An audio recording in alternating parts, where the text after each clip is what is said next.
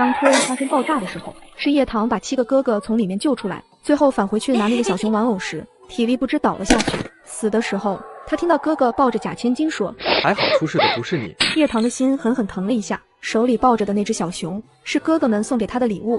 虽然他心里清楚是叶江不要的，哥哥们才退而求其次的随手送给了他，但他却一直视若珍宝。叶棠曾经以为他回来了，终于也可以享受家人的疼爱和关心，可直到死亡的这一刻，他才明白这些。男人的额头抵在墓碑上，为叶棠流下了一滴眼泪。他是薄池燕，京城薄家继承人。堂堂，你真傻。叶棠也觉得自己好傻，为了让父母和哥哥们高兴，刻意遮掩了自己身上的光芒，心甘情愿成为叶江的陪衬。如果真的有来生，他一定不会再一味的讨好别人，更不会委曲求全，渴望得到父母和哥哥们哪怕一点点的认可和关注。其实坟墓里葬着的不过是叶棠的衣冠冢，而叶棠的尸骨静静地躺在地下室的棺材里。堂堂，我为你报仇了，堂堂，我爱你。2具抱着的尸骨化成了灰，被薄家后人葬在了薄家祖坟里。不管什么时候发生了什么事，他们都不会再分开。等叶棠再次醒过来的时候，发现自己躺在医院的病床上，他重生在了19岁那一年。死的时候才知道，原来他活在一本真假千金的小说里，他是里面的真千金恶毒女配。宿主提醒您，如果你想改变过去和命运，请完成以下主线任务。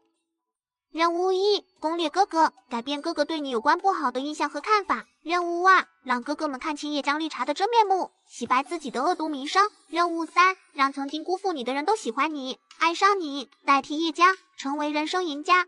听到这3个任务，叶棠皱起了眉。重活一世，难道还要让他继续舔那些人吗？他不想再在乎任何人，这个人生赢家他不做也罢。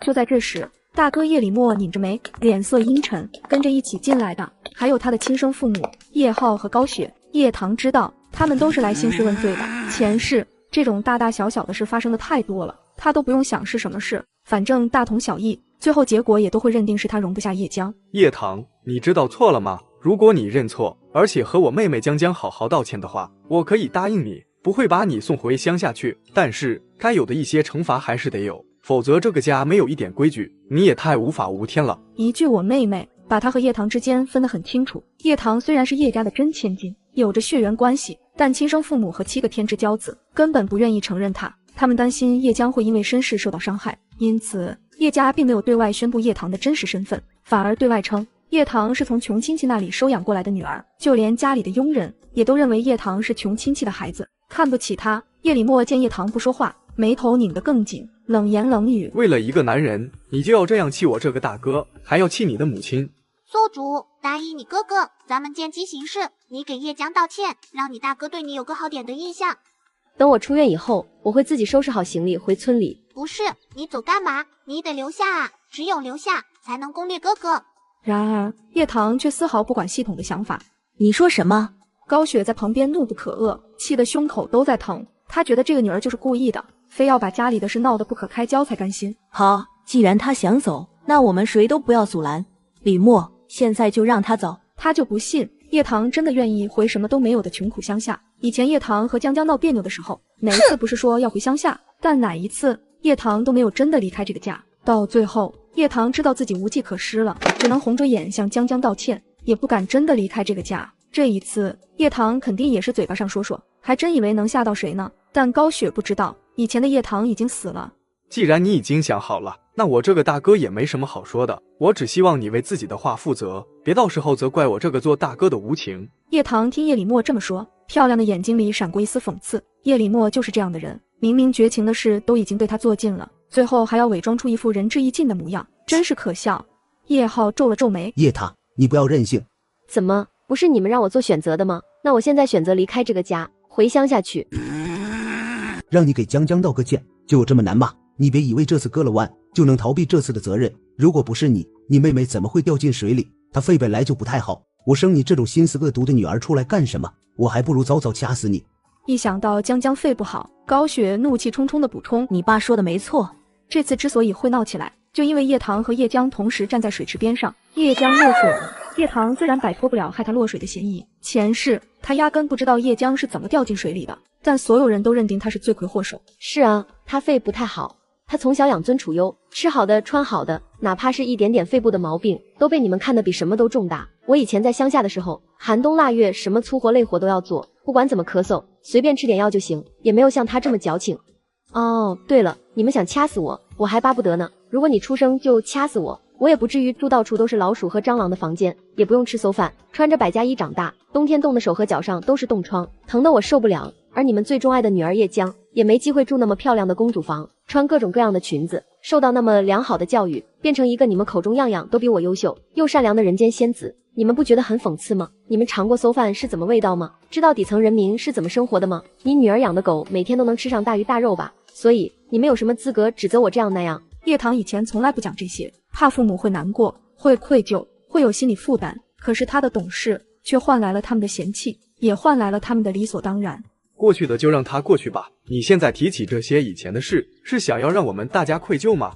叶棠，你就是性子太强势了点，只要你道个歉，和江江和平相处，我们大家都会选择包容你，原谅你。我看就没这个必要了。叶棠打断了叶李默的话，冷冰冰地说了一句，不仅我和叶江没必要再相处，你们也一样，都没有这个必要了。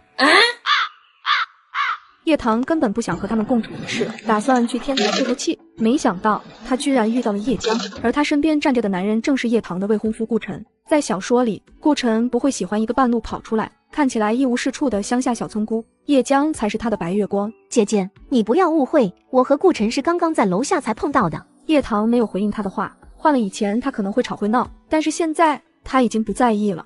顾晨拧着浓眉，有一种说不出来的烦躁。叶棠，你不要又无理取闹，我和江江之间根本就没有什么。叶棠承认，以前为了更快融入这个家和圈子，他对这个未婚夫顾晨也献了不少的殷勤。叶棠像是根本没有看见他们，只给留下一个利索冷淡的背影。姐姐这是怎么了？可能是心情不太好吧。叶棠还是第一次这么无视他，顾晨的心里难免有点不爽。以前他都是被他捧着的，自然受不了这样的落差。史燕，你刚刚看到了吗？那不是我追的那个剧的女主吗？怎么走得这么快？我还想上去合个影。薄池燕看到了叶棠，那是个不怎么红的小明星，演过一部网剧，刚好奶奶很喜欢。这个叫叶棠的小明星，最近好像陷入了一场不太好的风波，说是他因为嫉妒大明星叶江，还诬陷叶江和他的未婚夫顾晨之间有越界亲密的举动，口口声声说叶江勾引顾晨，网友们都在嘲笑叶棠，说他有被害妄想症。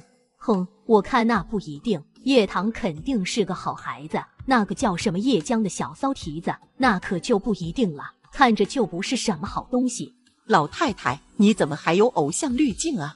如果这个叶江真的和人家未婚夫没有关系，别人怎么会说他啊？有没有？他自己心里清楚。像这种表面一套背后一套的女人，我老太婆可是见多了。叶棠也看到了薄池燕，前世他们错过了，她死在了最美好的年华里，她也没有得到应有的救赎，跟着赔了一条命。这一世，她不会再让这样的事重演。小莲花，薄老太太已经激动地拉住了她的手。哎呦，你就是演小莲花的叶棠吧？抱歉，叶小姐，我奶奶是你的粉丝。谢谢薄奶奶的喜欢。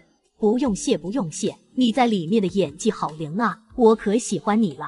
薄老太太拉着她的手，越看她越喜欢。糖糖，你愿意来我们家做客吗？我今天刚好有空。说完，薄老太太还伸手拍了下孙子的屁股，她呀是一眼就相中这个孙媳妇了。薄池燕身体僵了一下，脸色有点古怪，没想到这么大了还被奶奶打屁股。叶棠也看出薄奶奶想给她和薄池燕牵红线，那就谢谢奶奶的邀请了，我愿意。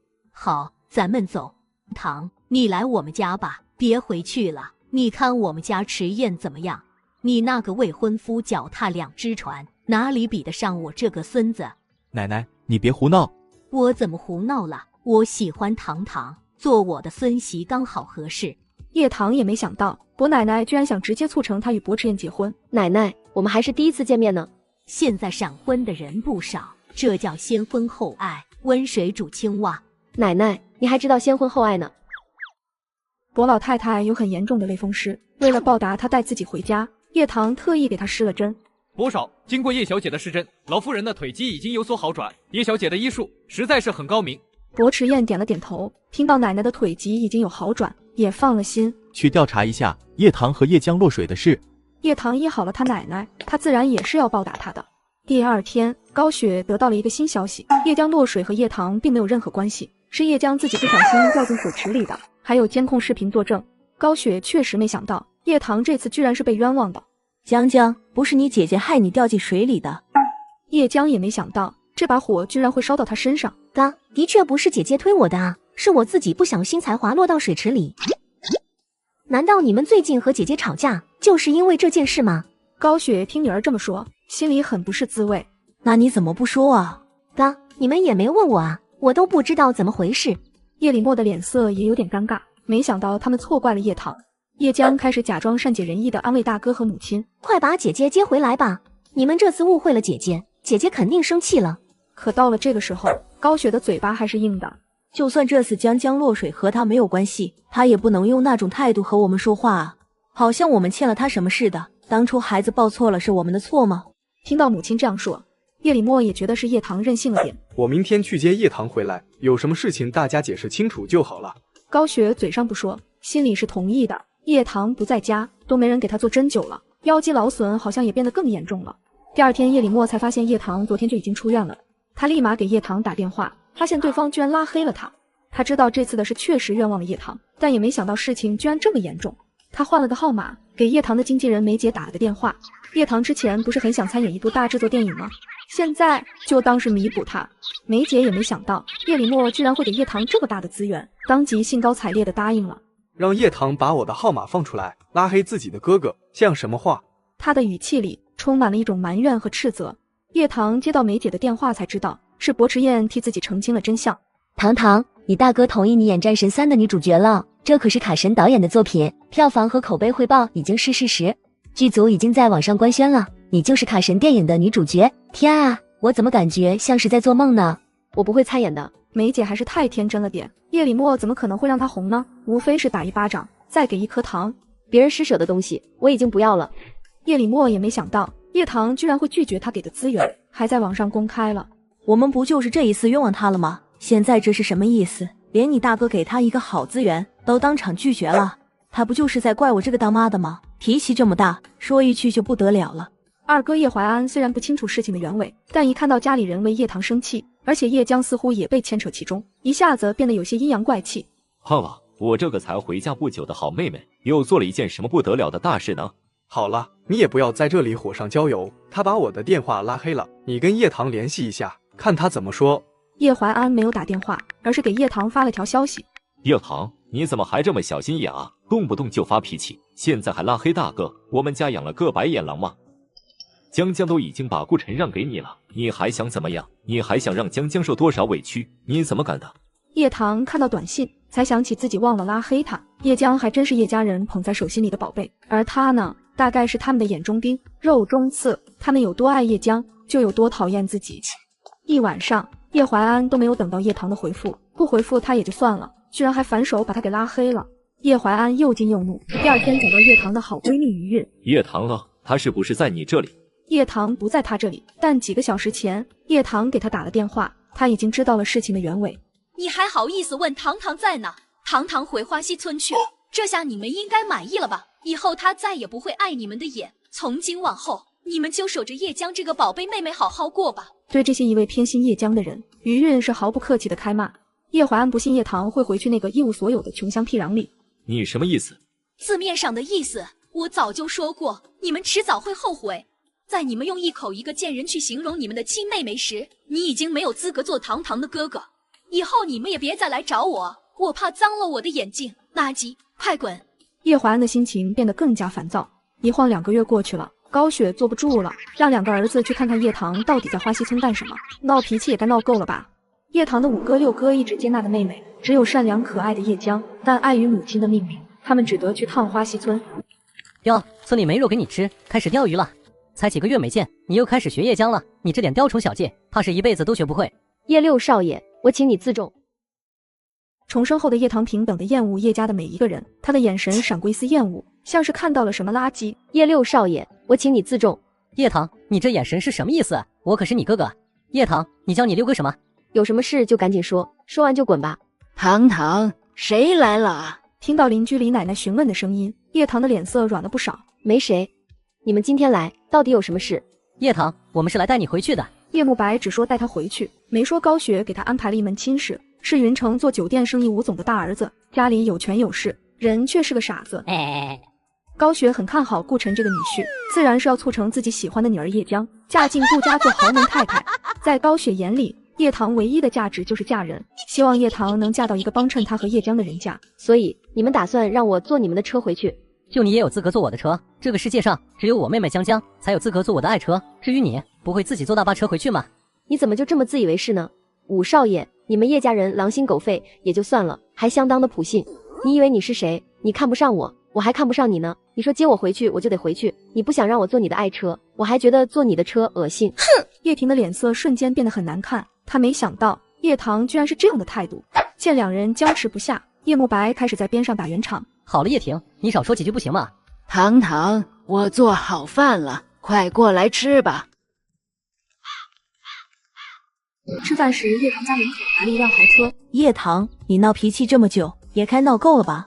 在高雪看来，她这个妈妈既然都亲自来接叶棠回去了，叶棠肯定会受宠若惊，感激涕零的跟着她回去。所以你到底想说什么？高雪愣了一下，没想到叶棠会是这种反应，心里有点不舒服。自打叶棠离开以后，高雪才感觉到日子的糟心，腰肌劳损犯病了，其他人根本没法子。好了，你现在收拾一下东西，一会儿跟着我们回家。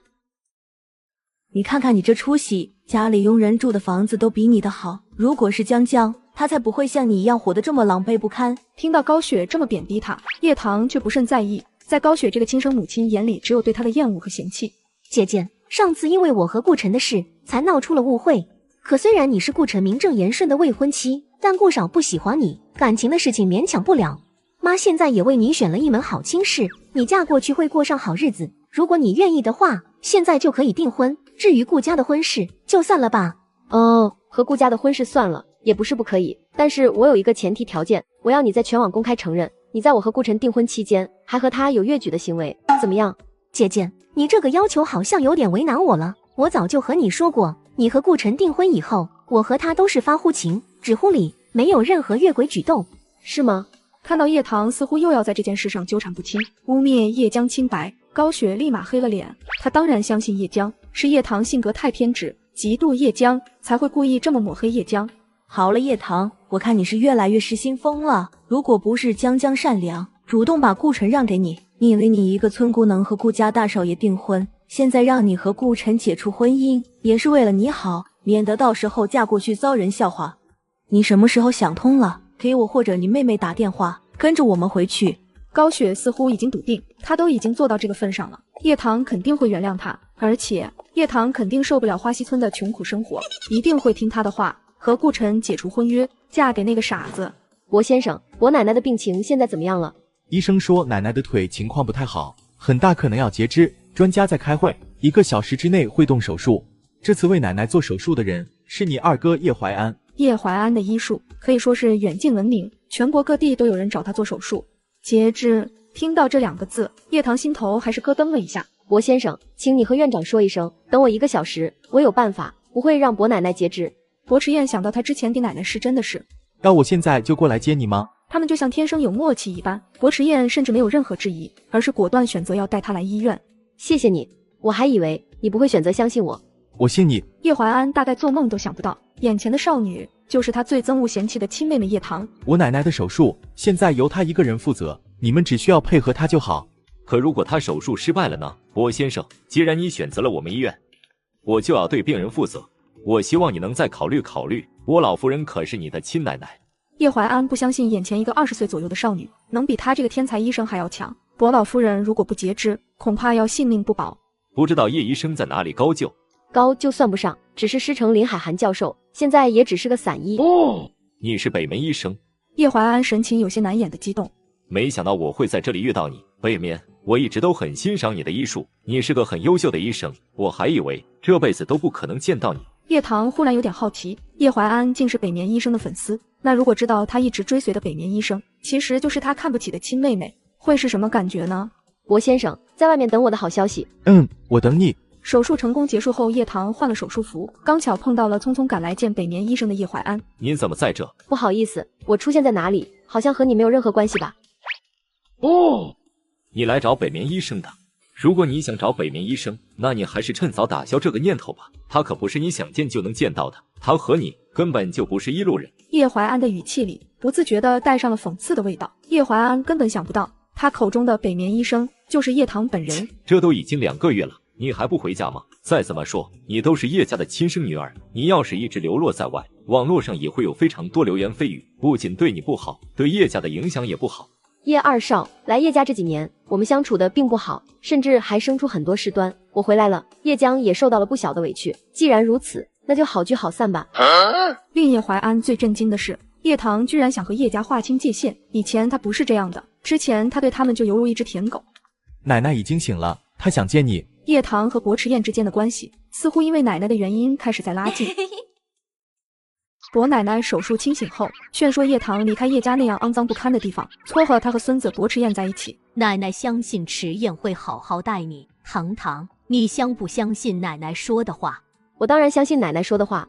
她怎么会不相信薄奶奶？她说的话都是真的，否则上一世薄池燕怎会把她的尸体从叶家偷出来，为她报仇，最后和她合葬？堂堂，那你是答应嫁给池燕了吗？我答应。叶棠同意嫁给我了，太好了！等奶奶的病稍微好一点，我就去跟叶棠提亲。两人走出医院的身影被身后的女人看得一清二楚。她正是叶怀安订婚了的女朋友林佳丽，也是叶江的好闺蜜。江江，你知道我刚刚在医院看到谁了吗？对，是叶棠。我看到她和一个男人在医院，千真万确。哼，我看和她在一起的男人瞎了眼吧，连叶棠这种臭名昭著的恶女人也看得上，像她这样的货色，连你的一个指甲盖都比不上。林佳丽在电话这边气呼呼的，言辞刻薄的为叶江打抱不平。作为叶江的好闺蜜，未来最亲密的姑嫂，她当然是和叶江统一战线的。估计就是个长得丑但有点小钱的老男人，现在连顾城不要他了，他的豪门少奶奶梦破碎了，也只能找个残次品安慰安慰自己。叶江有点好奇，那个跟叶棠在一起的男人身份全是怎么样。紧接着林佳丽便来到叶家开始告状。李莫哥，我说的都是真的，我亲眼看到的，一定不会有假。之前他不是被大哥你赶出花溪村了吗？原来他找了个男人做靠山，难怪这么肆无忌惮。叶棠再怎么样也是叶家的女儿，如果为了钱做出这样的丑事，肯定会为叶家蒙羞。怪不得这死丫头要回花溪村，原来是找了这么个男人为她撑腰，那她还不如嫁给那个傻子呢。至少人家家里是开酒店的，我看她就是要和我对着干，真是气死我了。妈，还不是你和爸断了他的零花钱，把他逼急了才会让他走上这条路。叶江有点惊讶，没想到大哥居然会帮叶棠说话。换了以前，大哥对叶棠几乎是不闻不问的，非常冷漠。还不是叶棠自己不懂事，总是容不下江江，还嫉妒他。我和你爸对他小惩大戒一下，有什么问题？好了妈，现在说这些有什么用？真不知道他着了什么魔。我明天再给叶棠打个电话，先让他回家再说。也只能这样了。等他回来以后，我这个做哥哥的要让叶棠和外面的男人划清界限。这时叶怀安有些失魂落魄、精神恍惚的回来了，脑子里全都是叶棠对他说和叶家决裂的话。我听佳丽说你在医院看到了你妹妹，你怎么不直接把她带回来呢？面对高雪的质问，叶怀安定了定神，并没有透露叶棠今天和他说的话。叶棠说的那些绝情话，母亲和大哥肯定会受不了。不知道为什么叶棠一夜之间变化那么大，甚至要和他们彻底撇清关系。他心里开始有一个声音回响，他们是不是真的有些地方做错了？妈，我先上楼洗个澡，今天我想早点休息。说完，他甚至连自己最喜欢的妹妹叶江也没多看一眼。叶江心里有点失落，二哥以前是最疼他的，可刚刚二哥居然看都没看他一眼，就直接上楼了。对于一个从小就是哥哥们捧在掌心的人而言，这种忽视还是让叶江有点难受。第二天，高雪打算给叶棠打个电话，却发现自己的号码被拉黑了。这下高雪直接气得脑仁疼了。闹个脾气还闹这么久，他既然想闹，就继续闹吧，都别管他。过几天看他不哭着求着来找我们，如果没有叶家，他算什么东西？一个只能待在农村受苦受难的穷丫头而已。所主，按照剧情设定，你必须回叶家，否则剧情严重偏离的话，可能会对你产生很不好的后果。我知道，但是什么时候回叶家，由我说了算。叶棠知道，他活在一本书里，肯定没那么容易摆脱剧情设定。接下来差不多1周时间，薄奶奶的身体慢慢好了起来，恢复得很好，嘴里总是嚷嚷着医院太闷了，想出去走走。于是叶棠想带她去商场逛一逛，一起散散心。医院里的动静，薄池燕自然是知道的一清二楚。得知叶棠带奶奶出去散心，她只吩咐保镖在暗中保护。不巧的是，叶棠在商场里碰到了林佳丽。呀，这不是叶棠吗？这么巧，在这里遇见了。我听江江说，你已经被叶大哥赶出去了，怎么样？一个人在外面的日子不好过吧？成天欺负江江，和江江作对，这就是你应得的下场。想抢江江的东西，你也不看自己配不配。叶棠并不打算理会林佳丽，林佳丽见叶棠居然丝毫没把她放在眼里，恨得牙痒痒。再怎么说，她马上就会是她的二嫂，叶棠怎么敢用这种态度对待自己？叶棠，其实我上次在医院看到你了，我亲眼看到你和一个老男人在一起，是吧？叶棠听到这句话，忽然有了兴趣。哦，老男人。林佳丽看到叶棠的反应，还以为她心虚了，脸色更加得意。叶家怎么会养出你这么一个不知廉耻东西？我真替淮安感到丢脸，还敢跑到这种地方来消费，你买得起吗？叶棠已经猜到林佳丽的脑回路，她看到的那个所谓老男人，应该就是薄池宴本尊。薄池宴这样一个帅到人神共愤的男人，居然会被林佳丽认为是肚大肥圆的老男人，瞎不瞎呀？有病就治病，别像条疯狗一样逮着人就咬，省得我还要打狂犬疫苗。他如今连叶淮安这个亲哥哥都不在意了，还会在意一个没进门的嫂子，未免也太把自己当回事了吧？林佳丽没想到叶棠现在居然敢骂他，你可不就是叶江的狗，每次有什么事他还没说什么，你跳得比谁都欢。叶棠，你少在这里阴阳怪气，你就是在嫉妒江江，连你7个亲哥哥还有父母全都不喜欢你，你就是活该，你知不知道？还有你的未婚夫顾晨也一样，他连正眼都不看你一眼，你现在居然还和外面的老男人不清不楚，说不定肚子里还怀了别人的野种。店里看热闹的人越来越多，开始在边上议论纷纷。这女孩看起来挺面熟，也挺漂亮的，不至于做出这种事吧？那可不一定。叶棠一点也不希望林佳丽打扰伯奶奶试衣服的心情。你知道吗，林佳丽，其实我最讨厌别人用手指着我。说完，她咔嚓一下，差点把林佳丽的手指都卸了下来。住手！高雪和闺蜜林青青走了过来。叶棠，你在干什么？你快放开佳丽！高雪看到叶棠居然动手打了林佳丽，感觉血压都升上来了，气得不行。林佳丽看到自己的手指都骨折了，哭哭啼啼的向高雪告状。小雪，我看你这女儿也是该教一教了，她怎么能连佳丽都打呢？佳丽可是你们未来的儿媳妇，她的二嫂啊，这也太目无尊长了一点吧。叶棠这个妮妮简直就是丢尽了她的脸，高雪心头的怒火一下子冲了上来，几步上前就想给叶棠一个巴掌。不过叶棠已经不再是那个坐以待毙、渴望亲情和母爱的可怜虫了。高女士，我劝你不要太过分。叶棠，你刚刚叫我什么？高女士，你忘了吗？从我刚到这个家的时候，你就不让我叫你妈妈，叶家那7个天之骄子也不让我叫他们哥哥。你们心里只有叶江这个女儿和妹妹，担心叶江会伤心，会难过，担心他会因为和叶家没有血缘关系感到自卑。你们为叶江考虑的周到全面，却没有给过我一丝一毫的善意。我现在已经如你们所愿了，不会再给你们徒增烦恼。为什么又一副好像我对不起你们的样子？叶棠，你这是什么话？不管怎么说，你终究是我的亲生女儿，是你7个哥哥有血缘关系的亲妹妹。亲生女儿这个词简直讽刺，我早就已经不在乎了，你们喜欢谁，对我而言一点也不重要。叶棠，你真不要脸！林佳丽忽然大喊一声，她仗着高雪在身边，可以给她撑腰。明明是你在外勾搭了又老又恶心的老男人，还恼羞成怒对我动手，你今天打了我，我爸爸还有伯母都是不会放过你的。堂堂，你这孩子，这就是你的不对了。你就算再怎么和你大哥闹别扭，也不能做出勾搭老男人这么肮脏的事。再怎么说，你也是个公众人物。高雪才从愣神中回过神来，又一股怒火涌了上来。佳丽说要回家告状，那怎么行？那会影响林家和叶家之间的关系。这个女儿就是一个闯祸的货色。你上次和那个老男人在医院卿卿我我，是佳丽亲眼看到的。你非但没有认错反悔的意思，还这么打你未来二嫂。叶家教你的礼义廉耻，你都学到狗肚子里去了。我爸爸在商场上就没有不认识的中年老男人。叶棠，你要不说一下那个老男人的名字，说不定我爸还跟他做过生意呢。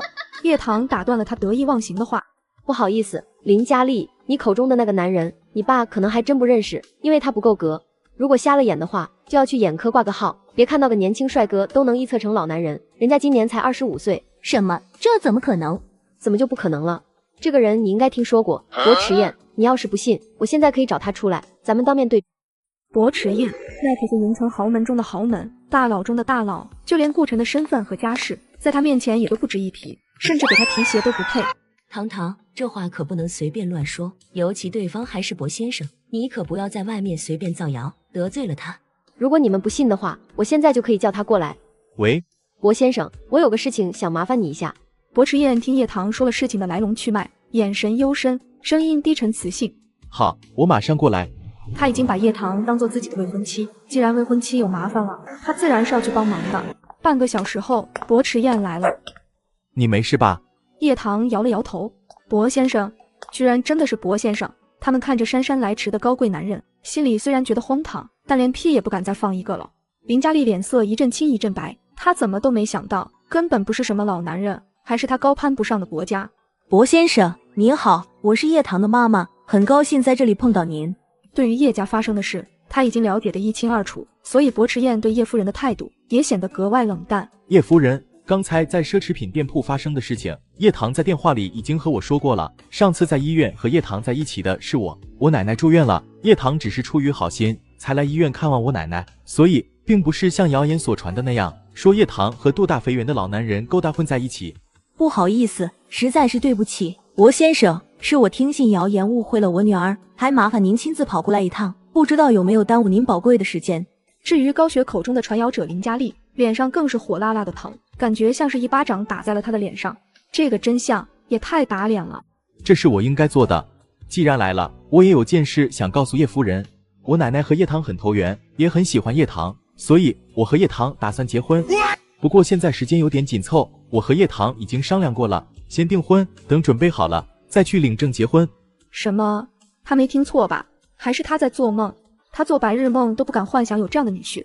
林佳丽在边上讪讪的，不确定的问道：薄先生，您是在开玩笑吧？女人的手指已经死死地戳进了掌心，嫉妒的眼都红了。叶棠何德何能？薄迟燕居然说要娶她，像她这种上不了台面的村姑，配得上吗？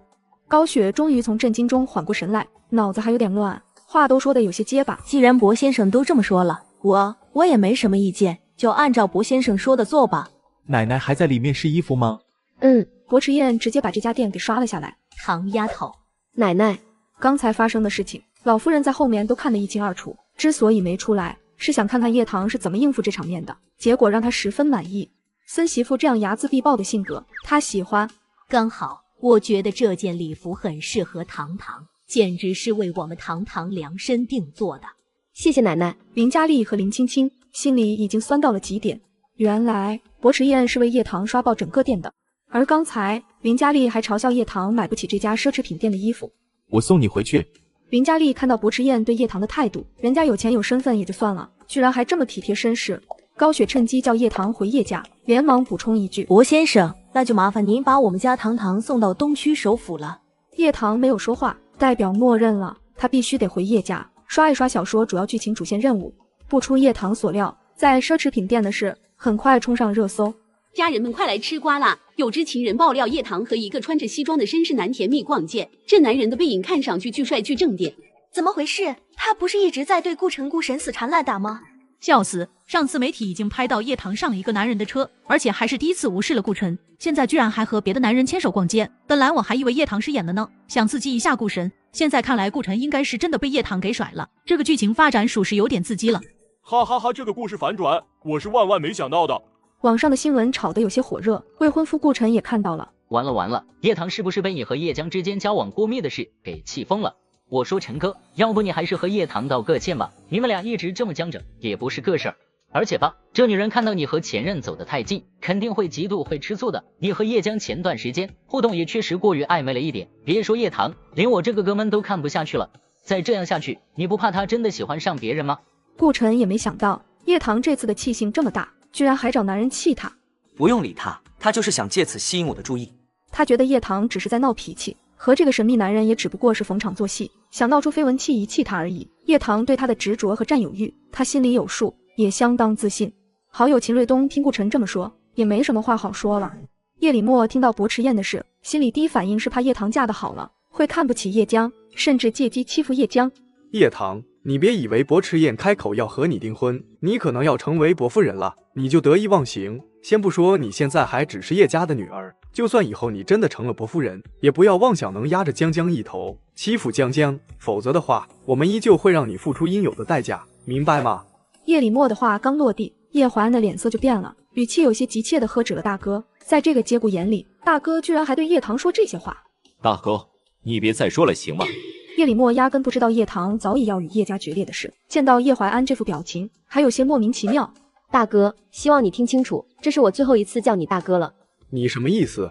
我只是回到我本该回到的位置上去，以后你也用不着不情愿的再听我叫一声哥哥，因为以后都不会了。等我嫁给薄迟燕后，我们就做陌生人。我在叶家这段时间，也只是借这个地方暂住而已。既然我们是陌生人，你也没资格教训我。我做任何事，哪怕真的打压了叶江，也和你无关。我们从此断义绝。他只是让叶棠别太飘而已，但叶棠却要和他断绝关系。难道说叶棠想这样吸引他们的关注？很好，你最好别后悔。叶棠，你真的喜欢薄迟燕吗？喜欢又怎么样？不喜欢又怎么样？这重要吗？当然重要，喜欢他才能嫁给他。如果你不喜欢他，嫁给他是不会幸福的。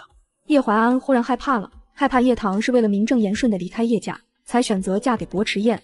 薄迟燕的名声他也不是没有听说过，虽然各方面条件都很好，但据说性情暴戾、偏执又阴郁，嫁给他真的会幸福吗？我不知道幸福是什么，但我可以肯定，离开这个家就是幸福。林佳丽在奢侈品店被叶棠掰折了手指，这件事自然是瞒不过林家。可听说现场有薄迟燕为叶棠撑腰，林父哪怕一脸黑云，也不敢去正面刚薄迟燕。这事不能这么算了。林母不敢说薄迟燕，却敢说她的未来女婿叶怀安。叶怀安到底怎么回事？我的宝贝女儿都快被他的妹妹给欺负死了。我们佳丽可是他未来的妻子，他就这么不闻不问？再说了，我们佳丽难道不是为了叶江出头的？林母知道叶家7个天之骄子有多疼爱叶江这个妹妹，就故意把叶江牵扯进来。果然，林佳丽在叶江面前哭哭啼啼的一闹，成功引起了叶礼墨的怒火。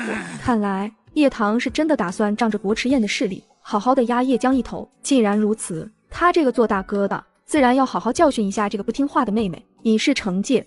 叶江见叶礼墨脸色难看，在边上柔柔的开了口：大哥，要不这次的事情还是算了吧。昨晚姐姐已经很不开心了，还说出了那样绝情的话，我怕大哥你这厮再因为这点小事去找她麻烦，姐姐心里会更不开心。还是江江你善良懂事，至于叶棠，我倒要看看他是不是真的要和叶家决裂。他以为他算什么东西？叶棠的爷爷因为体弱多病，一直在休闲山庄休养，也是今天才回的家。棠棠，快过来！看到爷爷，叶棠心里的寒冰也有了融化的痕迹。在叶家，只有爷爷才会对他好。爷爷，您回来了。来，你大哥今天早上接我回来的。看到高雪和叶江母女情深的画面，爷爷拍了拍叶棠的肩膀，安慰之意很明显。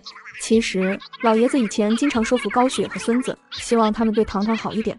糖糖自小流落在外，从小过得不好，受苦受难，本来就已经很可怜了。可是每次提起这个事，高雪就开始抹眼泪，诉说自己这些年也很辛苦和不容易。在知道孩子报错以后，感觉天都快塌下来了。他也知道儿媳妇心里也苦，他确实过不了这个坎。养了这么多年的女儿居然不是亲生的，自己的亲生女儿在外受苦，还被养废了，心里怎么会不难受？至于孙子，都表示接受不了叶棠这么一个忽然冒出来的妹妹，他们说只会承认叶江是他们唯一的妹妹。劝到最后，老爷子长叹一口气，也只能听之任之了。佣人给叶棠端了精致的糕点，一看就不是家里厨师的手艺，但很轻易勾起了大家的馋虫。早餐是薄迟燕送的，是云城著名茶楼光秀斋的糕点，很贵，是云城有钱人的专利。曾秀兰看出叶棠吃的糕点是光秀斋的，一双犀利的眸子透着几分金光以及厌恶。叶棠压根没把曾秀兰这个奶奶当回事，自然也不会把她放在眼里，自顾自地吃完了自己的糕点。等她离桌以后，曾秀兰才开口，语气有些生硬和强势：你们怎么回事？专门给叶棠点光秀斋那么贵的糕点，我们江江怎么能没有？你们到底是怎么想的？曾秀兰这话一出口，其他人都有点惊愕，因为他们确实不知道叶棠刚才吃的糕点居然出自光秀斋，只有叶礼墨知道光秀斋是薄迟燕的资产。他没想到薄迟燕对叶棠会如此上心。好了，我明天给江江订。曾秀兰这才满意的点了点头，但是老爷子听到这话，心里不满意了，当即把碗一摔。曾秀兰，你这话什么意思？你摔什么碗？我难道说错了吗？你也不看看你那个好孙女，她有半分教养吗？我是她的亲奶奶。你不要太过分，堂堂已经做得足够了，你还想要堂堂怎么样？我难道还不是为了这个家吗？自打江江出生来了我们家，我们叶家的生意开始越做越大。如果不是江江，我们能过上现在的好日子吗？早就变得穷困潦倒了。江江就是我们家的福星。当年有个玄学大师说过，他们叶家的女儿一出生就是福星，会给他们家带来好运。虽然这个玄学大师没有具体说是谁，但曾秀兰笃信这个天降福星绝对是江江没错了。显然曾秀兰忘了，叶江根本不是叶家的血脉，叶棠才是，所以玄学大师口中真正的福星应该是叶棠才对。那简直不可理喻。别理你爷爷，他就是一个老顽固，只知道偏心叶棠。曾秀兰说完，又看向叶江，眼里都是宠溺和喜爱。江江给我们叶家带来这么大的福气，还那么优秀，只有江江才配得上叶家千金的尊贵身份，才配得上顾晨这样的天之骄子。他啊，再怎么在顾晨屁股后面死缠烂打，顾晨也不惜的多看他一眼。上次我们江江从国外留学回来，顾晨还送了一辆超跑呢。再看看某人，过七夕节都没人送礼物给他，看上去真可怜。我说叶老太太，你就放100个心吧。我在这里宣布，我不会和顾晨结婚的。虽然我和顾晨只有一个口头婚约，但我在这里要单方面宣布一件事，我和顾晨退婚。什么退婚？别说曾秀兰，其他人也不相信。叶棠怎么舍得和顾晨退婚？叶礼墨知道他是攀上了薄池宴，但曾秀兰却觉得叶棠的话不可信，是故意在他面前挑衅。我以为你在花溪村应该已经好好反思过了，没想到你还是这个争强好胜的德行。叶棠，快跟奶奶道歉。叶大少，我说你是不是搞错了什么？我为什么要道歉？老太太不是说我配不上顾晨，顾晨也不喜欢我，还嫌我跟在顾晨屁股后面丢脸吗？那我退婚了又有什么问题？他嫌弃我，这不巧了，我现在也很嫌弃他。还是说老太太觉得叶江喜欢我嫌弃的男人会很没有面子，所以恼羞成怒了？那你们未免也太玻璃心了，连现实都接受不了吗？果然被拆穿的曾秀兰恼羞成怒了。叶棠，你今天实在是太放肆了。叶棠，你要是不道歉，以后叶家的门你就真的永远都不要再进了。怎么，我只是说了句实话，你们就觉得我放肆了？那么还有更放肆的。我告诉你们，叶家这个门，我叶棠压根不稀罕进。这块手表是叶棠回家后的第1个生日，哥哥们送给他的生日礼物，他居然把他们几个哥哥送的生日礼物都给砸了个稀巴烂。叶慕白依稀记得叶棠曾经有多么宝贝这个手表，这可是他曾经最心爱的东西。叶棠，你真的疯了是不是？那是你哥哥们送给你的生日礼物。是啊，这块手表是你们在我13岁生日时送给我的生日礼物，现在我还给你们。叶棠就是看爷爷回去了才敢说这些话，他不希望爷爷听到这些话伤心。把表摔了以后，叶棠直接离开了，没有再看他们一眼。小妹，大哥怎么办？是不是我们做的太过分了点？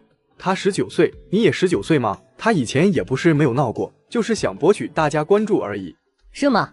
从今天开始，叶棠和顾晨没有任何关系。至于江江，如果想继续和顾晨交往，大哥也赞同，你们俩还是很配的。不过叶棠要退婚的事情，暂时先不要传到顾家去，免得顾家人觉得丢面子。等到时机合适，我会亲自去一趟顾家。好，我听大哥的。你们可都听到了，这次婚是他自己退的，可不是我和江江逼的。那江江以后和顾晨在一起也是理所当然，他和顾家也不能再说什么了。只有我们江江才配得上顾晨这样的天之骄子。叶棠从叶家出来后，他的心口忽然有点隐隐作痛，一切都已经结束了。失望吗？男人磁性的声音在身后响起，他压根不知道薄池燕是什么时候出现在他身后的。你怎么会在这儿？眼泪是很珍贵的东西，因为这些人渣不值得。薄先生，你对我这么好，你不怕我就这么赖上你了吗？乖，给你擦一下眼泪，就是对你好吗？傻孩子，以后可别因为这样一点小恩小惠就觉得对方是个好人，懂吗？林墨啊，再怎么说，我们家里也是叶家未来的儿媳妇，叶棠却对我女儿下死手，她这样无法无天，你们当哥哥的不管，以后她怕是要更加无法无天了。林叔，你们放心，我会好好教育叶棠的。好，那我们就等你的好消息。老公，这样会不会对叶棠做得太绝了？哪里绝，她都敢对我女儿动手，就该做好这种心理准备。我们林家肯定不会轻易放过她。我是担心这个丫头会怀恨在心，对我们进行报复。她能怎么报复？她以为她是叶江，有那些哥哥们替她撑腰，笑话。我是有点担心薄迟宴。听佳丽的意思，那个薄先生对叶棠似乎真的不太一样。我看你是想多了，连顾晨都看不上叶棠这样上不了台面的拾荒丫头，薄先生那样的男人更看不上了。这次的事只能说是叶棠运气好，刚好咱们女儿造谣到薄先生头上了，他自然要站出来说几句话。你说的也是，只能怪叶棠自己倒霉，连自己的亲生母亲都不喜欢她。叶棠10点到汇星公司开会，我有事情宣布。汇星服装设计公司原本是叶老爷子送给叶棠的成年礼物，前世叶礼墨以叶棠走丢多年，没有接受过专门培训，便以执行董事的身份帮助叶棠管理着汇星。叶棠则最终在叶礼墨的周密计划里被他一脚踢出了公司，而叶江成为了公司的总裁。叶棠一味的妥协和让步，并没有换来亲情和温暖，只有理所当然的索取、伤害、吞噬他的心血。幸好他如今在逆境中得到了重生。既然人都已经来得差不多了，我在这里宣布一件事，这是叶江，我的亲妹妹，你们应该也都认识了。从今天开始，她会空降设计部，成为设计部的部长。至于叶棠，之前虽然是设计部的部长，但也不过是个挂名，有名无实罢了。现在让给有能力的人，刚刚好。听到叶礼墨的这个决策，叶棠的心里只觉得可笑。原来叶礼墨所谓对他的惩罚就是这个，不过他也早就有所预料，心里也有底。对于这个决定，大家有什么看法？叶江小姐声名远扬，我们汇星能有这样的设计师，肯定是汇星的福气。相信汇星在叶江小姐的带领下，肯定再创辉煌。叶江小姐的美貌果然名不虚传，甚至可以说是有过之而无不及，石破天惊4个字，简直就是为叶小姐量身打造的。股东们都在拍叶江的马屁，除了夸叶江的能力，还夸叶江优雅知性，长相好，智商高，浑身上下没有任何瑕疵和毛病。我不同意。我相信在座的人都很清楚，汇星的设计部部长最后都会成为汇星的幕后 boss。请问叶总，让叶江取代我设计部部长的位置，意欲何为呢？叶总，你似乎已经忘了，汇星是爷爷给我的产业，是我叶棠的公司，你现在却想推叶江上台，这究竟是几个意思呢？难道你是想公开和爷爷作对，还是在向爷爷发起挑衅，对爷爷把公司给我的做法不满？叶总，那你可真是太笑了，实在是让人哄堂大笑啊！话里讽刺的味道让叶礼墨难堪到了极致，当着所有人的面，直接把他的那点肮脏的小心思都曝光在了大众面前，揭开他脸上的虚伪面具。叶礼墨，你有什么资格说我在设计部只是有名无实？你可千万不要忘了，汇星幕后现在的老板是我叶棠，没资格的人从来都是你，而不是我。叶礼墨在叶棠杀人诛心几句话中，已然明白了自己现在的处境，知道了叶棠的强硬态度，可不再是以前任他拿捏的软柿子。还是说，叶总现在的翅膀已经足够硬了，决定公开向爷爷发起挑战，不满爷爷的安排？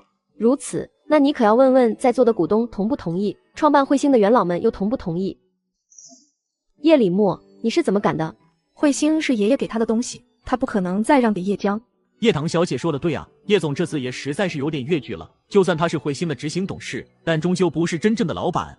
对啊，叶总再怎么欣赏他妹妹的才华，也不能不顾老爷子的脸面，就这么把人招进来，打叶棠小姐的脸吧。叶棠小姐也是她的妹妹啊，这样区别对待，连我一个外人都看不下去了。叶礼墨见状，决定态度放软一点。我也不是非要江江做设计部的部长，江江的设计才华，大家有目共睹。上个月他参与设计的天使之星可是引起了巨大的轰动。江江在设计部一定会让公司再创新的辉煌。叶棠见叶礼墨为了叶江，居然隐忍到了这个地步，甚至愿意退让一步，同意让叶江从设计部的底层员工做起，还真是用心良苦。谢谢各位 ，Ada 一定不会辜负大家的期望，创造出比天使之星还要轰动的时装，进一步开拓海外市场。也希望姐姐能给我一个表现的机会，我不会让你失望的。什么 Ada？ 是那个年仅19岁就已经在国际上斩获了多项大奖的 Ada？Ada 可是在今年国际大赛里过5关斩6将，成了第2个拿下金奖杯的华人设计师，一度成为今年时尚期的新标杆。那第一个拿金杯的人是谁啊？第一个拿金杯的设计师很神秘，只知道他叫 Rose， 戴着半张画着红玫瑰的面具，大概是唯一一个能压住 Ada 的新生代天才时装设计师了。对啊，我们江江可是声名远扬的 Ada， 可不像某些人臭名昭著不说，还什么都要抢我们江江的。当初也不知道是谁，因为嫉妒我们江江优秀，把天使之星的设计图纸偷走。要不是江江聪明，图纸早就写到了脑子里，还能重新画下来，天使之星也不会这么顺利的在国际上这么受欢迎。叶棠眼神一暗，又想起了前世的这件事。其实到现在，他都不知道天使之星的设计图纸为什么会在他房间里，他也无从解释。不过对现在的叶棠而言，所谓的真相已经不重要了。我以彗星幕后老板的名义拒绝这个决策，我拒绝叶江进入彗星设计部。叶棠，你分明就是在公报私仇。叶江是国际知名设计师 A 点，能力和才华都是大家认可的，你就是怕他的光芒超过你，嫉妒他，才使出这样的阴谋诡计。你这个人心思太毒辣了。我倒是想请问你，林佳丽，你是个什么东西？有什么资格在这里？又有什么样的立场？指着我的鼻子说3道4？我告诉你，这里是彗星的股东会议，所以你是有入股吗？还是彗星的高层？像你这样的闲杂人等，根本就不该出现在彗星的股东会议上。来人，把这个女人给我带出去。2个好身手的保镖面无表情地走了进来，他们是薄池燕拨给他的，怕他在叶家受到欺负，现在刚好派上用场。据说薄池燕身边的人都是雇佣兵。叶棠小姐，我认为你拒绝 A 的来彗星是不理智的行为，我们彗星很需要 A 的这样的才华和名望。是啊，哪怕是 Ada 的名号，也足够让彗星在业绩上提升几个点了。姐姐，你不用担心，我在彗星工作，只是想发挥一下我的才能，多设计出几款时装，让彗星的业绩在今年能够更进一步，不会和你抢彗星的。是吗？我想你应该是弄错了，我不是担心你会跟我抢彗星，我只是觉得你一个区 Ada 的名号并不够用，也没有达到我对国际知名设计师的标准而已。叶棠，你疯了是不是？叶李默被叶棠的话气笑了，什么叫达不到他心里的标准？那可是 Ada。我已经联系上了赛丽，如果你们听过他的话，应该知道他是时尚圈老佛爷唯一的弟子，这种级别的国际设计师，应该不用我为各位科普吧，不是 Ada 能相提并论的。赛丽接下来会在彗星工作。赛丽前辈，姐姐，你怎么会认识赛丽前辈？怎么不信？赛丽前辈这些年一直都在法国发展，姐姐没有出过国，怕是很难见到他，更别说把他请到公司了。是吗？叶棠，你这话说的太过了，江江的设计水平不是你这种不懂时尚和设计的人可以轻易评判的。你在设计部本就是个挂名，有名无实而已，你在设计上根本就一窍不通，有什么资格说 Ada？ 是啊，我不懂。不过你刚才质问我凭什么，那我现在就可以告诉你，就凭我可以请到时尚圈老佛爷的关门弟子赛丽，比你的 Ada 不知道强多少倍，这就是我的资格。 Hello， 各位好啊，介绍一下，我是赛丽，相信大家在电视上也看到过我。当股东们看到来人真的是赛丽，一个个人都跟着激动起来了。赛丽小姐，原来真的是你啊！我代表全体股东欢迎你的到来。听说赛丽小姐和 Rose 小姐是很好的朋友，2位设计师都很受时尚圈老佛爷的青睐和看重，曾经联手设计的包包也都在时尚圈和贵妇圈里引起过巨大的轰动，深受名媛贵妇们的喜爱，甚至一度以 Rose 和赛丽小姐的设计因素为荣。可惜这位 Rose 小姐从来没有露过脸，没想到今天鄙人居然还能看到传奇人物之一的赛丽小姐，还真是三生有幸啊！您过奖了 ，Rose 确实是我的老朋友。比起 Rose 在设计上的天赋和才华，我还是逊色得多。我朋友 Rose 的设计水平是曾经得到过他国王室成员大力赞赏的。这些股东大概是做梦都想不到，这位在国际上声名大噪的天才设计师 Rose， 又是他们刚才还在看不起的叶棠，年仅19岁的少女。赛丽前辈您好，我是 Ada， 也是设计师，很高兴认识您。糖，你们这儿的洗手间在哪啊？坐了10几个小时的飞机，一下飞机我可就直接奔来你的公司了。叶棠看着赛丽傲娇的模样，自然知道她的小心思。我让秘书带你去。面对赛丽的有意冷落，叶江脸上浮现了几分僵硬的神色。向来高高在上、恃才傲物的赛丽，居然表现得和叶棠这么亲密。随着赛丽的到来，大家最终还是达到了一个共识，放弃 Ada 进入彗星工作，取而代之的设计师是赛丽。事情发展到了这个地步，叶李默也无可奈何，终止本次会议，都回去休息吧。叶棠拒绝叶江进入彗星的事，很快传到了老太太曾秀兰的耳朵里。如果不是你执意要把彗星给叶棠，也不会发生这样的事。叶老爷子听说了叶棠在彗星的表现，反而心里感到很欣慰。我知道你看不上堂堂，但我想告诉你，堂堂的能力不仅不亚于叶江，他的心也比叶江正，你们就等着看吧。只希望你们永远不要有后悔的时候。在这个家里，也只有叶老爷子不喜欢叶江，他觉得叶江的心眼多，太多的旁门左道。你少这样吹捧叶棠，叶棠什么德行，我心里一清二楚。连玄学大师都说，我们江江是天生凤命，天降福星，那个叶棠他就是个灾星。老爷子知道曾秀兰的德性，没有再和他继续吵下去，他只想冷眼旁观，旁观这些人后悔的一天。一直在边上沉默的叶浩开了口：大，现在我们该怎么办？江江现在心里一定很难过。不要紧，我们还有星光娱乐。江江现在是顶流女明星，等时机成熟，我会宣布让江江接手星光娱乐，带着公司走上更鼎盛的位置。至于彗星，我倒要看看她叶棠一个小丫头片子没有人扶持，要怎么支撑起这么大的一家公司。到最后她可别哭着回来求我们帮忙。曾秀兰似乎已经笃定叶棠最后会来求他们，可惜曾秀兰应该是等不到这种结局的。怎么是你？你过来干什么？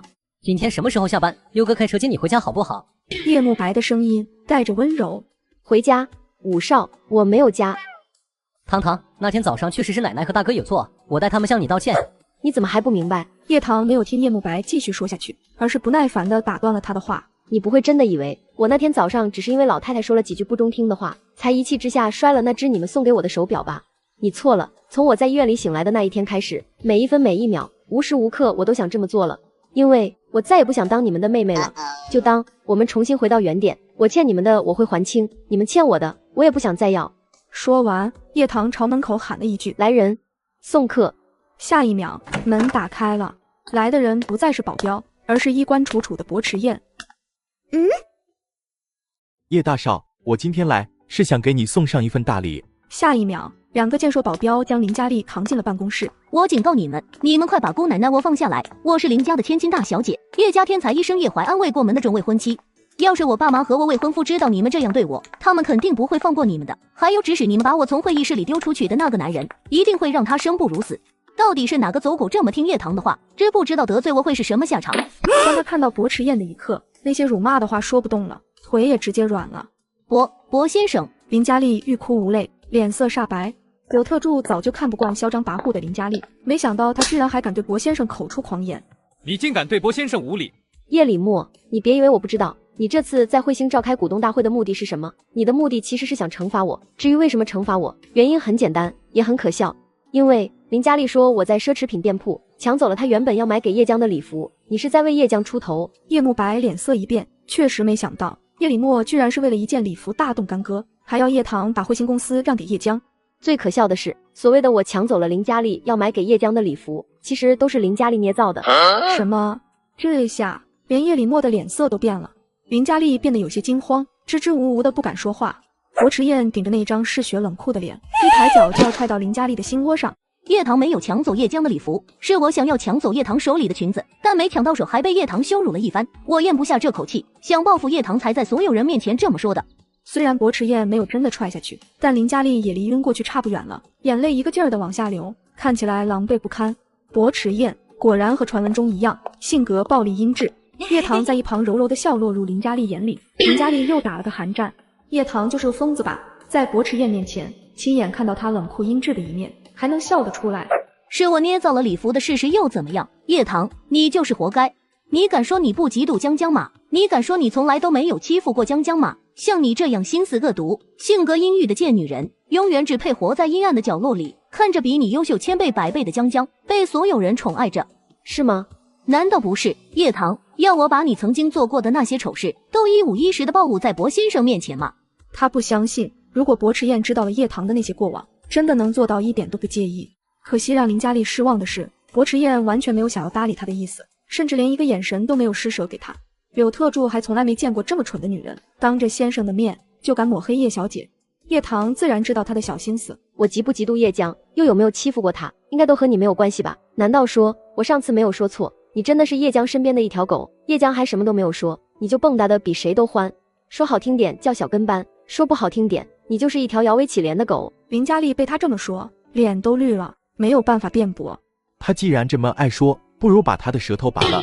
男人嗜血的口吻直接震慑住了林佳丽。林佳丽，我先提醒你，薄先生可不是一般人，他可不是你能得罪得起的。你要是再乱说话，可别怪我事先没说。林佳丽也很显然清楚这个事实，薄池燕的手段不是他能承受得起的。识时务者为俊杰。叶棠，你帮我跟薄先生求个情吧，我下次再也不敢了。如果你肯帮我这一次，我就去顾晨那里帮你说好话，让他对你好一点。你知道顾晨认我妈做干妈，他一定会听我的话的，怎么样？林佳丽很笃定，只要他搬出顾晨，叶棠就会帮他在薄池燕面前求情。毕竟叶棠爱惨了顾晨，可惜林佳丽从来没有了解过真正的叶棠。博先生，他真的很聒噪。林佳丽眼里的希望就这么被这句话给彻底打破了。带走，别脏了博先生和叶小姐的眼睛。叶棠，你等着，我一定会让你生不如死。办公室里恢复了清静。小妹，既然你没有抢走江江的礼服，为什么一开始不说呢？我说了，你们信吗？或者换一句话说，我说了，你们信过吗？这句话听起来确实有点伤感，但事实也是如此。叶慕白再也没有办法像以前那样继续自欺欺人，认定叶棠就是个恶毒阴郁的女人。小妹，对不起，哥哥没想到。叶慕白这一句对不起，让叶棠心底终于有了一丝涟漪。可是哥哥的这一句对不起来得太迟了，迟到他已经不需要了。姐姐，随着叶江的到来，刚才一直保持沉默的叶李默终于开了口。江江，你怎么进来了？大哥，我只是来跟姐姐说几句话的。对不起，我不知道佳丽居然会做出这种污蔑姐姐的事情。姐姐，我代佳丽向你道歉。叶棠，这次的事你要怪就怪我，不要怪江江。这次的事情确实是我的错。叶李默，你当然有错了，你和他各有各的错，谁也跑不了。叶李默的脸色被叶棠说的有点难看，他的语气多了几分无奈。我带江江先走了，这件事确实伤害了你，在这里向你道歉。叶棠没有回答，只是冷淡的转过身，疏离又无法靠近。叶李默的心里很不是滋味。叶江的眼神余光明显停在了薄迟燕的身上。薄迟燕一直很少在公众场合露面，所以叶江从来没有见过，但是不妨碍他发现优质男性的雷达在作响。大哥，怎么了？我有点担心姐姐，她现在对哥哥的怨气好像有点深。你不用担心她，这么多年一直不都是这么吵吵闹闹的过来了吗？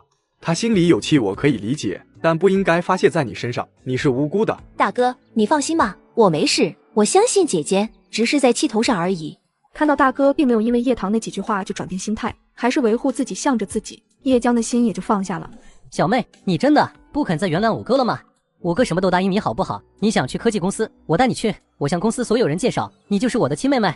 叶棠听着叶慕白哀求的话，声音很冷淡。叶武少，我早就已经不喜欢那些东西了。叶棠说完，薄迟燕的车刚好停在了他的面前。叶棠没有再看叶慕白一眼。叶慕白站在原地，像个石头一样纹丝不动，看上去居然还有点可怜。看着叶棠离开，叶慕白吐了口气，错了就是错了，他也不会逃避。从今天开始，他不会再和其他几个哥哥一样盲目的偏心叶江了。其实我当年送给叶慕白一只猫，是一只别人丢弃不要的狸花猫。五哥很喜欢猫，但是三哥有哮喘，所以家里从来不会养这些毛茸茸的小动物。我给那只小猫咪取名叫小乐。我那个时候觉得小乐真的很像我啊，孤独、可怜、警惕。后来我把小乐送给了五哥，和他一起逗猫喂猫。看到小乐活泼开心的样子，我真的很安慰，好像我就熟了他。薄迟燕，你知道为什么我每次被人冤枉欺负叶江的时候，我明明说了实话，他们都不愿意相信我吗？为什么？叶棠的睫毛像蝴蝶一样颤抖了一下，格外漂亮，也特别让人怜惜。因为叶江是从小养尊处优的天之娇女，优雅美丽，性格开朗，而我却是被拾荒老太太带大的粗鄙村姑，性格阴郁，所以他们会下意识的偏心叶江，是不是还挺情有可原的？毕竟叶江确实很讨喜，不是吗？从他们被报错的那一刻，他们的命运已经被彻彻底底的改变了。但是这一世，他不会再向命运低头。我发过誓，不会再像以前一样傻傻的做叶江的影子，在哥哥们面前活得那么卑微，成为叶江人生赢家的垫脚石。薄迟燕的眼里有了难得的心疼。那你的哥哥们呢？哥哥，我不要他们了，以后还是做回陌生人吧。哪怕是有血缘关系的亲人，也是讲究缘分的。你很好。叶棠听到薄迟燕这三个字，心里也跟着暖了暖。她看着这个前世为她付出生命的男人，眼里散发的都是暖暖的光，感觉得到了救赎一般。路上，他们停下吃了个火锅。等他们吃完准备离开时，在门口碰到了薄萧，他是薄迟燕的亲弟弟。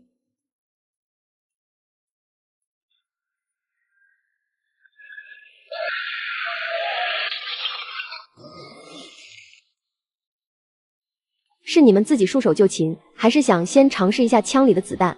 你这个女人就是个疯子吧？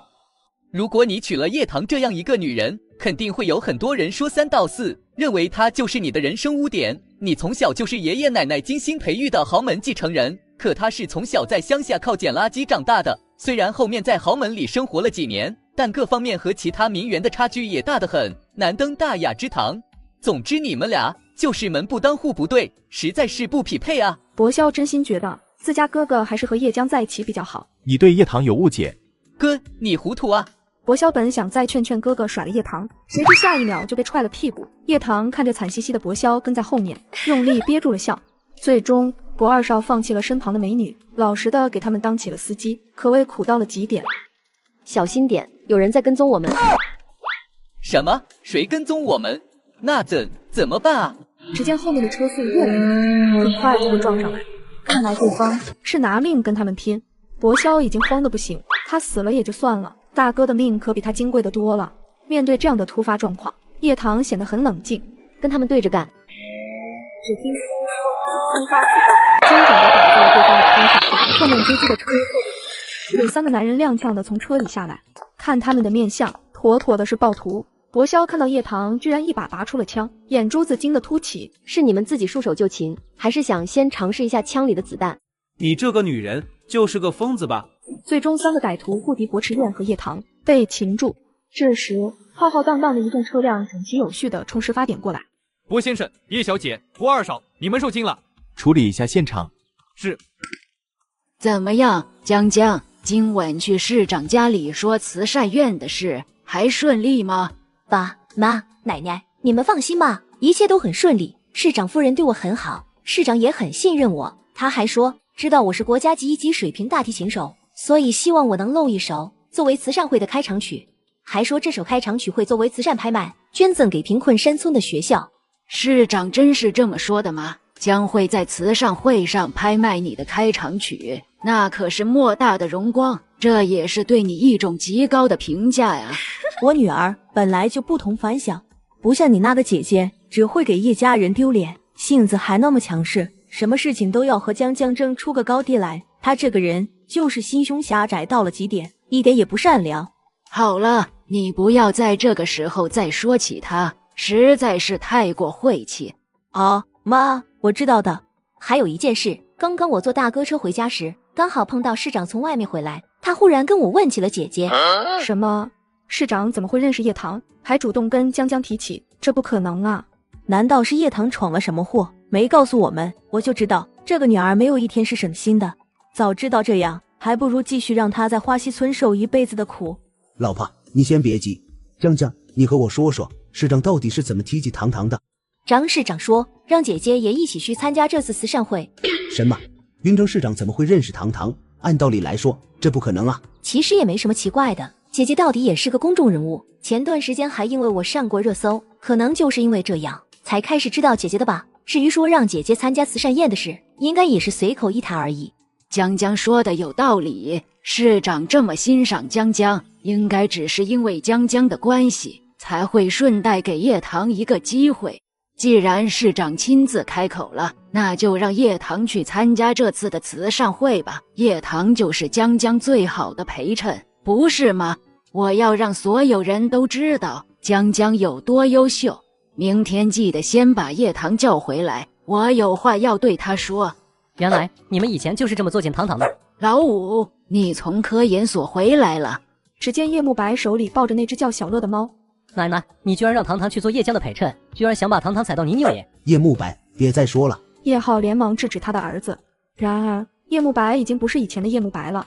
你们永远也别想叶棠再回来了，而且我也不会让他再会这样的狼窝。叶慕白不再理会他们，抱着猫咪直接上了楼。叶江看着叶慕白离去的背影，眼里闪过一丝阴沉，简直莫名其妙。就因为一个叶棠，家里闹得不得安宁。系统，你找我干什么？叶棠，我是来告诉你，你5哥后悔了，他已经后悔过去那么对你了，你都不知道他今天在叶家的时候干了一件什么惊天动地的大事。那又怎么样？你有望完成改变命运的任务了，难道你这都不高兴？再说了，前世他们伤害你，辜负你，你现在看到他们后悔，难道真的连一点感觉都没有吗？叶慕白打了好几次电话，叶棠都没有接。就在这时，电话终于通了，是系统私下接起来的。叶棠并没有察觉。连我都觉得五少爷有一点可怜哎，他对你肯定也是有亲情的，你真的完全没有可能原谅他吗？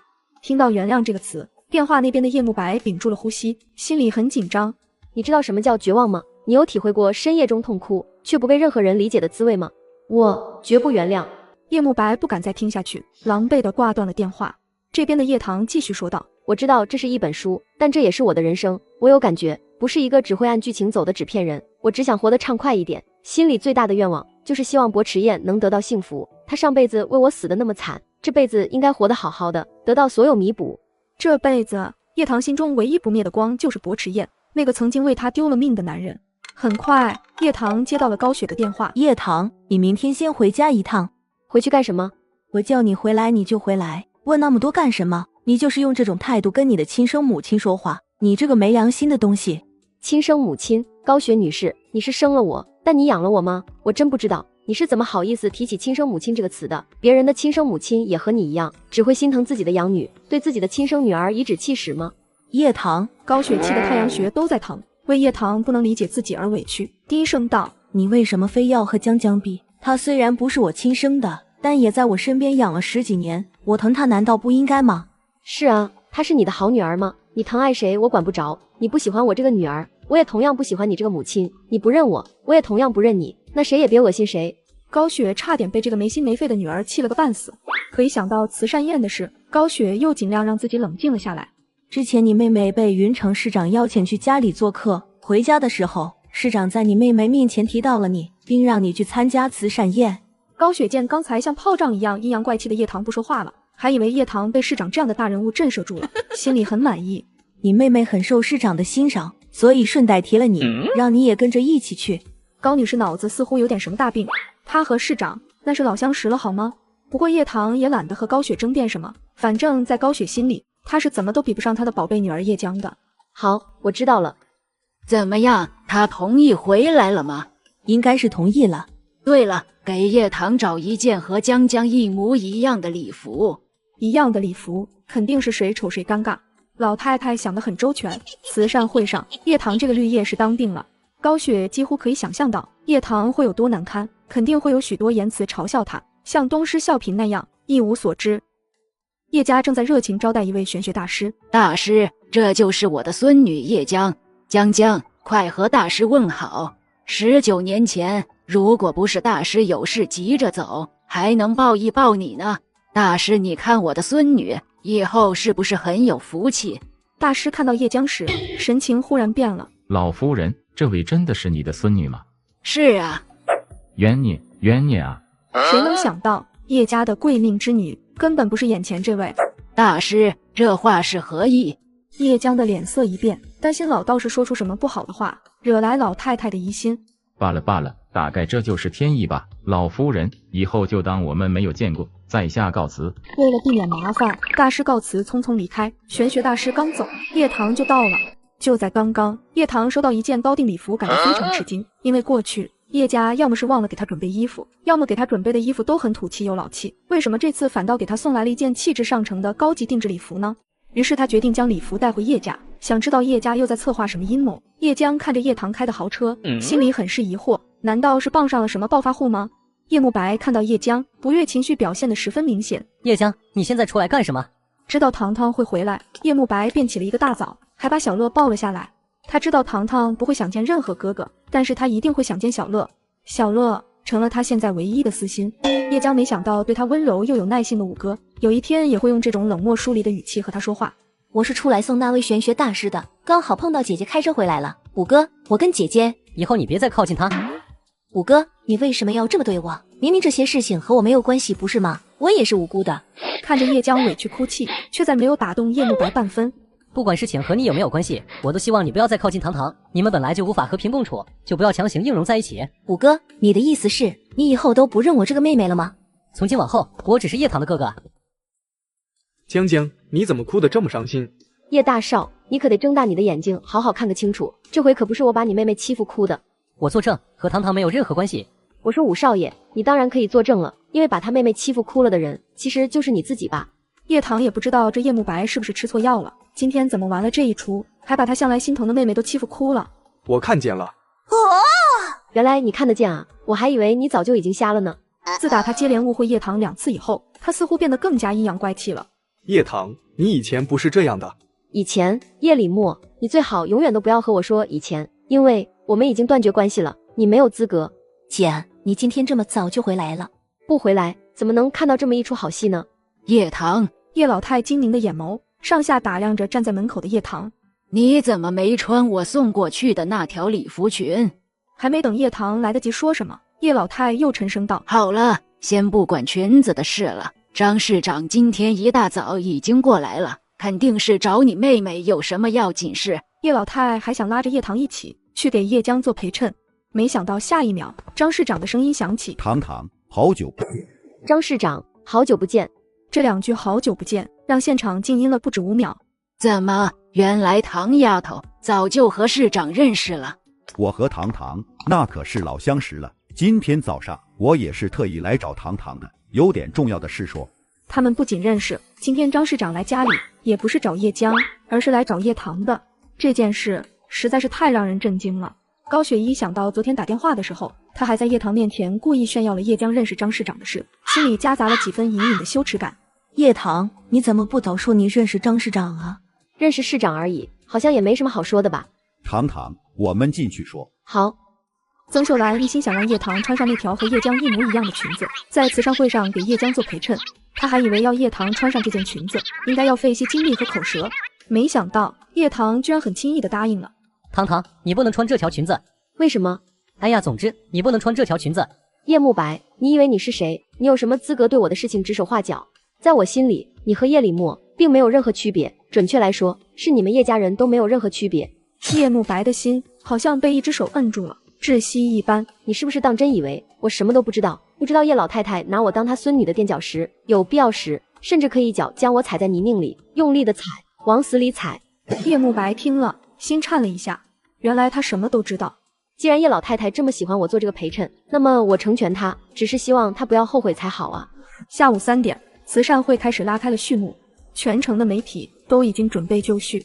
叶江是坐着顾晨的车来的，顾晨想知道，如果叶棠看到他和叶江在一起，还光明正大的手挽手一起进入慈善会，会有什么反应？他想让叶棠看到后受点刺激，毕竟在他的眼里，叶棠曾经是那么的爱他。兄弟，我打听到了，叶棠刚刚一直在化妆间里化妆，一会儿肯定就过来了，你们刚好能碰个正着。如果他看到你和叶江这样的大美人在一起，那还不得气炸了？不是我说，你刺激他归刺激他，该哄的时候还是得哄，否则你俩一直这么僵着，算个什么事啊？我知道，你不就是气他上次和别的男人一起上新闻，事后连个解释都没有吗？大家都是男人，我懂你。秦瑞东在那里一顿输出，全被旁边的叶江听到了。他怎么都没想到，顾晨今天主动邀请他来慈善宴，只是为了气叶棠的。五哥这样，顾晨也这样，一个个都这样，他们到底把我当什么了？快看，叶棠来了，她正朝你走过来了。她好美啊！为什么她身上穿的裙子和叶江一模一样？2个人同时出现在宴会厅里，就是这么一看，叶江竟然硬生生的被叶棠给压了下去。叶江从来都没想过叶棠也会有发光的时候。顾晨的目光望向叶棠，觉得2个人冷战了几个月，现在也算是一个和好的机会。只要他主动开口和他说话，他就会顺着这个阶梯往下走，以前的事情就算了。嫂子，秦瑞东看着叶棠，才刚喊出一句嫂子，却没想到叶棠从顾晨身边径直走过，从头到尾叶棠都没有看顾晨一眼，直接走到了薄池燕的面前，他的眼睛里只剩下薄池燕。这不会就是那个薄先生吧？薄先生，云城的商业传奇，之前上过杂志封面。难道嫂子已经移情别恋，不打算跟着顾晨你的屁股后面追，改追另一个男人了？可是这个薄先生好像比你更难追所以嫂子到底是怎么想的？薄池燕这样的男人，还不如继续回来追你呢。另一个兄弟看出了顾晨的不悦，连忙出声制止了秦瑞东。好了，闭嘴！叶棠和顾晨哥是有婚约在身的，他怎么可能又去追别人？我看你是脑子秀逗了吧？指腹为婚而已，又没有真的订婚，那可不好说哦。话已经说了一半的秦瑞东，这才发现顾晨的脸色不太好看，没有再说话了。没过几分钟，高雪带着叶李默和叶婷进来了。哟，这位不是叶太太吗？您怎么不和您女儿一起过来啊？李太太，你说的是我们家江江对吧？是这样的，顾家大少说会带我们家江江一起来慈善会，所以我没和我女儿一起，和我2个儿子一起来的。一说起叶江，高雪眼里都是慈爱和自豪。是吗？李太太见他丝毫不提叶棠，嘴角勾起一抹似笑非笑的弧度。果然，这高雪很偏心叶江。是啊，李太太，所以您刚刚看到我女儿了？看到了，不过那位叶小姐说自己叫叶棠。是吗？原来是堂堂，她也是我的女儿，不过她有点上不了台面几个字还没说出口，宴会厅里忽然有人说了一句：“你们快看！”一阵卡点有节奏的背景音乐在场内响了起来。这个背景音乐瞬间把场内场外人的鸡皮疙瘩都激起来了，因为这是属于国际超模 Zora 的专属音乐。他在 T 台上的音乐，只要是他的粉都耳熟能详，就算不是他的粉，也都听过 Zora 的名号。我真的哭死，这不是 Zora 的专属背景音乐吗？虽然觉得不可能，但我还是想知道，真的是 Zora 她回来了吗？自打超模 Zora 在事业巅峰时期宣布退隐后，秀场上仿佛少了一个传奇。镜头一转，令众人惊讶的是，叶棠的身影出现在了秀场上。那个人竟然是叶棠，匪夷所思啊！我 Zora 的台步居然被他给 hold 住了，史无前例。老天爷，如果那人不是叶棠，我都差点怀疑他其实就是超模 Zora。此时此刻，没有任何人敢相信叶棠其实就是 Zora。叶江错愕地看着在秀场上大放异彩的叶棠，一时惊愕的连话也说不出来。他确实不愿意相信叶棠还能有这样一面。几分钟的走秀，却让所有人意犹未尽。最后收场时，国池燕对着叶棠做了个优雅邀请的绅士手，那个动作看得所有人都忍不住为之心动。这个男人简直就是天生贵族。国池燕牵着叶棠走向了化妆间，叶礼墨找准机会跟着来到了这里。叶棠看到他，并没有想和他搭话的意思。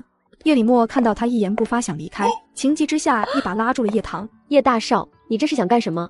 叶棠的眼里带着防备、警惕，距离感很明显，好像他们根本不是兄妹。叶礼墨的心脏仿佛被刺了一下，直到现在他还依旧心存妄想，觉得叶棠只是为了博取他们的关注而已。可是真的是这样的吗？叶棠，你没必要这样，我没有想伤害你的意思，你不用担心。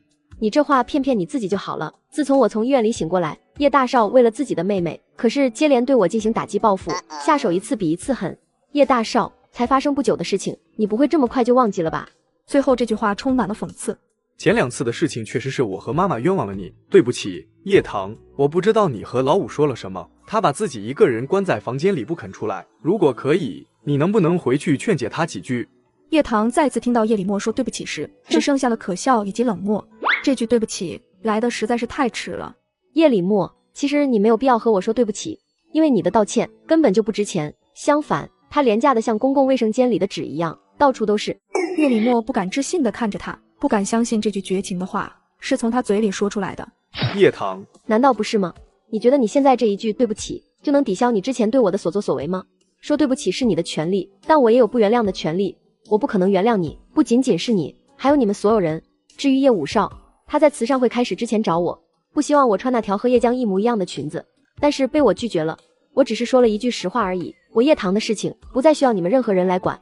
当初我需要你们的时候，你们又是怎么对我的？现在露出这样假惺惺的姿态，又做给谁看呢？叶礼墨的表情终于有了微妙的变化。原来老五不希望叶棠穿上那条裙子，担心叶棠在慈善会上被叶江比下去，让奶奶的计划得逞。然而叶老太的计划显然失败了。如果老太太知道慈善会上发生的事，恐怕会非常生气，因为她最宝贝疼爱的孙女被她最看不起的叶棠吊打了。而今天的叶江却无人问津。此时叶江正和几个朋友聊天，叶江的这几个朋友都是非富即贵的富二代，其中一个整容脸是正式房地产大佬的女儿。你那个姐姐啊，实在是太过分了点，欺负你也就算了，连你二哥未来的老婆都敢打，听说胳膊都断了，一个不知道从哪个旮旯头里蹦出来的拾荒妹，也不知道是哪来的勇气。如果没有你们叶家，她怕是还和那个拾荒老太太在乡下捡垃圾为生呢。你爸妈还好心收养她，改变了她的出身和命运，真是没有良心。就是在秀场上走几步，真当自己是超模了。我看啊，她以前跟着养母去捡垃圾的时候，也是这么走路的吧。叶江听朋友这么损叶棠，只是笑了笑。正怡姐，你也别这么说姐姐，有些事情也不是姐姐能决定的。江江，你别太傻了，叶棠是拾荒妇女带大的，这难道不是事实吗？也不知道在叶家这么多年，捡垃圾的习惯有没有改变过。郑怡正在大肆嘲笑着叶棠时，叶棠突然走了过来。怎么样，这酒好喝吗？你是不是有病啦？为什么泼我？泼妇当然要用酒泼啊。我告诉你郑怡，我在听到你在背后唧唧歪歪的说我和我养母的坏话，我就把你刚做的鼻子都打歪。还有你叶江，你这交的是什么朋友啊？不知道的还以为你身边就是这么一群没有教养的朋友。因为骚动，市长赶紧过来调解。郑怡一看到张市长过来了，像是找到了靠山，立刻向他诉苦。市长，这个女人在慈善会上闹事，你快把她赶出去。江江，你这个姐姐也太没素质了吧，我今天这样还怎么见人？就是叶小姐，我们在这里好端端的聊天，你这样泼郑怡一脸，不知道是几个意思，难道我们得罪过你吗？虽然你是从乡下来的，但在叶家也算是有些时间了，应该学好礼仪，不要把你在乡下捡垃圾的毛病给带到我们面前来。糖糖，刚才是怎么回事？他们几个人刚刚在背后编排我和我养母的是非。梨园小团体万万没想到，张市长居然会向着叶棠。叶江已经开始在边上打圆场。刚刚只是一个误会而已，姐姐，我替郑姨姐向你道歉，你也别生气了。叶江向来如此，在外面很会做人，否则也不会有高情商、知性名媛的美称。郑姨小姐私下编排我的养母，说她是捡垃圾的，私生活多么肮脏恶心，这不知道的还以为她编排的叶太太。叶太太作为我现在的养母，也是你的亲生母亲。郑姨的话要是真传出去了，那误会可就大了，最后损害的可是叶江你的名声呢。叶棠勾了勾嘴角，他们叶家人不是口口声声说她叶棠是叶家的养女吗？这下搬了石头砸了自己的脚吧。江江，你凭什么要跟他道歉？叶棠，你也就只会在秀场上走那个破台步，模仿国际超模走而已，有什么好显摆的？原来是恨我在慈善会上表现得太过抢眼。没错，我是没什么好瞎掰的。听说你们都是演奏大提琴的，想来应该很厉害了。不巧的是，我刚好也会一点。演奏大提琴可不像你随便在台上学奏而扭几步那么简单。姐姐，你也会演奏大提琴吗？我以前怎么不知道？郑怡见叶棠没有回答叶江，突然有了主意。叶棠，如果你能在大提琴上的演奏水平超过我或者江江，这次的事情我就放过你，怎么样？很明显，他想让叶棠出丑。就在这时，郑怡的父亲见郑怡受委屈，连忙走了过来。郑先生，不好意思，是我女儿不懂事，我现在就让她道歉。郑军今天才知道，原来叶家还有一个养女千金。既然叶太太都这么说了，那我就给叶太太一个面子吧。高雪刚想让叶棠道歉，却被叶棠冷淡的眼神所阻。叶太太，所有的父母都是维护自己的孩子，除了你。你说什么？难道我说错了吗？你连事情的前因后果都没弄清楚，张口就让我向对方道歉。高雪见叶棠比之前更桀骜不驯，心里的火气高涨。那你说，到底发生了什么？是郑怡小姐在背后编排我的养母，说了一些很难听的话，什么乡下人身份低微，靠捡垃圾为生。我不知道叶太太您是怎么得罪了郑怡，为什么会在她口中如此的不堪？这下高雪的脸色更难看了。叶棠之前的养母出身卑微，她自己出身也没好到哪里去，现在被这些千金小姐拿来说事，无疑也给她一种受到屈辱的感觉。叶棠，你在胡说八道什么？我什么时候说叶伯母了？你不要在这里颠倒是非。我说错了吗？难道你不是在说我养母？郑小姐，即使你和叶棠有一点小不愉快，但你不应该公开批评她的养母，这是一种不礼貌的行为。听到市长这样说，郑军也一改之前的态度。市长他可得罪不起。既然市长都说了，那确实是应该郑怡跟叶小姐道歉。郑怡被我们宠坏了，有什么做的不对的地方，还希望叶小姐能海涵。小姨，你还不快跟叶棠小姐道歉？这个反转连高雪都给看懵逼了。我凭什么要道歉？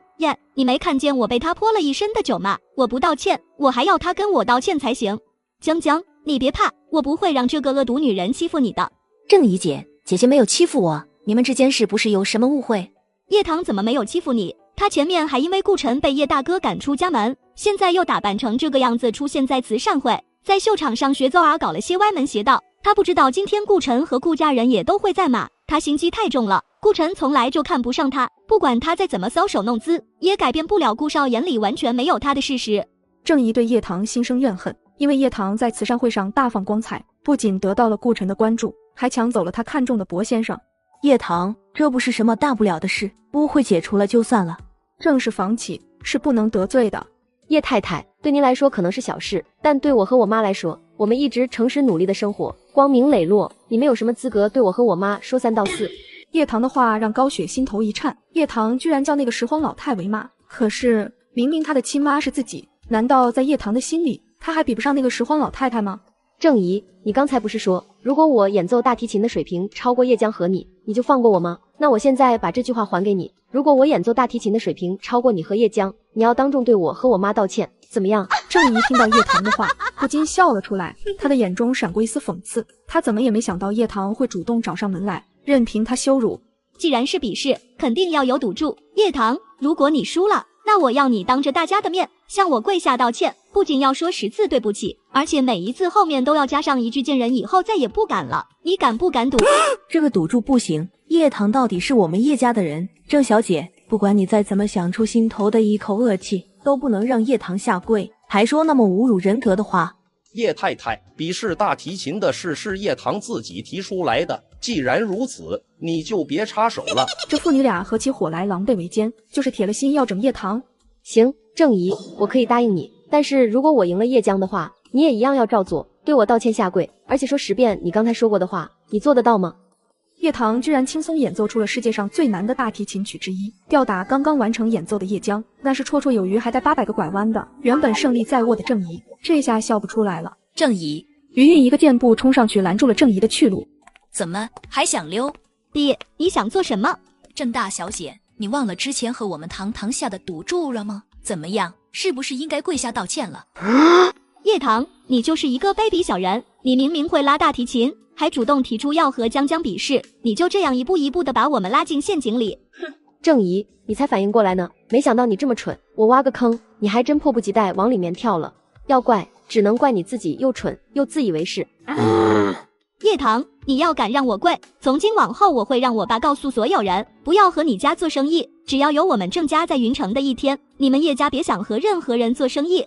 叶棠一听，整个人都乐了，这个蠢货，这样的话倒还是做了件好事。那我还得谢谢你啊。说完，叶棠狠狠一脚将郑怡踹到了地上。贱人，你居然敢对我做这种事，迟早有一天我会让你跪下来求我。谁是贱人？郑钧见自己的女儿被全面压制，还给她上了大耳光，忍不住上前想要干扰。叶棠，郑先生，既然是孩子们一开始就同意了的赌注，我们做大人的就不要随便掺和了，你说对吧？张市长的拦阻让郑钧措手不及，再加上他在下注时也对岳母说过类似的话，所以他现在更没理由多说什么。郑怡还想嘴硬，但叶棠却毫不留情的连连抽打他的脸，是要惩罚这个郑怡。郑怡，我再问你最后一遍，到底谁是贱人？我是贱人，我是贱人，我是贱人。郑怡好不容易想出这么羞辱人的话，却没想到最后全用在了自己身上。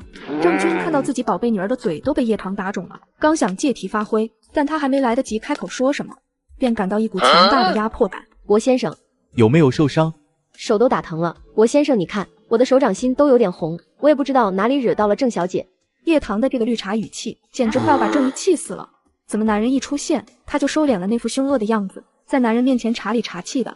薄池燕看着在自己面前假装无辜的少女，不但不揭穿，反而十分宠溺。我看看，是有点红，回去擦点药吧。原来是博先生，误会，一场误会，两个女孩刚才闹了点小矛盾，没什么大不了的事，是误会就好。叶棠看着郑钧瞬间变了的脸色，嘴角勾了一下。换了以前发生这种事情，高雪只会嫌弃他闯祸，但如今有薄池燕在，即使他真的动手打了人，对方也只能忍气吞声的咽下这口气，有人撑腰的感觉还是很爽的。顾晨看着薄池燕对叶棠的行为，总觉得这两个人看对方的眼神一点都不清白。叶江再次看到这个男人，心中一动。郑怡姐，你没事吧？江江，我没事。一个优秀强大、忍辱负重却又关心他人的人设，完美展现在男人面前。叶江的余光再次扫过薄池燕，可惜对方却是连一个眼神余光都没有看过来。慈善会上发生的所有事情都第一时间传到了叶老太太的耳朵里。叶老太没想到自己精心策划了这一出，结果却被叶棠给全盘打乱了，气得直咬牙。这个孙女果然是不祥。李默，赶快让公关部连夜加班，把网上所有对江江不利的帖子都撤下来。至于叶棠，绝对不能让她超过江江，懂吗？叶李默陷入了沉默。以前这些事是他最擅长做的，不管是捧叶江还是黑叶棠，他都已经得心应手。可是现在为什么觉得那么讽刺呢？高雪看到叶江在慈善会上一直在受委屈，可心疼坏了。妈，其实今天晚上并不是江江比不过叶棠，你也知道江江这个孩子从小就谦逊，虽然叶棠会拉大提琴这件事，我事先确实不知道，但以我们江江的水平，肯定不至于连叶棠这个外行人都比不过。叶棠要是真比江江还厉害的话，肯定都成知名音乐家或者大师了，又怎么会在音乐圈查无此人呢？高雪这么一说，叶老太太也觉得有几分道理。江江这孩子就是太善良，太谦让了，但唐丫头这个人心太狠，丝毫不会对江江这个妹妹手下留情。下一次再有这样的事情，江江可不能再继续让着叶棠了。妈，您放心，我知道，我会好好教育江江的。夫人，顾少来了。他说这次是来见叶棠小姐的。什么？高雪和叶怀安听到顾晨为叶棠而来，震惊不已。这怎么可能？你确定顾少说的是叶棠？是啊，千真万确。高雪震惊之后陷入为难之中，因为叶棠根本不在叶家，且叶棠和顾晨私下解除婚约的事，他们也并未告知顾晨。在书房的叶老太一听说顾晨来了，眼底的金光一闪，告诉大小姐打扮的漂亮点。叶江听到奶奶的交代，有点喜出望外。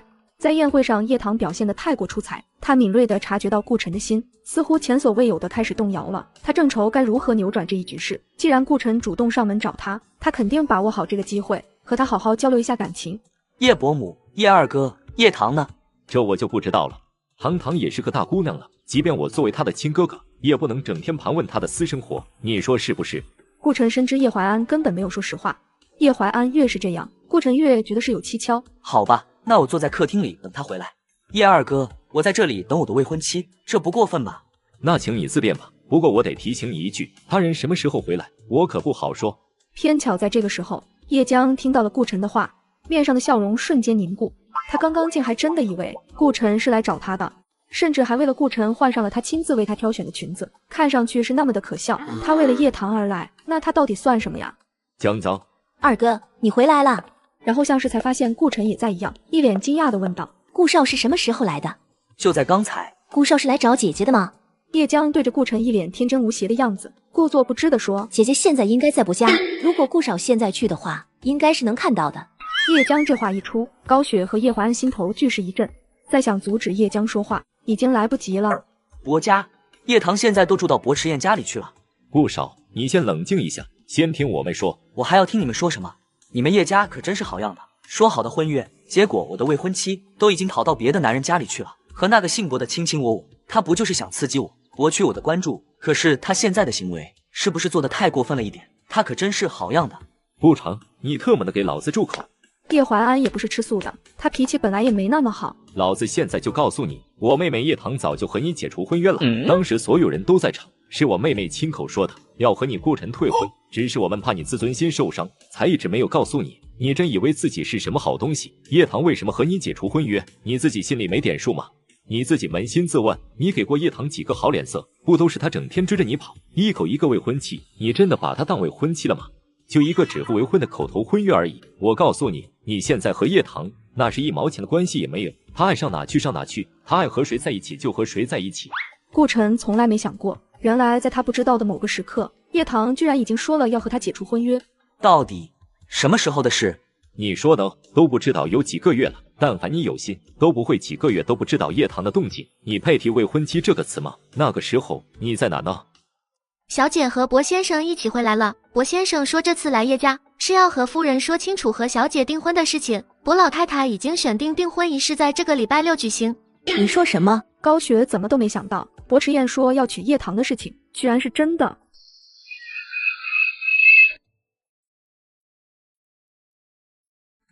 堂堂，你回来了。叶棠看到叶慕白，也只是淡淡的嗯了一声。顾晨，你不是找我吗？有什么事情，今天就一并说了吧。叶棠，停，你的事情稍后再说，我现在先解决一下和顾先生的事，好吗？好。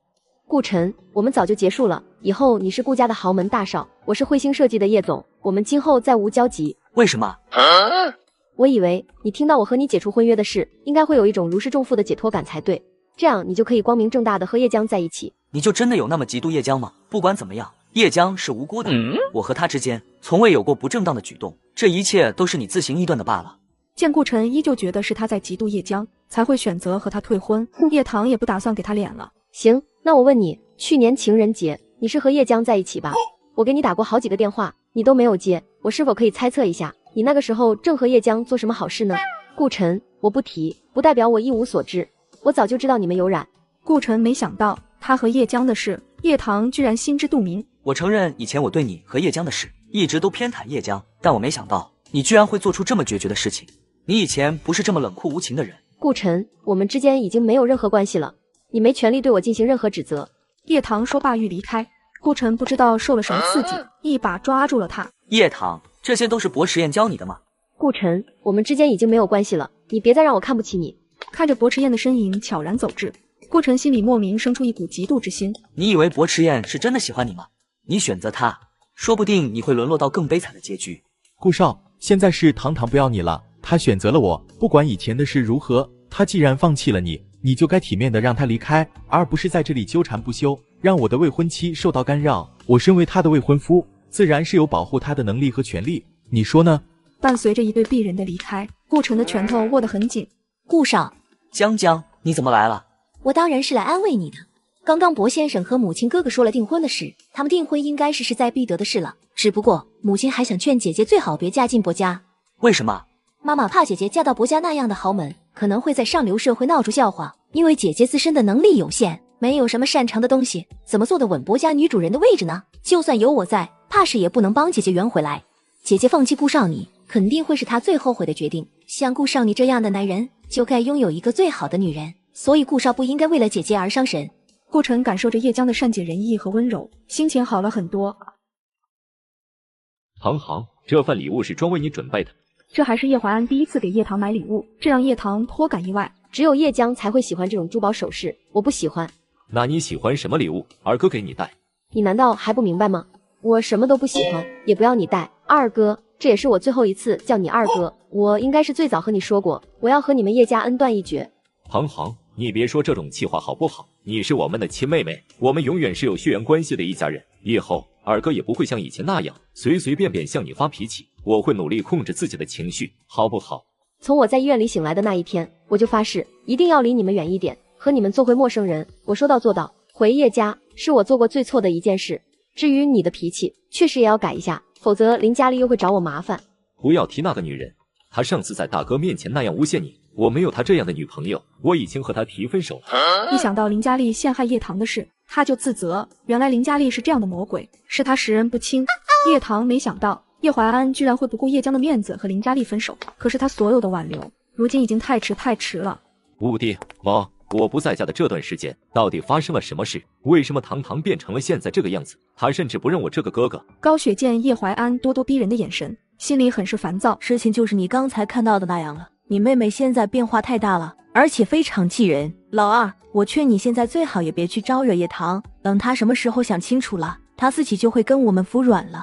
叶慕白见母亲还是这个样子，忍不住打断了她。妈，你能不能不要再自欺欺人了？你是不是还嫌家里不够乱？你别以为我不知道，你就是嫌弃堂堂。老五，你以为我愿意吗？女儿不争气，我不是比谁都着急。而且你奶奶说的对，咱们家需要江江这样能给叶家带来好运和辉煌的女儿。既然江江和叶棠不和，那我总得维护一个，我还不是没有办法。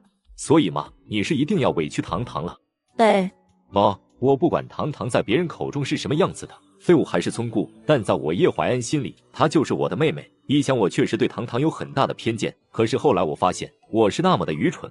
他是天才医生，救人无数，可是他却伤害了自己的亲妹妹。叶怀安的心里充斥着痛苦和自责。妈，我只希望你不要后悔。妈，六哥，我以后是不是都没人喜欢了？呜，怎么会呢？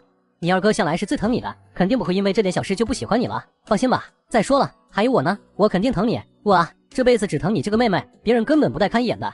叶婷本来就不会安慰人，叶江听他这么说，哭得更伤心了。如果他一连失去了好几个哥哥的疼爱，只有6个疼他，那有什么用呢？大哥、二哥、五哥，你们都在啊，我正有事情要找你们呢。什么事？江江现在哭得厉害呢，妈叫你们去安慰一下。等会再说，现在有事。他一点也不想去哄叶江，其他2个更是如此了。大哥，事到如今，叶江他真的一点毛病都没有吗？我不这么觉得，我甚至觉得他可能并不如我们之前想的那样善良，或许心机藏得比较深。老五，有些话你可不能乱说。虽然堂堂的事情我们确实错了，但是江江也是我们的妹妹，虽然和我们没有血缘关系，但也在家里养了将近20年。现在堂堂已经不认我们这些哥哥了，你没有任何证据就这样污蔑叶江，难道你还想让江江也不认我们？二哥，虽然我现在并没有证据，也只不过是猜测，但我相信我的直觉不会有错。以前堂堂在家的时候，为什么每一次叶江都会和小妹闹矛盾？不是出这个事，就是出那个事，真的有那么巧合吗？还有顾晨是不是早就和叶江暗中勾搭在一起？好了，老五，没有证据的事情还是暂时先别说了。大哥，你现在是不是心里会很冤枉？不要胡说，现在最重要的是你在娱乐圈的事业。你刚被王璐抢走了角色，可能心情不是很好。叶江听了，神色有些黯然。大哥没有像以前那样安慰他，让他有点失落。堂姐，你知道你有多牛吗？你一下子攻略了2个哥哥，你还不知道吧？你大哥2个心里的痛苦值，怕是不比你5个少，太虐了，虐得我都想原谅他们了。住嘴，小胖子，你别逼我扇你，你现在就是一只猫，我要扇你，我随时可以让你吃到一个最响亮的大耳光，要试一试吗？他凭什么代替他原谅那些哥哥？说了不回头，就绝对不会回头。好啦好啦，我也只是开个小小的玩笑而已，我叫你堂姐还不行吗？唉，算了，你只是一个机器人，又怎么会有人的喜怒哀乐？反正我告诉你，当他们一个个全部都偏心叶江，爱护叶江时，就应该想到这个后果。所以不管他们怎么求原谅，我都不可能再回头多看他们一眼，更别说和好了，因为这是他们应得的报应。叶总，星光娱乐的总裁想约您吃饭，说是想见您一面，您要见吗？星光娱乐的总裁。这个时候，叶李默想见他，何止是叶李默，云城金匠一叶以璀璨传媒公司的名号，一举收购了喜路文化，将时下最热、风头最盛的流量大花王璐收在了麾下。一时间，引得不少圈内人士都在议论纷纷。这位叶总到底是什么来头？告诉他，我不见。叶棠哪能猜不到叶李默的意图，无非是因为叶江的角色被王璐截胡了。堂堂，博先生，不用叫得这么生分，以后你可以叫我迟燕。吃西瓜，这是我专门给你切的。博潇还说一会儿要给你送宵夜，他现在是彻底被你征服了。迟燕，怎么了？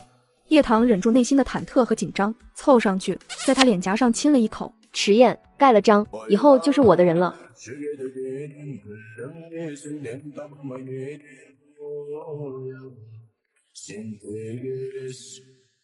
叶棠，如果你不解约的话，接下来的下半年我不会亏待你的，无论是在综艺、电影还是电视剧方面，只要是公司资源，你都可以随便上。听大儿子这么说，高雪心中不禁一惊，李默怎么会捧叶棠呢？一旦叶江得知此事，必定难过不已。李默，我认为你的决定可能过于冲动了，我认为你应当和叶江商议一下。妈，你能不能别插手公司的事？你别忘了，我才是星光娱乐的总裁，希望你不要阻碍我的工作好吗？如果爷爷奶奶爸爸同意我卸任，让您坐在这个位置上，那我无话可说。叶李默岂会不明白高雪心中所想？他终于领悟到为何此前自己会被高雪误导，对叶棠产生偏见。原来是多年以来，高雪不停地在他耳边说一些贬低叶棠能力和素质的话。然而在慈善晚宴上，他亲眼见证了叶棠的才华，他绝非母亲口中所说的那般不足，相反，叶棠或许还相当优秀，而高雪却是对他有所误解。李默，你这是什么话？你为什么这么吼妈妈？以前你从来不会的，而且妈妈也没说错啊。妈，公司里的事情是正事，我希望你能严肃一点，不要带有私人情感。叶李默，我不管你们母子在这是不是给我唱什么双簧，还是在背地里搞什么阴谋诡计，对我都不起作用。你叶大少给我的东西，我承受不起，还是请你另请高明，早点签字和我解约为好，言尽于此。堂堂，我没搞什么阴谋诡计，你就当我是在弥补你。他承认，他希望叶棠留在星光娱乐，否则他怕他们之间最后牵扯的东西都没了。叶李默，你真是太天真了。我还记得有一次我在录制综艺节目时，叶江不小心摔下楼梯，那时叶江的助理一口咬定是我推了他们家的艺人。前总监知道了这件事以后，根本不听我的解释，逼迫我在网上道歉，若我不道歉，就将我踢出综艺节目。你知道他为何要这样做吗？因为他和公司内外所有人都清楚，叶江是你护着的人，不管真相是什么，那个要低头的人一定是我。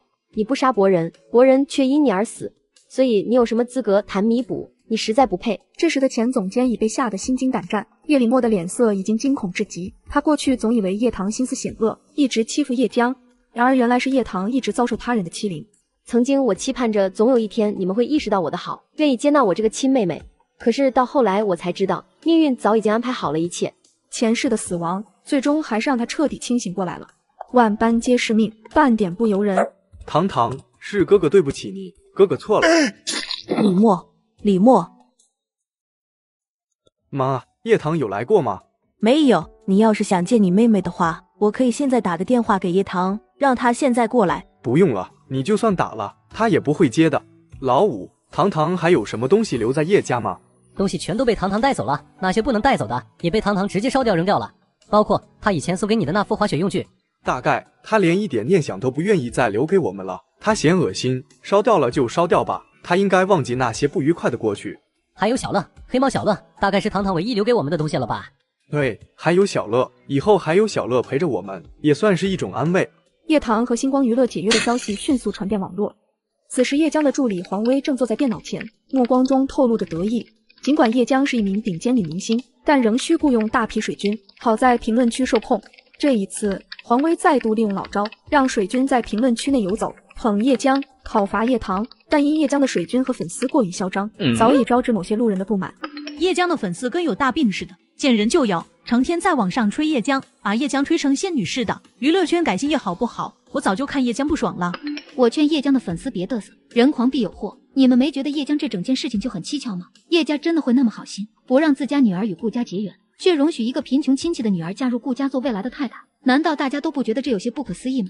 何况顾家为何放弃豪门千金不要，却同意娶一个乡下拾荒老太的女儿？这本就有悖常理。或许叶江根本就不是叶家的亲生女儿，而叶棠才是。楼上你说的太有道理了。如果叶棠才是叶家的亲生女儿，那叶江确实要悠着点了，缴些豪门千金的头衔都掉了。黄威没想到自己节奏没带好，反倒是让网友扒出了叶江的真实身世，顿时吓出了一身冷汗。如若叶江的身世曝光，恐将引来众人的讥讽。叶李默已经病倒了，曾秀兰和叶浩这对母子只好亲自上阵处理网上的舆论。大家好，我是星光娱乐的董事长，今天有个事情我有必要澄清一下。我的孙女叶江是我的二儿子和二儿媳生的小女儿，绝对不存在网络所猜测的情况，希望大家不要再传播这样类似的谣言。至于叶棠，我们一直都视她为亲生女儿，我们也不明白为何她对我们怀有如此深的怨恨。这次解约是她主动提出的，原本需要数千万的解约费，但我们对叶棠没有提出索赔。我们甚至不清楚叶棠离开星光后，为何要在网上掀起如此大的风波。曾秀兰的讲话再次引发了一场舆论风波，一时间白眼狼、忘恩负义等标签都贴在了叶棠身上。叶棠看到叶家到这个时候还想抹黑他，他反手把黄威才是发起这次舆论幕后人的所有证据全部都发给了网络大 V。 这难道不是叶江的经纪团队吗？他竟然涉足买通网络名人，传播解约叶棠和星光娱乐的消息，还试图操纵舆论导向，这消息简直太惊人了。什么？原来这次舆论操盘的人是黄威，黄威是叶江的助理，是星光娱乐安排给叶江的工作团队，所以今天这一切算什么？刚才那位叶董事长还在声讨叶棠，声称叶棠发起了这次的网络舆论，甚至在暗示叶棠是个忘恩负义的家伙。看来其实是他自导自演了。这个反转一出，网友们的眼睛都受到了巨大的冲击，吃瓜吃到根本停不下来。再给大家透露一个消息，这个证据是叶棠给我投稿的，如果他没有证据，这次怕是要被冤枉死了。作为顶级黑客，叶棠想搞到黄威和营销号的聊天记录，那可以说是易如反掌。估计黄威这会儿还在怀疑人生呢，他以为对付自己是易如反掌的事，结果现在也是有苦说不出来，这都是他们自找的。奶奶，你是不是真的以为叶江的身世可以隐瞒一辈子？因为网络舆论的事，曾秀兰公关失败，一整夜没睡。就算隐瞒一辈子，那又怎么样？再说了，江江从小在我们家长大，和你们几个哥哥也是从小一起长到大的，血缘关系真的就那么重要吗？您觉得血缘关系不重要，叶家的利益和生意才最重要，不是吗？慕白，你这说的是什么话？快给我收回去！曾秀兰的脸色已经难看到了极点。叶慕白没再说话，他知道哪怕是爷爷面对奶奶的时候也无能为力，何况是他呢？很快叶江和顾晨也都一起从巴黎赶着最后一班飞机回来了。奶奶，您身体现在怎么样了？需要我去给您拿药吗？我刚刚在门口碰到五哥了，五哥也真是，没看到奶奶您都已经气得身体出问题了，还继续这样一意孤行，为了姐姐，五哥甚至还要把账算在您身上吗？难道姐姐还在记恨以前的事情？因为哥哥，因为顾晨不肯原谅我？算了，江江，你五哥是鬼迷心窍了。至于叶棠，他终究还是我们叶家的人，一家人哪里有什么隔夜仇？不管以前发生了什么事，他都必须不计较。对于自己的宝贝亲孙子，曾秀兰是没有任何怨怪的，她心里唯一会怨怪的只有叶棠。我现在对叶棠是真的很失望。江江，你和顾大少怎么这么快就回来了？不是要拍封面吗？曾秀兰看着自己的宝贝孙女和云城顶级豪门继承人站在一块，怎么看怎么赏心悦目。在巴黎至少也有几天了，孤男寡女共处一室，感情肯定有质一样的发展。只要叶江坐上了云城顶级豪门少奶奶的位置，不管是叶江以后的路还是叶家以后的路，肯定会好走得多。我们也是看到新闻马上赶回来了。这些事不用你管，我和你爸爸哥哥会处理好。接下来你只需要谈一段甜甜的恋爱就足够了。大哥，你身体好点了没？我听六哥说，你这次在公司里病倒了，是因为姐姐。难道是姐姐和你说了什么吗？我问你，你明知道奶奶不喜欢糖糖，为什么还在奶奶面前说糖糖？那可是你姐姐啊！就算你们俩没有任何血缘关系，但你曾经亲口在所有人面前保证过，会把糖糖当作亲姐姐看待，会和她和平相处。为什么现在糖糖不认我们所有人了？你非但没有任何伤心，甚至还在奶奶面前上眼药，你还是人吗？叶江没想到，他和顾晨回来以后，在奶奶面前说的那些话，全部都传到了大哥耳朵里。大哥，你是不是误会我什么了？姐姐不认我们了，我当然也很伤心啊。我没有别的意思，我只是想安慰奶奶。大哥，你可以怪我不会说话，但你这样一色我，我真的很伤心。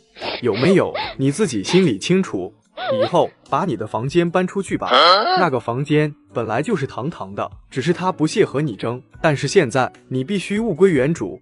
叶江是怎么都没想到叶礼墨会这么对他。对了，以前公司全力捧你，你的待遇总是最特殊的。现在既然你已经红透半边天，那就不需要再占着这些好的资源，有些资源给其他艺人吧。如果你有异议，就让爷爷奶奶撤掉我的职位吧。我还是那句话，只要有一日我是星光的总裁，星光的事情就归我管。我看你是鬼迷心窍了。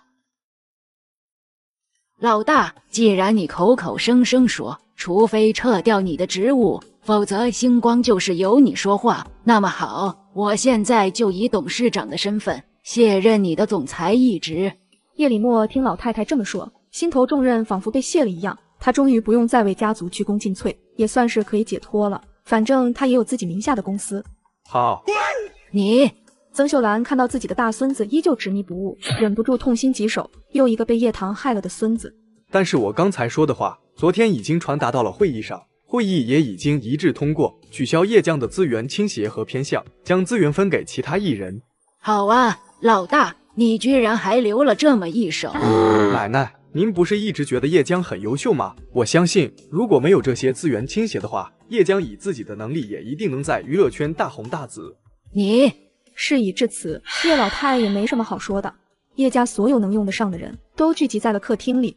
我叫你们来，是商量星光和江江的事。江江还有星光的名誉，如今在网络上都不太好。现在我们需要做些什么挽回声誉？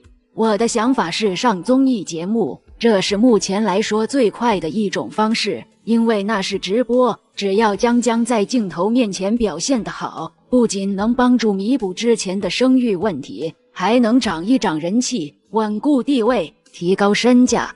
可惜现在星光能给江江的资源已经大不如从前了，这还得都怪李默，他也和老五一样鬼迷心窍了，居然在公司召开电话会议，取消江江的所有特殊待遇。我再去公司阻止，已经来不及了。原本公司底下其他艺人就因为分不到好的资源怨声载道，现在倒是如了他们的意了。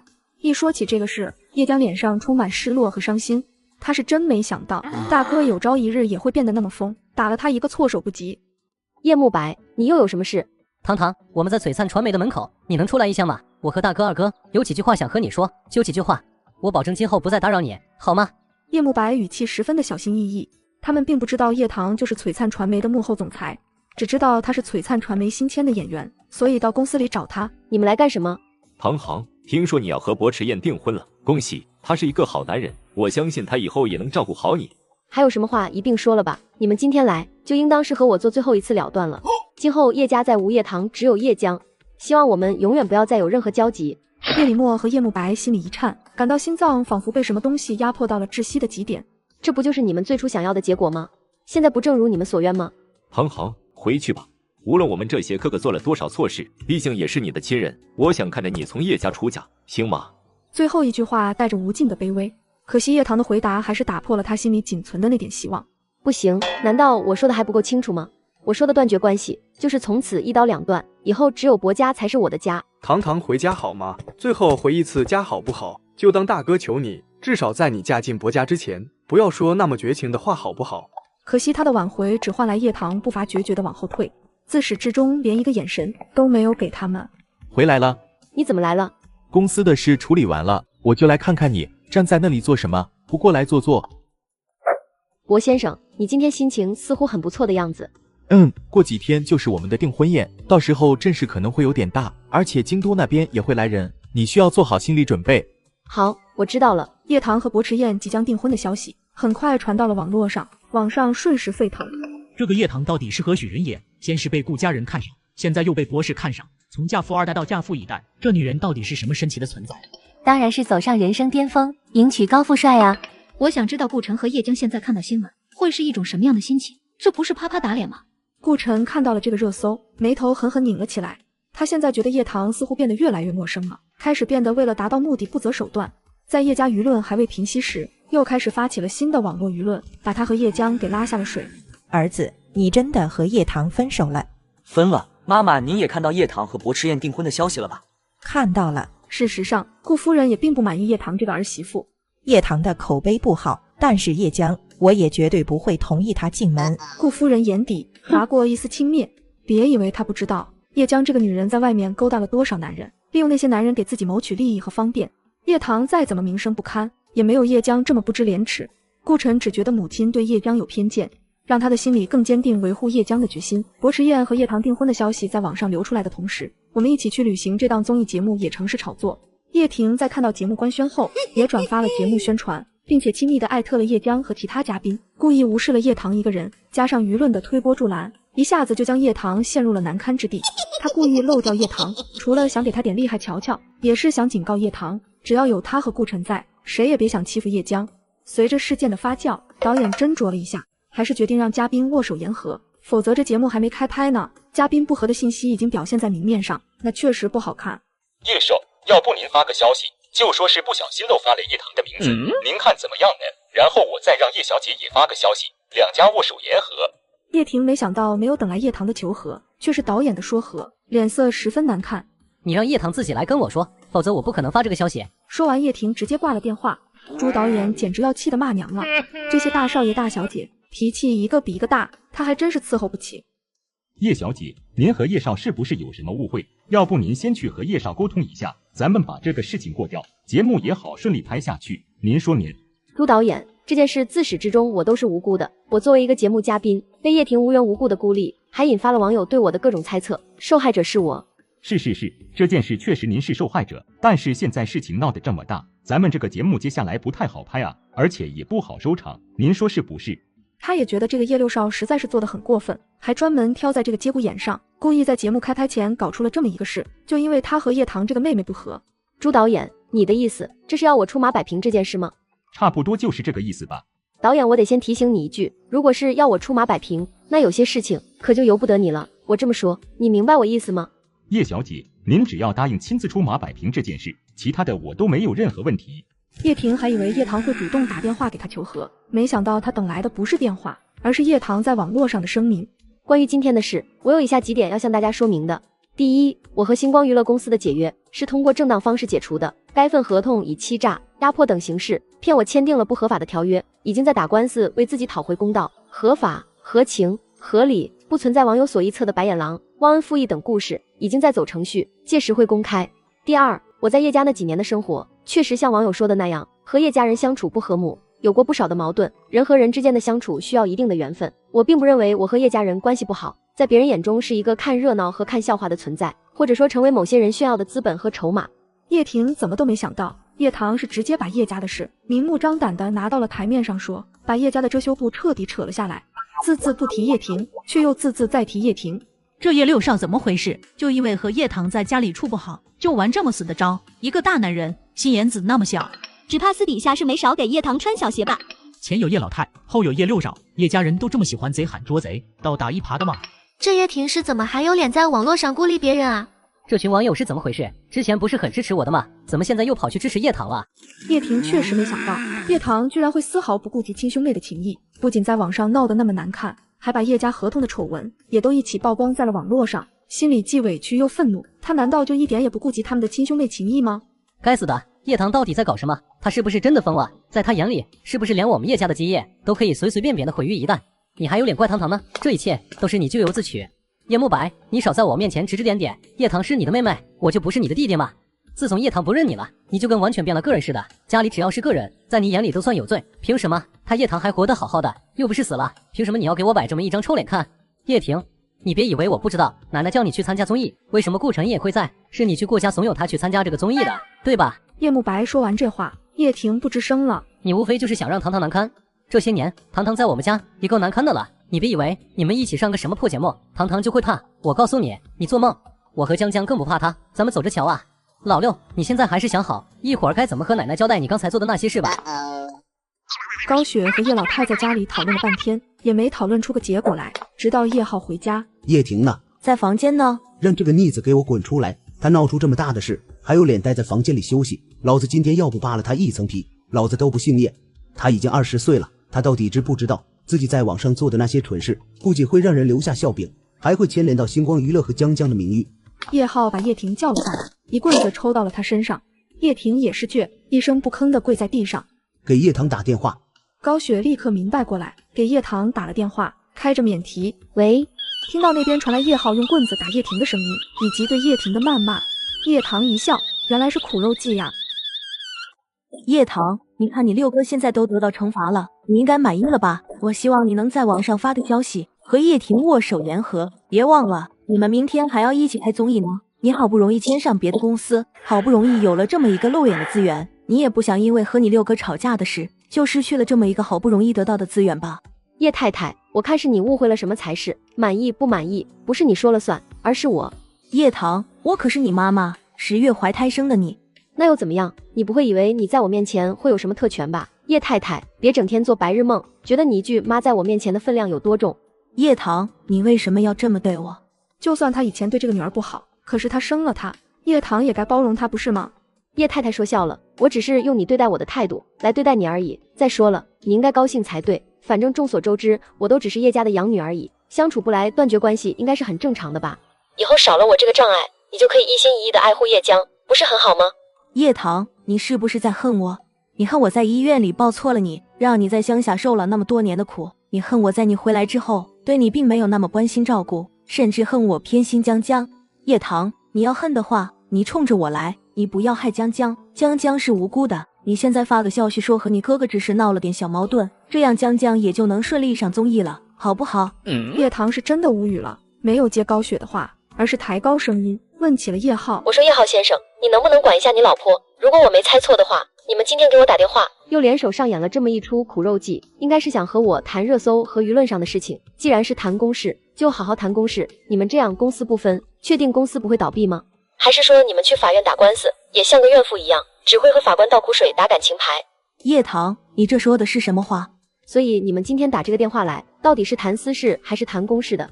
是公事，姐姐，妈妈也真的是在这个节骨眼还在感情用事。叶浩之所以让高雪给叶棠打电话，也是希望高雪能对叶棠进行道德绑架。可是他怎么都没想到，现在的叶棠居然铁石心肠到了这个地步，好像对他们任何人都不在意。叶棠，好了，你给我闭嘴！高雪还想说什么，叶浩打断了他的话，那张脸上第一次浮现了厌恶他的神色。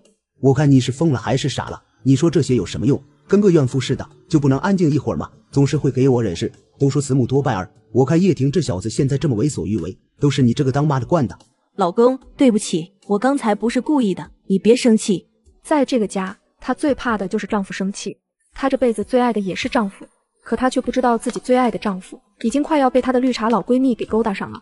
叶她，刚才是你妈不会说话，我们确实是来谈公事的，你有什么条件可以尽管说，我能答应你的，我一定会答应你。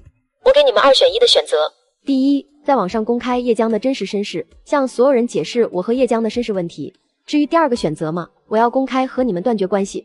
什么？叶家人对于这个选项都感到无比的震惊和不可思议。不可能，绝对不可能。叶她，我可以答应你其他任何要求，但唯独这2个要求不行。你就算要钱还是要娱乐圈的资源，我都可以给你。我管你行不行，现在是你们叶家在求我，不是我来求你们。我给你们1晚上的考虑时间，明早给我答复。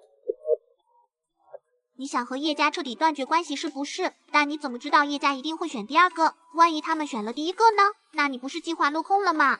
你在开什么玩笑？叶家人那么护着叶江，会让叶江暴露身份，在我和叶江之间，他们会选我。我看你是最近吃那猫粮吃多了，把脑子都吃堵塞了。叶田，你今晚别吃晚饭了，叶浩怒火中烧，不知道站了多久，才终于发出了一个冰冷的命令：现在跪在祖宗牌位面前，跪到明天早上为止。还有你，没事别去惹叶棠，你以为她还是原来那个贴心温顺的女儿？我知道了。所有人散了以后，叶浩给老三老四两个儿子打视频。家里最近发生了太多的事，老三老四和老七像是一直在置身事外，没怎么关心过。爸，这么晚了，有什么事吗？叶浩把叶棠的事情告诉了两个儿子。事实上，老三和老四对叶棠的讨厌程度，应该是几个兄弟里最深的，讨厌到甚至不想看见叶棠这个人，才会一直躲在外面不肯回家。奇怪的是，叶棠却很喜欢三哥四哥，哪怕老三老四公开表明不喜欢他，他也不介意。我还以为是什么事呢？叶棠不是让我们官宣和他断绝关系吗？那就断了吧，刚好我也很讨厌这个装腔作势的妹妹，断绝关系，一了百了。老四，你听听你在说些什么？叶棠到底是你的亲妹妹，就算你再怎么讨厌她，也不得不承认这个事实。你别再给我出这些馊主意，或者等你回来，我饶不了你。爸，你误会我了，我的意思是，既然叶棠逼我们做选择，要我说你就放她走，反正她迟早会自己回来的。叶棠只是在耍小把戏，她不过是介意自己的养女身份，想要一个嫡出正牌千金大小姐的身份罢了。叶流年的话让叶浩有些半信半疑。爸，要不你就听流年的吧，反正江江的身份是绝对不能暴露的，你应该比我们更清楚。叶明奇想得很简单，反正叶江是绝对不能受到伤害的。再说了，他现在离开了叶家，以后混不好了就知道叶家有多好了，自己就屁颠屁颠的回来了。行，那就这么定了。既然叶棠想要他们断绝关系的声明，那就给他。不管怎么样，叶家都是他的家，他岂能真的不回？后来，这份声明成了叶家人做出最后悔的一个决定。断绝关系的当天，叶棠立刻着手办理户口转移。叶浩万万没有想到，叶棠居然如此积极地办理户口手续，而且面对他们选择了叶江而不是他的事实，完全没有表现出任何失落或者伤心的神色。一时间，他还有点怀疑自己的判断，这个女儿会如老三老四说的那样，以后真的还会自己回来吗？办理完户口，叶棠连客气也懒得在叶浩面前装了，直接走人，那毫不在乎的样子。叶浩看了差点没背过气去。叶浩可能压根想不到，叶棠从一开始就是奔着和他们断绝关系去的，逼他们公开他的身世，也只不过是一个幌子。恭喜，终于和叶家断绝关系了，从今天起，你真正的自由了。谢谢你，这辈子我最感谢的事，也是最幸运的事，就是从一开始遇到了你，还有伯奶奶。新年好呀，新年好呀，祝贺大家新年好。到了拍摄综艺的日子，朱导演宣布花溪村旅游的规则。生活费需要自己挣，那我们接下来的这顿中午饭需要你们自己搞定，加油哦！李村长笑呵呵地补充道：各位，我家灶台可以借各位一用，柴油盐都有，只是食材啊，实在是一无所有，各凭本事吧。我看附近好像有个鱼塘，我可以去捕鱼，中午大家就不用担心吃的了。江江，我都差点忘了，你可是捕鱼高手，太好了，你要是能捕到鱼，我们今天中午就有鱼吃了。叶婷拔高了声音，无一不是想让所有人都听见她的宝贝妹妹到底有多厉害。六哥，不管是谁想吃这个鱼，都是应该的。我们一起来参加这个节目就是缘分。还是我妹妹善良大方。叶棠哪里能不知道，叶婷这是当着镜头的面刺儿她呢。行了行了，我知道你妹妹不仅有本事，还善良大方，不用特意在镜头面前炫耀，真做作。再说了，我可没说过要吃你妹妹做的鱼哦，总是这样自以为是的说一些这种话，不觉得害臊吗？糖糖，你是想到有什么其他食材可以利用了吗？关倩性子温和，很容易赢得别人的好感。其实我今天中午已经有了一个完美的午餐计划，但是需要大家帮忙配合我一下，行吗？黛西和刘浩轩都举手表示愿意帮忙，剩下的其他嘉宾自然是不会想着跟叶棠的，尤其是郑怡和林佳丽，明晃晃的和叶棠有仇。不如我们分 A 和 B 两个组吧，看哪个组做得更好。午饭做好以后让网友评分，得分高的一组可以获得今天的生活费50块钱。随后，叶江自制鱼叉，插到了一条个头不大的鱼。姐姐，我弄了一条鱼，应该够我们所有人吃的了。你管这叫够？叶棠则自制鱼竿，很快便钓到一条大鱼。这次钓上来的鱼也不怎么大嘛。叶江的脸都绿了，感受到了被碾压的感觉。没一会儿，叶棠的小木桶里已经装满了鱼。糖糖，从今天开始，你是我的神。朱导和节目组也是没想到，叶棠居然开局就给了他们一个这么大的惊喜。江江，你能在这么短的时间内弄到一条鱼，已经是很了不起的一件事了。如果你也有钓鱼用具，你肯定也能钓到更多的鱼。就是啊，江江，钓个鱼而已，有什么可厉害的？叶怀安和林佳丽分手，林佳丽就把黑锅都甩在了叶棠身上。傅黛西看不下去了，刚才叶婷一直夸叶江厉害，没想到只是钓了一条小鱼，顾少，你想安慰叶江也不用撒谎吧？幸好叶江没有钓具，否则就连这最后一个借口都没有了。由于节目组不允许他们去集市卖鱼，叶棠一组便逐户到村民家里用鱼来交换其他食材。在4个嘉宾的配合下，丰盛的午饭准备好了。此时叶棠所在的直播间观看人数已经达到了70万，而叶江这个顶流撑场面的直播间也只有50万人流量。我们也找村民换点蔬菜和大米饭吧。光是这么一条鱼，我们6个人肯定是吃不饱的。但是如果能换来蔬菜和米饭，至少还能填饱肚子。好，我去换。叶婷知道叶棠的厨艺甚至比米其林大厨还好，可从她回国以后，和叶棠闹掰这么久，就再也没吃过一次叶棠做的饭。现在她是真的馋了。糖糖，你这菜做的也太开棒了吧！叶婷，你有什么事吗？怎么一个人过来了？叶婷想着只要叶棠主动开口请她吃饭，那么她也就顺着台阶下，顺便把江江也一起叫过来。但是叶棠却完全没有搭理她的意思。她做的饭给刘浩轩他们吃了，明明应该是她吃的。你们今天中午吃的可真好。那肯定是要比你们吃的好。就叶江刚才捕的那条小鱼，还不够我们塞牙缝的。叶婷没想到叶棠是一点面子也不给她，甚至当面嘲笑叶江，终于忍不住借题发挥。叶棠，你干什么跟浑身长满刺一样？不管怎么说，江江都是你妹妹吧？我是你哥吧？就算这次你赢了，我和江江连饭都还没吃上，就不能叫上我们一起吃吗？为什么要这么斤斤计较？叶婷，我请你记住，我和你们叶家已经断绝关系了。还有叶江是你的妹妹，但可不是我的妹妹。你想道德绑架我，也要尊重最基本的事实吧。叶婷怔了一下，才想起他们叶家发表了与叶棠断绝关系的声明。我们就是吃一顿饭而已，有必要这样吗？当然有必要，因为做饭的人是我，消耗体力的人也是我，我有资格和权利决定谁吃谁不吃。我们既不是亲人，也不是朋友。因为我没叫你吃饭，你居然还表现出一脸不爽的样子，凭什么？你这个人也太理所当然了吧？我又不是你亲爹，才不会惯着你们。想继续做太子爷，那就回家去啊。就是，叶婷，你张口就让糖糖请你吃饭，太没边界感了吧？没错，叶田，现在的糖糖和你们可是没有任何关系的，他没义务请你和叶江吃饭。叶婷，你确实得收敛一下，你这么理直气壮，和霸凌别人没什么区别。请你吃饭是情分，不请你吃饭是本分，这里不是你能恣意妄为的地方。叶棠看到黛西他们都为她说话，心里有一股暖流涌过，罕见的感受到了一种被维护的奇妙滋味。你们根本就不懂，他们对叶家的事根本不了解，也不了解他们兄妹。对啊，他们不懂，至少他们不会一边吃我的饭，还胳膊肘往外拐，帮着别人针对我。像这种人真挺没意思的。不过我也是最近才领悟过来。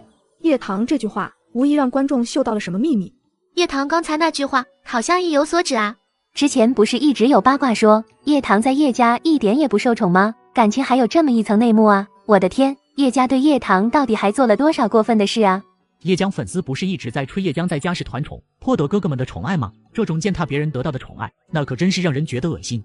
叶江听到工作人员说叶婷在叶棠那边，心里咯噔了一下。他不是不知道叶婷以前吃叶棠的饭吃惯了嘴，叶婷居然会当着万千网友的面去叶棠那里蹭饭吃，这不是在明目张胆地告诉所有人他叶江能力不行吗？这对他而言算得上是一个不小的羞辱了。叶家为了控制舆论，不断地打电话给节目组，但朱导根本不接。他们幕后最大的金主是璀璨传媒，叶家想当的话就去找璀璨传媒啊，为难他一个小导演算怎么回事？此时的叶老太在家里气得快吐血，他还想着叶江能在综艺上吊打叶棠，可他万万没想到，居然是叶棠吊打了他的宝贝孙女。叶浩和叶老太原本是想找璀璨传媒谈一谈，他们璀璨传媒可以捧任何女艺人，但唯独这个叶棠最好还是算了，可惜对方压根没有要搭理他们的意思。这个璀璨传媒也太嚣张了，气死我了！不管我去多少次，那个叶总的秘书是连个好脸都不给我看，直接不把我们星光娱乐放在眼里。他璀璨传媒再有钱又怎么样？等我们星光娱乐成为业内龙头老大，最后还是得他们璀璨传媒来求我们。行了吗？你也知道璀璨传媒有钱，我们星光有什么？你以为人家凭什么要卖你面子？你无非就是希望和璀璨传媒合作，让他们不要继续捧着叶棠。可是那档综艺是璀璨传媒砸钱拍的，谁让人家有钱呢？总有一天我会把这个璀璨传媒的老总揪出来，我倒是想知道对方到底是何方神圣。我这次也是失误了，早知道就不该让江江参加这个破综艺。一想到宝贝孙女在里面受苦，叶老太的心都拧在了一起。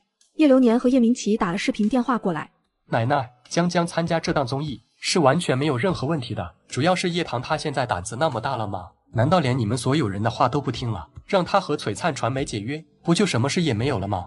现在除了你和老四，还有老七，家里所有人就没有叶棠待见的。你大哥、二哥，尤其是你五弟，现在也被叶棠洗脑了。他们现在甚至觉得是我们对叶棠不好，才让叶棠变成今天这个样子。总之一言难尽。奶奶，既然叶棠这么喜欢待在这个综艺，就让她背。虽然叶江表现确实不好，但不代表叶江之后表现依旧会被叶棠遮掩锋芒，不是吗？你说的也对，他的宝贝孙女可不是一般人。奶奶，我现在也觉得这个璀璨传媒是不是故意在搞我们星光娱乐？他们明明知道叶棠是我们叶家不待见的人，可这个璀璨传媒从头到尾都没给过我们一点面子。叶老太对这个不识时务的璀璨传媒已经恨得咬牙切齿。我说你们脑子秀逗了吗？璀璨传媒为什么一定要和你们合作？又为什么一定要听你们的话，把你们不待见的叶棠扔到某个位置雪藏？你们以为自己是谁？一边想着攀附人家璀璨传媒，结果攀附不上，还说别人针对你们。有没有一种可能，是人家根本看不上你们，你们自己倒是戏多，跟跳梁小丑一样上蹿下跳，觉得人家要给你们面子？我看就是你们脸皮太厚了。叶慕白与大哥经过几天的调查，已经发现了一个惊人的事实：叶棠居然就是璀璨传媒的老总。原来这才是他们妹妹的真实面目。原来叶棠这么优秀，这么厉害，而他们却错把榆木当作珍珠，认为叶江是珍珠，对他娇养宝贝了那么多年。叶慕白并没有把璀璨传媒的秘密暴露出来，因为除了他和大哥，其他人都认为叶江从人品到能力都是堪称完美的，因为对他的滤镜太深，也会下意识地选择相信他。如果没有硬性的证据，根本不可能有人相信叶江其实一直有着不堪的一面，所以还不如继续搜集证据，在必要时刻揭穿叶江。叶棠，你会下围棋？其实我也会下，不知道我有没有这个机会和你一起下一盘。叶棠在综艺上的表现一度碾压我要借助围棋的精彩表现，给自己扳回一局，让现场的这些嘉宾们都看看我的本事，我可绝不是叶棠这种人能比得上的。下棋可以，不过我有一个要求。什么要求？你尽管说。如果你输了的话，我要你网络上置顶1个礼拜，承认你自己不如我，怎么样？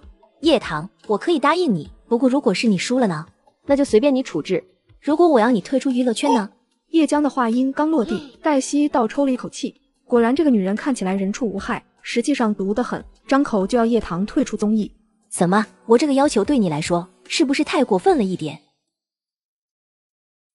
我输了。曾经击败过职业围棋手的叶江，竟然被叶棠杀得片甲不留，叶婷的心里有点不是滋味。一开始信誓旦旦的要和叶棠切磋围棋，看他那样自信，我还以为叶江会有绝对的把握，谁知道最后还输了，这不是逞强吗？叶江，别忘了你之前的承诺，网络置顶3天，承认你不如我。叶江的脸色顿时难看至极，有什么比自己打自己脸还更尴尬的呢？堂堂真的好棒啊，这盘棋下的实在是太精彩了，我刚刚看得太入迷了，生怕打扰了你。叶江在围棋比赛中败给叶棠，迅速登上了热搜排行榜，引发了热议。我们一起去旅行的节目看了没？叶江让叶棠和他一起下围棋。叶江以前赢过职业棋手的事情，想必大家还记得吧？光是热搜都上了好几个，全都在夸叶江厉害的，又美又仙，简直是上天派来的宝藏。结果今天叶江被叶棠吊打了一波，谁说不是呢？看到叶棠赢的结局，我一整个除了震撼就是震撼。所以说还是叶棠以前太低调了，这么一对比，感觉叶江就会营销自己，结果现在我感觉人设和现实差距有点大。今天晚上又是叶家忙着做公关测热搜的一晚。第二天，叶婷终于在一个没有摄像头的角落里，迫不及待地走向叶棠。叶棠依旧对她视而不见，但叶婷忍不住了。叶棠，你就非要这么对我吗？你知不知道你这些天一直不理我，连做的饭也不给我吃，我有多难受？他承认他受不了叶棠对他的冷落，所以他终于低下了他高贵的头颅，第一次在叶棠面前服了软。我真搞不明白，你在我面前摆出这副委屈的样子是想干什么？之前不是很嚣张吗？你不是口口声声说只有叶江这么一个妹妹吗？既然如此，你找你的江江去啊，找我干嘛？我现在和你道歉行吗？我承认我以前对你确实不好，说了一些过分的话，也做了一些过分的事。这下叶棠真的有些惊讶了。叶礼墨和叶慕白曾向他道过歉，起初他没想到，但后来也并不意外。可这个叶婷好像从头到尾就他喊得最凶，那个当初还叫嚣着永远不会认他的叶婷，此刻却要向他道歉。道歉？你觉得有意义吗？我还是喜欢你桀骜不驯，站在叶江那一边，高高在上，看不起我的样子。请你继续保持，不要和我牵扯上任何关系，要不然我只会觉得你在犯贱。看到叶棠毫不留情地走了，叶婷气得脑仁疼。犯贱？他叶婷现在好像真的是在犯贱。他有些赌气道：不领情就算了。在叶江微博置顶3天，满屏的人都在质疑叶江能力时，有人放出了一个消息：叶棠之前钓鱼的鱼塘居然是私人承包的，这么一来，叶棠钓了别人的鱼，还钓了那么多，他凭什么？虽然叶江也弄了一条鱼，但对比叶棠钓了那么多条，反而衬得叶江更明理懂事。一时间，叶棠这种私下捕捉私人鱼塘里的鱼行为，说大也不大，说小也不小，因为上升到了道德问题。这种道德问题会在网络上被无限放大。这到底是谁干的？哼，除了我们叶家，还有谁会去关注鱼塘是不是私人承包的？为了衬托叶江，某些人可真是什么事情都能干得出来。我现在就去找叶明启。你找他有什么用？他在我们兄弟几个可是最讨厌堂堂的，包括老四，而且他们俩是我们当中最冷血的人。那怎么办？不怎么办？叶慕白对叶棠的实力已经有了一点了解。叶明奇现在就是太自信了，就如同以前的你和我一样，让堂堂打击一下他的自信，我感觉也挺好的。总之，叶慕白是不打算插手这件事了。叶明奇想自取其辱，让他取去，但叶怀安还是去找了叶明奇。他一点也不希望看到老三老四也沦落到和他们一样的下场。老桑，你现在去把热搜撤了，不要在这个节骨眼闹事。你以为这样就能挽回星光娱乐和江江的声誉吗？二哥，你不是一直很疼江江吗？怎么，你居然也会为叶棠说话？我和江江的关系跟和我与堂堂的关系没有什么联系。我是觉得我对不起堂堂，但是江江我也一样当她是妹妹。你还真是蛮贪心的。二哥，你要我撤热搜，可不是我一个人说了算的。有本事你去问奶奶、问爸爸、问妈妈，看他们同不同意。叶明启，你少用他们来压我。我并不是用他们来压你，只是陈述事实而已。好了，你放心，我不会对叶棠怎么样。这次我只是想给他一个小小的惩罚而已。你难道没发现他最近太过嚣张了吗？叶家被他搞得乌烟瘴气，江江也被他搞得心神不宁。我只是希望他能安静一段时间。希望你的愿望能够实现。叶怀安这句话是带着反讽的，说完就离开了。叶明奇没有听出里面的讽刺，依旧我行我素。这边节目组还有点莫名其妙，怎么突然讨论起鱼塘的事来了？这鱼塘是村里的，又不是什么野生珍稀类的水产，不至于这么上纲上线吧？朱导忽然有点后悔，早知道是该提前问一问鱼塘主是谁，现在这不是惹上麻烦了吗？所以这鱼塘主是谁啊？能不能站出来说句话？怎么回事？难道节目组事先没有和鱼塘主沟通过吗？其实也不能怪叶棠吧，他哪里知道这鱼塘是私人承包的，只能说叶棠确实有点倒霉。倒霉什么？就算是村里的鱼，他能这么一口气钓那么多吗？他钓完了，村民吃什么？就是为了表现自我吧。虽然叶江也捕鱼了，但人家只捕了一条，根本没有叶棠那么贪婪。道歉，必须让叶棠道歉。这种人本来就自私，不然也不会忘恩负义。叶家好歹也养了他几年呢，结果他不仅欺负江江这个亲生女儿，还和人叶家断绝关系，果然是斗米恩，生米仇啊！叶明奇看到舆论在步步升级，嘴角也扬起了一抹笑意。果然，只要他一出手，就将叶棠捏得死死的。可他万万没想到，很快有了新的反转。家人们，我猜你们绝对想不到，这个花溪村的鱼塘主居然就是他叶棠本人，意不意外，惊不惊喜？这个反转的新闻确实让网友们的眼珠子都睁圆了。怪不得节目组没提前和鱼塘主沟通，钓自家鱼还有什么好说的啊？那个叶江，你捕了人家叶棠鱼塘里的一条鱼，能不能照价还回去啊？不然就显得你不懂事了。感情他们一直在那叫嚣让叶棠道歉，结果是让叶棠给自己道歉，我可真是小刀划屁股，开了眼了。一时间，所有人都在津津乐道，捧着瓜猛吃。老三，不好了！怎么了？原来那个鱼塘居然是叶丫头自己承包的，你现在被坑了。什么？奶奶，你确定吗？现在网上都传开了，估计是叶棠那边有人在做公关，故意买通营销号在网上那样说的，就一个营销号发了几句话，你们就觉得是真的。叶棠要是这个村的鱼塘主，我直播吃屎。李村长看到网络新闻很是吃惊，这到底是哪个王八蛋发的？不可能，这绝对不是我们花溪村的人。这口鱼塘是叶棠私下承包的，而且允许村民捕鱼，这是所有人都知道的事。这个人当然不是我们花溪村的人，但我可以肯定，这个人应该是叶家的人。无所谓，他想闹，我陪他，而且我甚至还可以送他一份大礼。在花溪村承包鱼塘的人，确实是我。村长也上了本地旅游号。我是花溪村的村长，我和村民们都可以证明，这个鱼塘的确是叶棠私下承包的。不仅如此，叶棠还为我们花溪村修了马路，建了公共厕所等多种设施。我不知道为什么会有人在网上抹黑叶棠，但是面对这种颠倒是非黑白、不怀好意的人，我们绝不姑息。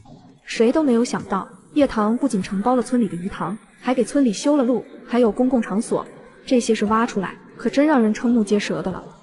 老三，出大事了！你快看热搜，叶棠的舆论已经全面反转了，而且他们现在都在猜测是我们叶家搞的鬼。现在的网络形势对我们叶家还有江江都很不利。叶明奇看到网络舆论的走向，脸色一下子就黑了。到底是哪个傻波一告诉我，他知道花溪村的鱼塘主是谁，还告诉我鱼塘主性格软弱好欺负。要不是有人这么跟他说，他也不会上这个当，甚至开小号在网上带节奏。叶棠丫头现在这个睚眦必报的性格，她恐怕不会轻易收手了。其实我不希望璀璨传媒捧她，也是怕这个丫头最后完全不受我们叶家所掌控了。不知道从什么时候开始，唐丫头就彻底变了。她身上捆绑了太多和我们叶家有关的秘密，如果她在娱乐圈的舆论影响力与日俱增，对我们而言就是一种威胁。万一她对外说了什么，比如说江江的身世，那后果可是十分严重的。对，她不能对外说江江的身世。何止是身世，包括叶江和顾晨以前的越轨行为，对叶江的名誉也会是一种重创。叶江的完美人设绝对不能崩塌。我这次也不是针对他，更不是为了抹黑他，只是他在综艺上的表现总是压制江江，还有围棋上的事情让我很不爽，我才会利用鱼塘的事，试图让叶棠长点教训。他在叶家，我可以保他一辈子吃穿不愁，这些道理他应该懂。至于江江的身世，我相信他不会乱说的。他这番话说得理直气壮，他觉得自己做的没有一点错，甚至觉得他可以保叶棠吃穿不愁，已经是对他最大的恩德。既然叶李默已经颓废了，他这个三哥担起整个家族似乎也没有错。叶明奇唯一的错就是错估了他如今在叶棠心里的地位，以及叶家在他心里的地位。这些人和物在叶棠的心里全都是一文不值。叶江看到铺天盖地的舆论，脸色都有点发白。他给曾秀兰打了个视频电话，奶奶，江江。叶江看到叶老太，心里还有点忐忑，他很担心奶奶会对他失望。奶奶，对不起，我最近让您失望了，辜负了您的希望和栽培。放心吧，你永远是奶奶的心头宝贝，失误不过是人之常情。就像叶棠，她也不可能永远一帆风顺。我和你妈仍旧对你抱有很高的希望。叶江见曾秀兰脸上都是慈爱之色，心里也松了口气。第二天节目录制完后，他们打算坐大巴回去，而薄迟燕已经开着他的车在村口等了。最近过得怎么样？挺好的，你有没有看我直播？看了，你在里面表现得很不错。那是必须的，未婚夫那么强，未婚妻肯定也不能差。而且我们马上就要举办订婚仪式了，我也不能让京圈的人看你笑话，让人觉得你真的娶了一个村里的小村姑。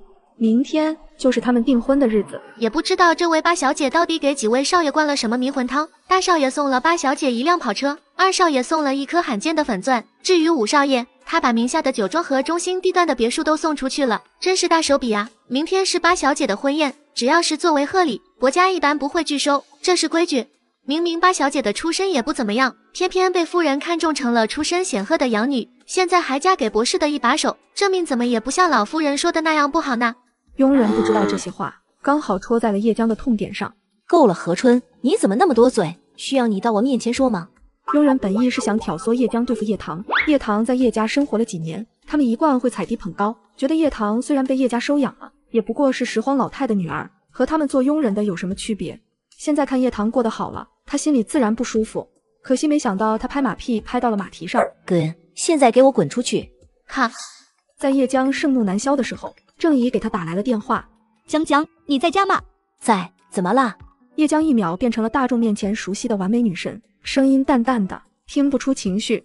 明天你和顾少一起去博士的婚宴吗？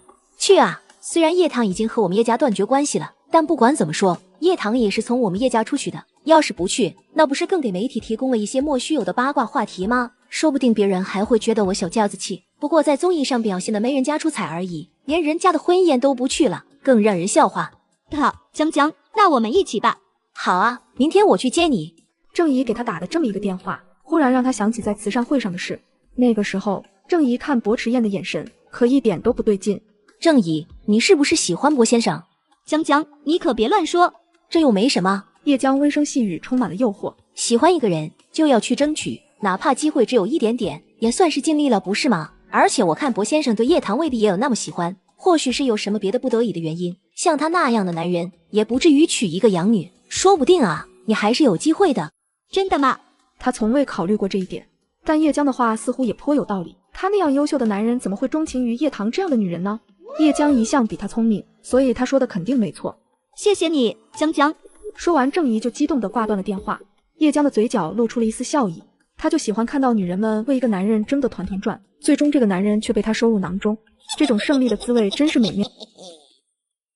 此时已经下午3点，可是叶家仍旧没有收到博士婚宴的请柬。三哥，你该不会是在等堂堂给你送订婚宴的请柬吧？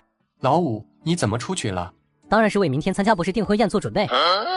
怎么？难道叶棠给你们送请柬了？三哥，你在想什么呢？你不会真以为堂堂会给你送订婚宴的请柬吧？看来奶奶压根没有把家里之前发生的事情告诉你。现在的你和我们，在堂堂眼里并没有什么区别。他现在讨厌你还来不及呢，又怎么会期待在自己的订婚宴上看到你我呢？至于我和其他2位哥哥，也都是蹭了别人的请柬，当男伴或者合作伙伴，提前沟通商量好了才能进去。讨厌我。叶明奇重复着这3个字，只觉得有些刺耳，还有点好笑。从前只有他和老四讨厌叶棠的时候，但现在叶慕白却告诉他，叶棠讨厌他，简直不可思议。我看你是被叶棠洗脑洗得够的了。叶棠的心机那么深，你也不是不知道，她就是利用了你和老大老二的性格，才对你们逐一攻破。老五，我希望你能早点明白过来，不要再中了他的招。反正我和老四是绝对不可能中他的招数的，不管他怎么折腾都没用。叶明奇，你再说一句堂堂的坏话，信不信我永远都不认你这个三哥？我看你根本不知道到底是谁的心机深。经过暗中调查，他和大哥已经收集到了一些资料。在追查叶江顾晨行程轨迹时，他们成功找到了一家国外酒店，看到叶江和顾晨在酒店门口热吻，最后2人一同进入酒店房间。而那个时候，顾晨和叶棠还是未婚夫妻的关系，并未分手。他不仅把叶家所有哥哥们玩得团团转，居然伪装成柔弱可欺的样子，屡次和叶棠发生矛盾，导致所有人对叶棠产生嫌隙。他甚至连姐姐的未婚夫都不放过。叶李默越想，心里越寒。这些年，他们居然养了一条毒蛇在身边。你怎么也不想想，如果这真的是叶棠的招数，为了攻破你，那他为什么现在连订婚宴的请柬都不愿意给你送呢？叶老太也头疼着呢，居然连自己爹妈奶奶都不请，他们脸上这下是真的有点挂不住了。算了，明天让叶江跟着顾晨去，顾家是云城顶级豪门，顾晨一定会去，让江江一起，也算是让他们提前看看未来的顾少夫人。叶江蹭顾晨的请柬一起去参加了叶棠的婚礼，好歹也算挽个尊，别人不会说的那么难听，说不定他们还会以为是他们几个做长辈的实在厌恨叶棠，才故意不肯出席这个女儿的订婚宴。是叶江好心，才愿意给这个姐姐面子。这么一想，叶老太的心情好像也没有刚才郁闷了。这个唐丫头也别太放肆了，她一个和家里脱离了关系的女儿，订婚宴这么大的事都没有我们这些家里的长辈坐镇，我倒要看看云城这上流圈子的人会怎么笑话她。一个孤苦无依的女孩，没有我们这些娘家人撑场子，要怎么在薄家立足立威？她是不是以为嫁个薄家就可以高枕无忧了？等着吧，到时候就算是她未来的婆婆，也会看不起她的。到时候唐丫头就知道她做的这个决定有多后悔了。妈，您说的是？叶老太前脚才刚说完大话，后脚就遭到打脸了。住隔壁的刘老夫人故意打电话，好奇地发起了追问：叶董事长，您真的没有收到薄家的订婚宴请柬啊？什么我没有收到，只是我不愿意去而已。再说了，我们江江明天会去参加订婚宴的，得亏我们江江心地善良，居然还主动提出说要去参加订婚宴，否则还怕叶棠那丫头没看到娘家人出席难堪呢。叶董事长，您就别蒙我了，大家伙都已经知道叶棠和你们叶家闹得很僵，是不是？她甚至都不想在自己的订婚宴上看到你们叶家人，这是圈子里都已经传遍了。不过那唐丫头倒是挺好的，还给我送来了一张请柬，上午12点就看到了。哎呀，也难为唐丫头还惦记着我这个老太婆。什么？叶老太闻言大惊失色，不想再听这老太婆聒噪，直接挂断了电话。他居然给那个姓刘的老太婆都送订婚请柬了，那可是我的死对头啊！当初他还和我抢过男人，差一点就被他给得逞了。叶棠，他这不是故意要打我的脸吗？好了啊，说这些有什么意思？还是想想现在怎么办。不是我说你，要不是你那么逞强，老拉着江江和唐丫头比，他和叶家的关系也不至于闹得那么差。我都不明白了，你干嘛那么争强好胜，非要江江和他比出个高低胜负来？我知道你一直以来都不喜欢叶棠，你不喜欢他，可以不要搭理他不就行了？现在好了，叶家在别人眼里就是个彻头彻尾的笑话，我现在都不敢出门了。叶老太没想到儿子这个时候也指责他，你现在说的这是什么话？当初我们不是都说好了，让唐丫头给江江做衬托，给江江铺路？谁知道叶棠现在这么有本事了，几次江江都落入了下风。叶江看到家里闹得乌烟瘴气，心里也很堵，选择在边上安静的不说话，以免沾染上他们身上的火药味，被当作发泄情绪的对象。既然现在所有人都在笑话我们叶家，那现在我亲自去找叶棠要订婚宴的请柬，就算是豁出这张老脸，也不让这些人嘲笑我们。堂堂怕是不会答应你的。再怎么说，我都是他奶奶，只要我去找他，他肯定会答应的。行，那您去吧。然而叶老太居然连薄家的门都进不了。堂堂，我以前一直和你说迟燕的妈妈，她今天下午的飞机，我让司机接她去了，很快你就能见到你未来的婆婆了。你放心，她人很好，之前一直听了你的事情，也很喜欢你，她也喜欢大提琴，到时候你们俩可以互相交流一下。那也太巧了，可不是嘛？堂堂，你也知道，我们薄家原本是那么显赫的家庭。要不是迟燕他爸被猪油蒙了心，干出那些令人不齿的事，家里的情况搞得那么复杂，我和他爷爷也不至于在迟燕还是襁褓里的婴儿时就抱过来一直带到大。迟燕在云城的事业虽然风生水起，但迟早还是得回京圈主持薄家的大业。奶奶和你说这些，也是让你心里先有个底。奶奶，您放心吧。不到半个小时，薄太太就风风火火的来了。你就是堂堂吧？妈，哎，我的儿媳妇真乖啊！我早就想来看看我的儿媳妇了，可是工作太忙，最近一直在忙一个项目，才耽误到了今天。哎呦，我终于见到我日思夜想的儿媳妇了，我差点以为迟燕那个性子这辈子要打光棍了，哪怕她找了个男的，我都要松口答应了。叶棠听到萧青的吐槽，差点忍不住没笑出声来。迟燕，你妈来了，想和你媳妇儿好好聊天，你就别闲在这了，和我一起去接一下老头子。爷爷今天来？对呀，你订婚嘛？好，我现在就带你开车去接爷爷。堂堂，你的身世，你奶奶都跟我说了，可怜的孩子，你只是没有遇到好人，才会受那么多的委屈。今后你放心，我和你奶奶一样，都是站你这一边的。我最见不得像你这样好的女孩真心被辜负。以后要是受了什么委屈，尽管跟妈说，妈妈和奶奶都会把你当亲生的孩子一样看待。谢谢妈妈。对了，我上次看到你拉大提琴的视频了，那个大提琴拉得可真好啊！我听说你以前那个妹妹叫叶江的，也是家里人花重金和心血，特意找了美名远扬的江海大师来教学，她才有了现在的一点小成就。但我觉得堂堂你的功底要比你以前那个妹妹出色多了，一首曲子直接完爆她。谢谢妈妈夸奖。听说明天那个叶江也会来参加婚宴。已经得到确切的消息了。我和迟燕都没有给叶家任何人递请柬，不过顾家和我们有生意上的往来，所以顾晨会代表顾家参加婚礼。以叶江和顾晨的关系，他是肯定能和顾晨一起来了。叶家没有收到我的请柬，有点下不来台，应该是会让叶江过来撑场面。这对狗男女不仅真的敢来，还敢勾肩搭背的来，看我明天不好好教训他们。顾晨和叶江那点子恶心人的事，萧青也从薄老夫人那里知道了。第二天，全城的媒体全部集中在了博士订婚宴上。吴会长，你也来云城哇？来云城参加订婚宴的。哎呦，小影帝，你也来参加婚礼的？叶棠看到他们纷纷入席，问薄迟燕，这是不是有点太高调了？薄迟燕是很低调的人，在云城那么多年，几乎不让人知道自己的身世和身份。这些人身份都那么金贵，怕是太招摇。堂堂，我们订婚结婚都是大事，一辈子只有一次，是我要给你的仪式感。我不希望连我们订婚结婚都办得那么遮遮掩掩，我不会委屈我的妻子，不明不白的跟着我。我能给你的是我最好的。叶棠听完这话，心里一动，她这辈子真的很幸运，得到了想要的幸福。这博士看起来确实很有钱啊，跟进了宫殿一样，富丽堂皇的，真不愧是资本家。哎呀，这不是叶家的小孙女叶江吗？刘奶奶，您也来了啊？唐丫头的终身大事，既然邀请了我，那我肯定就来了啊。哦，是你，我怎么听说你们叶家根本没有收到请柬啊？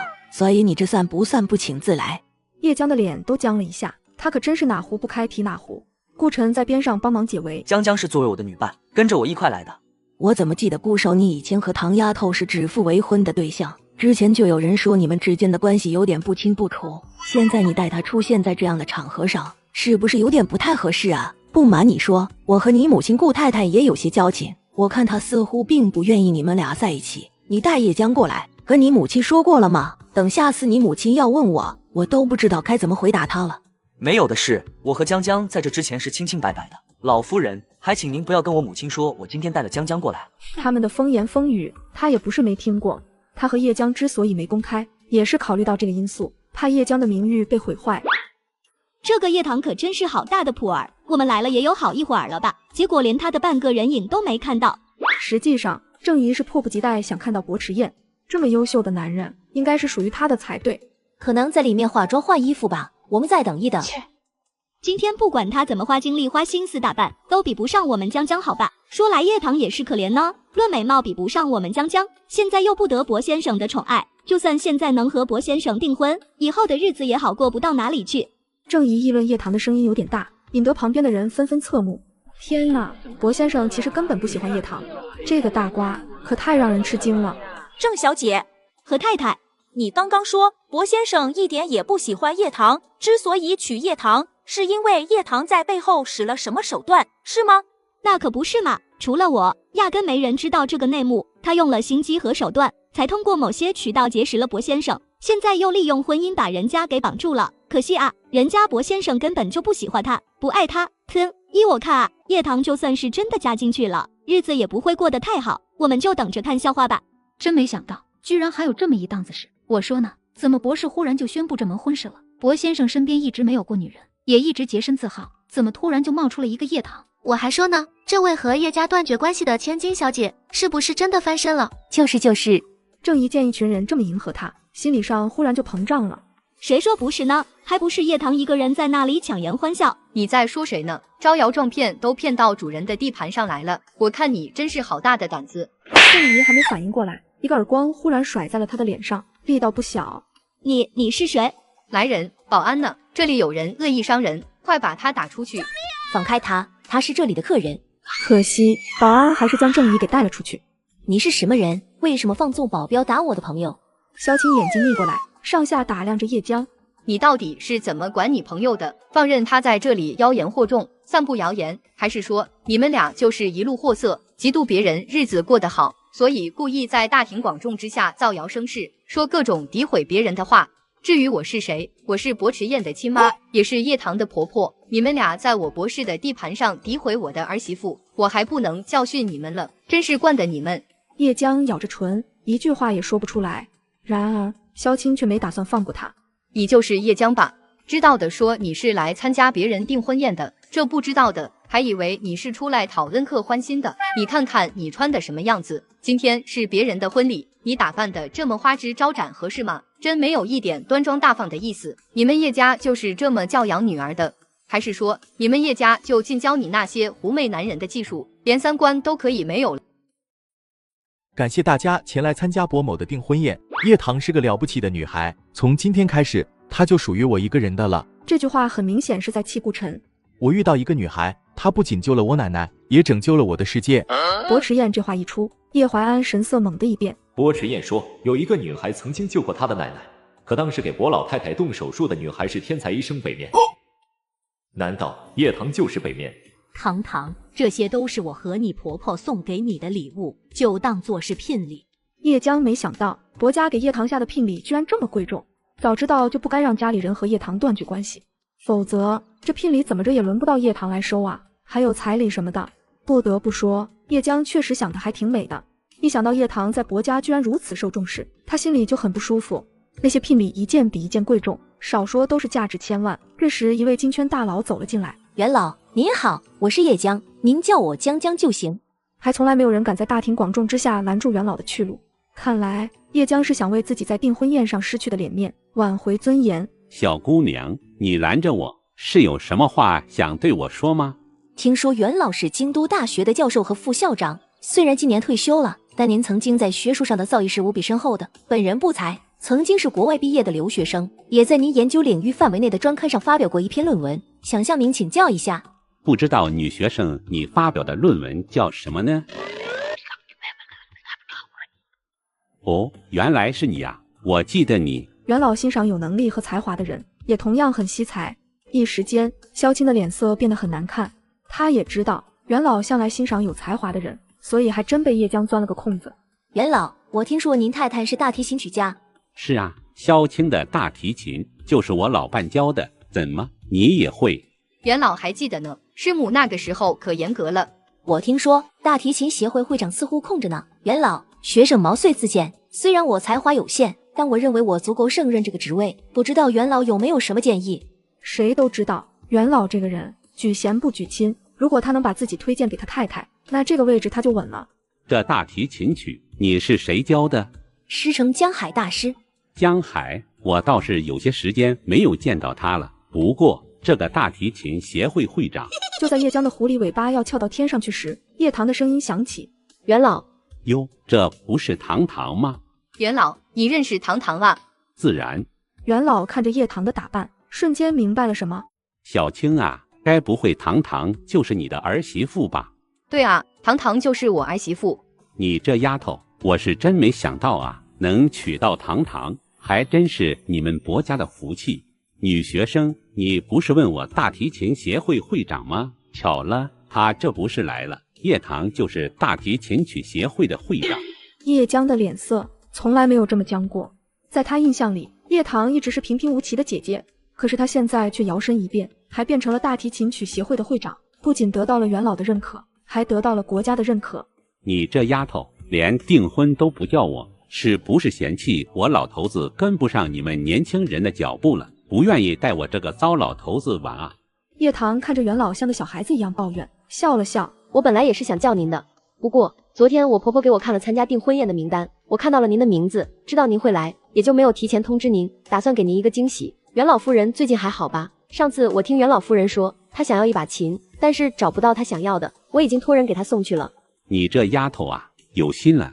女学生，你说大提琴曲协会会长这个位置，一开始呢，的确是空着的，不过并不是因为找不到人，想竞争这个位置的大有人在，但是这个位置却是一直在等着堂堂来做的。这番话已经足以表明叶棠在大提琴上的造诣有多深，那么多人竞争一个位置，却完全比不上空降的叶棠。原来如此。对了，我叫叶江，之前和叶棠也算是姐妹关系，不过叶棠姐姐已经和叶家断绝关系了。叶江是故意提起这件事的。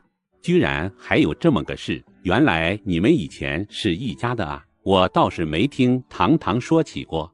像这种不堪的往事，实在是没有必要再提。叶江，既然我已经离开叶家了，你似乎也就没必要再提起我们之间的往事，不是吗？否则我可能会以为现在的你必须要倒贴现在的我才行，尤其是我现在可是协会的会长，很容易让人想入非非。你原本就是这么心高气傲的一个人，应该不会让我这么想你吧？那样可是会非常掉价的哦。该死的叶棠，你就是故意的。你明明认识元老，明明早就是大提琴曲协会的会长，但你从未提过，明摆着是设了个圈套，等着我往里面钻。叶江想起自己刚才一直在讨好元老，而叶棠就站在一旁，像看小丑一样等待着他出糗完毕，然后轻松的让他尴尬到极致，最后还用这样的话羞辱他，说他倒贴。叶棠，对不起，今天确实是我有点失控了，我以后也不会提起这件事了。那就最好不过了。你应该知道，我现在很讨厌别人在我面前提起叶家，更讨厌别人在我面前谈论我和叶家的过去，那样只会让我觉得无比的晦气。叶棠说的话，那是一点情面也不给叶江留。叶棠，你何必说的那么刻薄呢？怎么，顾大少，难道你认为别人出言挑衅我，我就应该不还口、不反击，任由别人羞辱吗？我看叶江要去洗洗脑子，你也顺便去洗洗脑子吧。我不是这个意思，江江他只是随口提了一句，跟元老说你们过去是姐妹而已，你怎么能说听了这些话觉得晦气呢？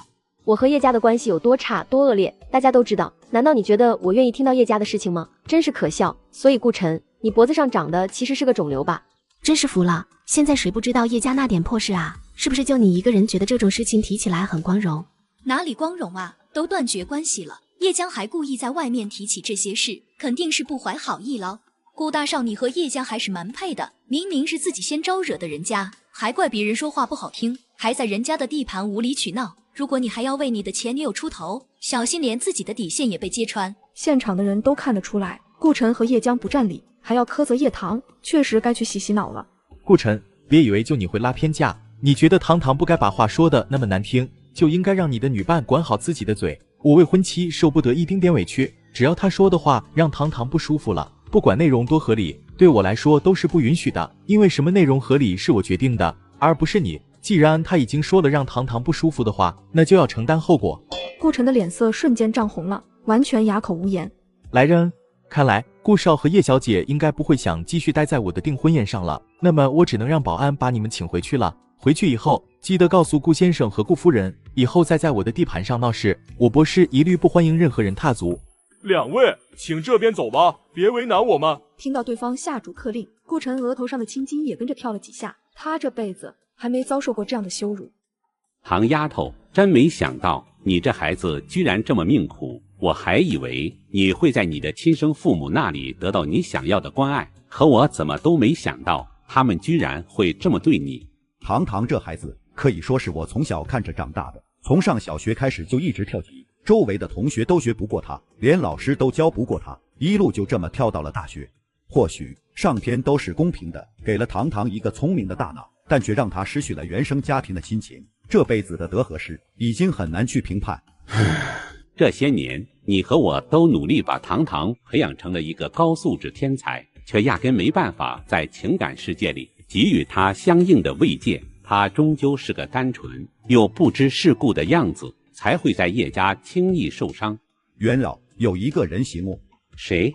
薄池燕。薄池燕这小子也算是我从小看到大的，从小就比一般人沉稳，人品好，能力出挑，适合唐丫头。唐丫头嫁给薄池燕，我很放心。薄池燕是你看大的，叶棠是我看大的，咱们这算不算也是结了一门好的儿女亲家？那咱们两个亲家不得好好喝一个？今天晚上咱们不醉不休。那可说好了，今晚你也别回京都了。今晚就在薄家睡吧，总要让薄池燕这个女婿重新认识一下你们。池燕，市长和元老今晚可能会住在我们家。我已经安排好了一切，随时欢迎。池燕，很久没和你下棋了，有没有兴趣下一盘？元老有这个雅兴，我是一定奉陪到底的。池燕，原来你也会下围棋？我一直都会，你上次和叶江下的那盘棋我看了，很出彩。看来我应该多了解了解你，我都不知道你居然会下棋。叶棠在穿过宴会厅时，看到了叶李默和叶慕白。堂堂，我们不是来纠缠你的，我们是有事情找你。说吧，什么事？堂堂，我们要跟你说对不起。我和慕白已经收集到了叶江和顾晨偷情的证据，虽然不多，但是经过我们的努力，也已经有了不小的成效。终有一天，我们会在所有人面前揭开叶江的丑态。我知道你根本不屑于再去证明自己所谓的清白，也不屑于和叶家人有任何关系。但是我和老五依旧想尽自己的力量，为你最后做一点事情。还有其他那些误解过你的事，我们也会一一查清楚，我们不会让他好过的。他们今天来，只是想告诉叶棠这件事，让他安心，而且这些事情不需要他来动手。真是不可思议啊！叶大少、叶五少，你们居然会有和叶江反目成仇的一天。怎么，叶江不再是你们的心头宝了？真是奇怪啊！我可没有忘记你们以前是怎么捧着他的，怎么现在反倒是要落井下石了？叶棠的讽刺让他们两兄弟更加抬不起头。你们想做什么和我无关，不用特地来告诉我。叶慕白，你们现在只需要回去告诉那个老太婆，还有叶明奇，他们的报应马上就要来了，给我等着。这句转告的话自然是有深意的。上次鱼塘的事，他可没忘记。回到家以后，叶李默自然把叶棠的话全部原封不动地转给了叶老太和叶明奇。一时间，叶老太和叶明奇的脸色都难看到了极致。肯定是因为鱼塘的事，这丫头怀恨在心了。现在好了，我们非但没有占到半点便宜，还惹了一身骚。你看，这丫头现在还直接对我们放狠话了，你说怎么办吧？奶奶，你现在怪我了，当初你不也支持我的吗？不怪你怪谁？我听说老二看到热搜后，亲自去找过你了，千叮咛万嘱咐，让你不要干出这么愚蠢的事情。你自己一意孤行，现在造成的恶果，当然也应该由你来承担。那你可能还要怪罪到奶奶头上。我说过不怪罪吗？你们自己的烂摊子自己收拾，我是懒得管。叶老太被两个孙子一对，差点一口气都没喘上来。老大，你怎么能不管呢？奶奶，你别忘了，是你亲自撤了我在星光的职位。薄萧从订婚宴现场离开后，打算坐自己的游艇出海玩一圈，但他才刚出门口，就遇到了叶江。卧槽，你神经病啊！跟个鬼一样出现在我面前，有病是不是？叶江的小脸顿时僵硬了，他不明白，之前薄萧对他非常崇拜，仿佛他是女神一样，这种感觉让他感到自豪和优越。可是现在，薄萧为什么用这种嫌恶的眼神看他？薄萧，你怎么了？是我刚才吓到你了吗？不好意思，我刚才是不小心。叶江以前并不知道薄迟燕和薄萧之间居然是亲兄弟关系。你找我干什么？不对，你在我家门口想干什么？该不会是你故意在我家门口蹲我吧？你这个女人到底想对我干什么？你这个女人到底想对我干什么？我对你没别的意思，只是想问问你，最近怎么没看到你来参加我的粉丝活动？薄萧是他最大的粉丝，出手又豪气。最近他在娱乐圈里有点不顺，失去了星光一姐的头衔，他的处境也变得吃力了不少，不像之前那样，什么东西都能轻而易举的得到。你是在装糊涂，还是在装糊涂啊？你看见我亲嫂子了吗？叶棠，不是别人，你该不会觉得我薄萧会偏向一个外人，而不是维护自己的家人吧？叶江，你脑袋也被顾晨给影响了。他又不是忘恩负义的顾晨，更不是狼心狗肺的叶家人，他可做不出这种向着养女的事。薄萧，难道你也被那些网络舆论给影响了吗？我和叶棠并不是你想象的那样，他和哥哥们之间是有误会，还有爸妈和奶奶，但是谁也没想到事情会闹到这个地步。你少跟我说你这些歪理，现在我和我嫂子是一个战队的，你也知道我就是薄家一个咸鱼废物，薄家是我哥在主持，叶棠又是我哥喜欢的人，是我的嫂子，所以我不可能那么狼心狗肺，为了你这么一个女人给我亲哥嫂添堵，你哪来的？赶紧回哪里去吧，以后我们俩也别再见了，怪晦气的。叶江一噎，没想到薄萧居然会这样对待他。叶江，你还没走呢。叶棠，没想到啊，尊贵的叶江小姐，你居然也会有这么一天，从云巅之上掉在泥泞里，这种滋味应该很难忘吧？被亲哥哥抛弃，甚至对方还要挖掘他偷情的丑闻，被奉为女神的薄萧厌弃，甚至连多看他一眼都不想。薄太太，你还是不太了解我，我这个人总是很难轻易言输。也是，叶江小姐天之娇女，心高气傲，这一点我还是有所了解的。薄太太，你很希望看到我狼狈、落魄、失去一切掉进谷底吗？我还以为你好像并不热衷于报仇，虽然我也并不觉得你能报得了什么仇。报仇，我叶棠只需要发光发亮，构建属于我自己的璀璨人生，站在你最羡慕的云端之上，看到你们一个个痛苦、落魄、狼狈就已经足够了，这样岂不是更爽？叶江完全没想到叶棠居然是这么想的。叶棠醒来之后，什么都不再和他争，哥哥、爸妈、奶奶，甚至顾晨，最后甚至离开了这个家，成全了他是叶家唯一千金大小姐的愿望。叶江还以为是他争不过自己，选择退出，可是他万万没想到，叶棠只是把他们的狼狈和痛苦当做人生的娱乐而已。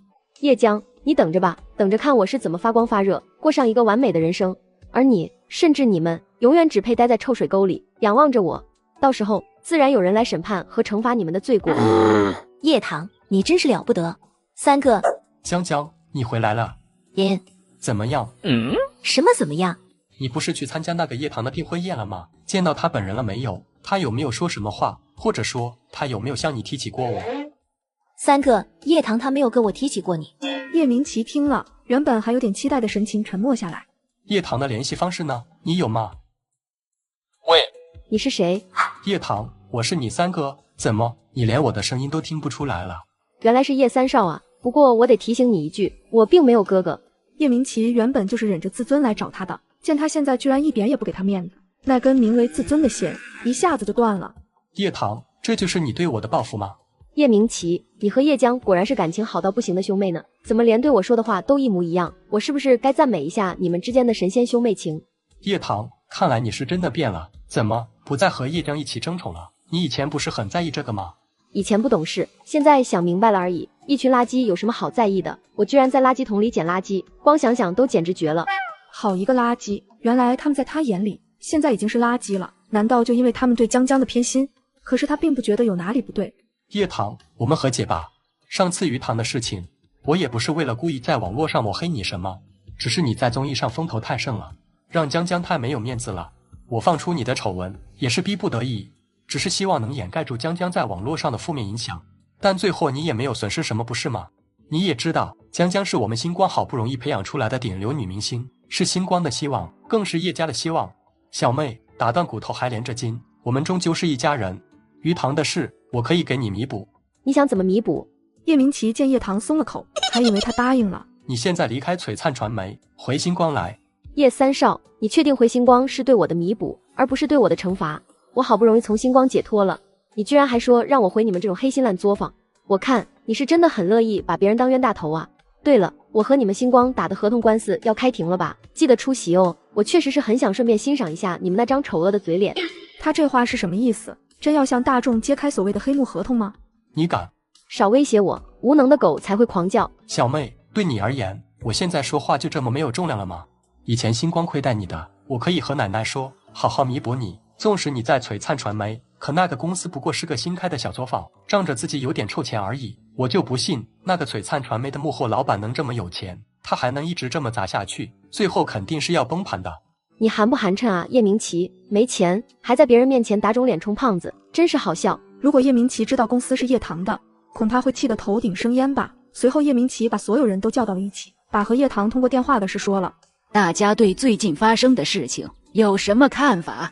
对不起，是我让大家失望了。叶江没敢告诉父母和奶奶，叶棠其实是大提琴曲协会的会长。江江，怎么能怪你呢？我不管别人怎么说，我的江江始终是最棒的。你奶奶说的对，你可是妈妈亲自教养出来的，我不允许你自卑。上次在综艺里的事能证明什么？叶棠从小在村里长大，会那些技能也没什么的吧？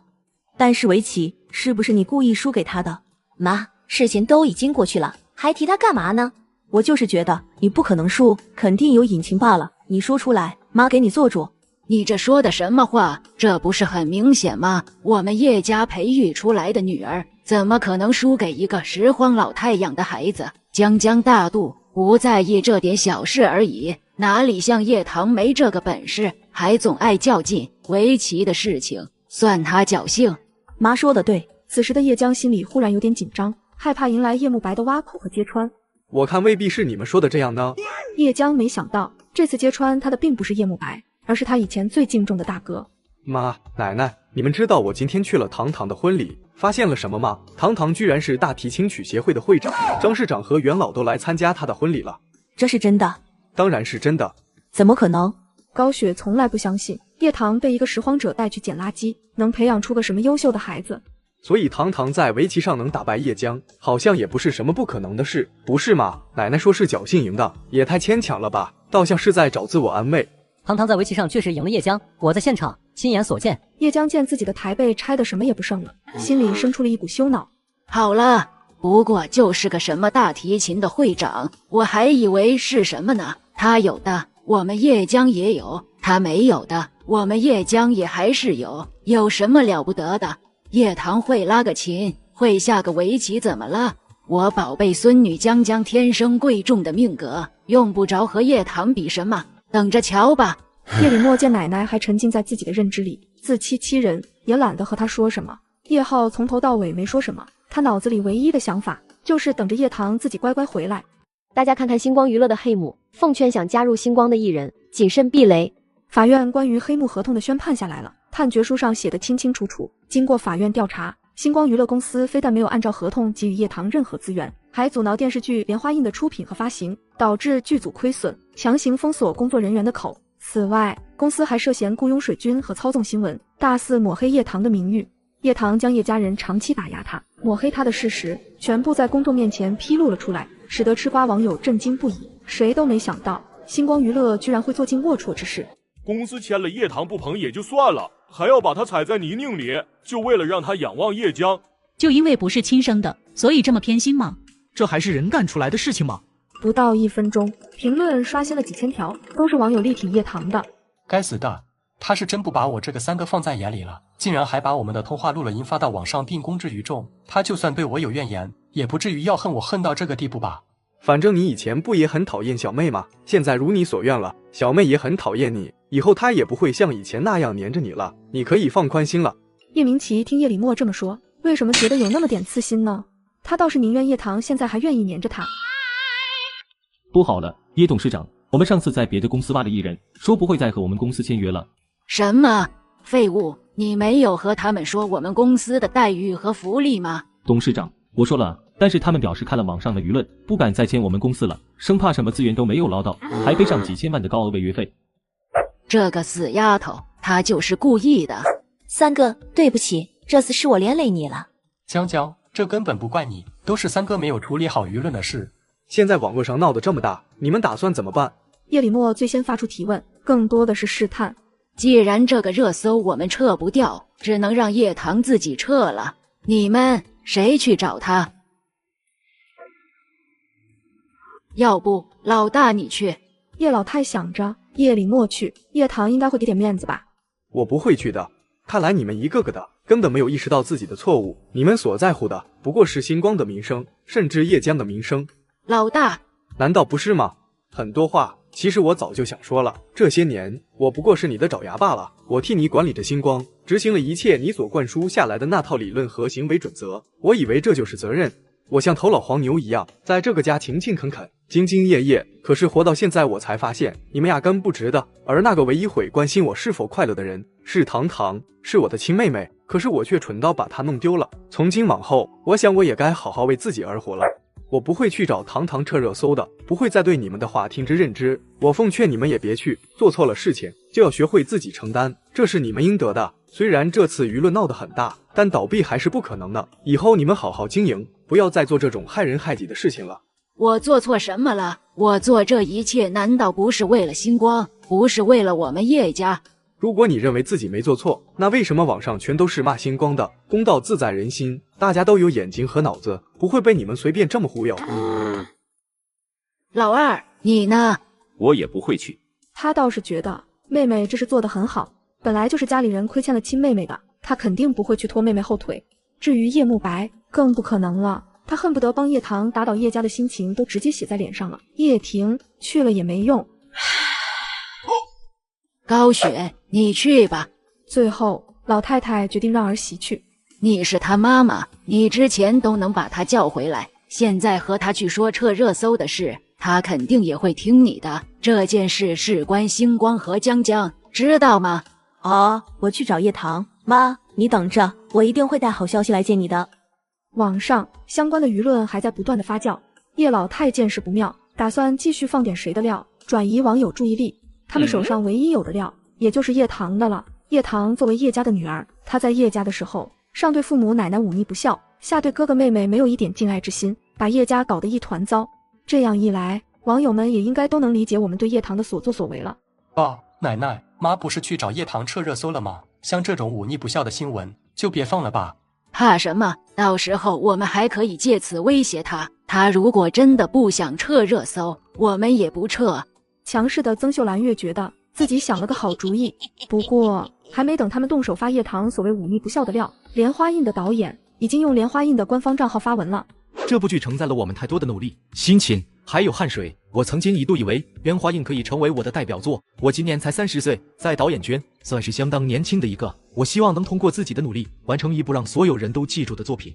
可是我们的梦破碎了，它破在了星光娱乐险恶的用心里。新剧刚上映4几亿，观看次数已经破亿，各大平台突然出现了很多抹黑这部剧的黑子。星光娱乐甚至以各种形式威逼利诱，最后导致莲花印强行被下架。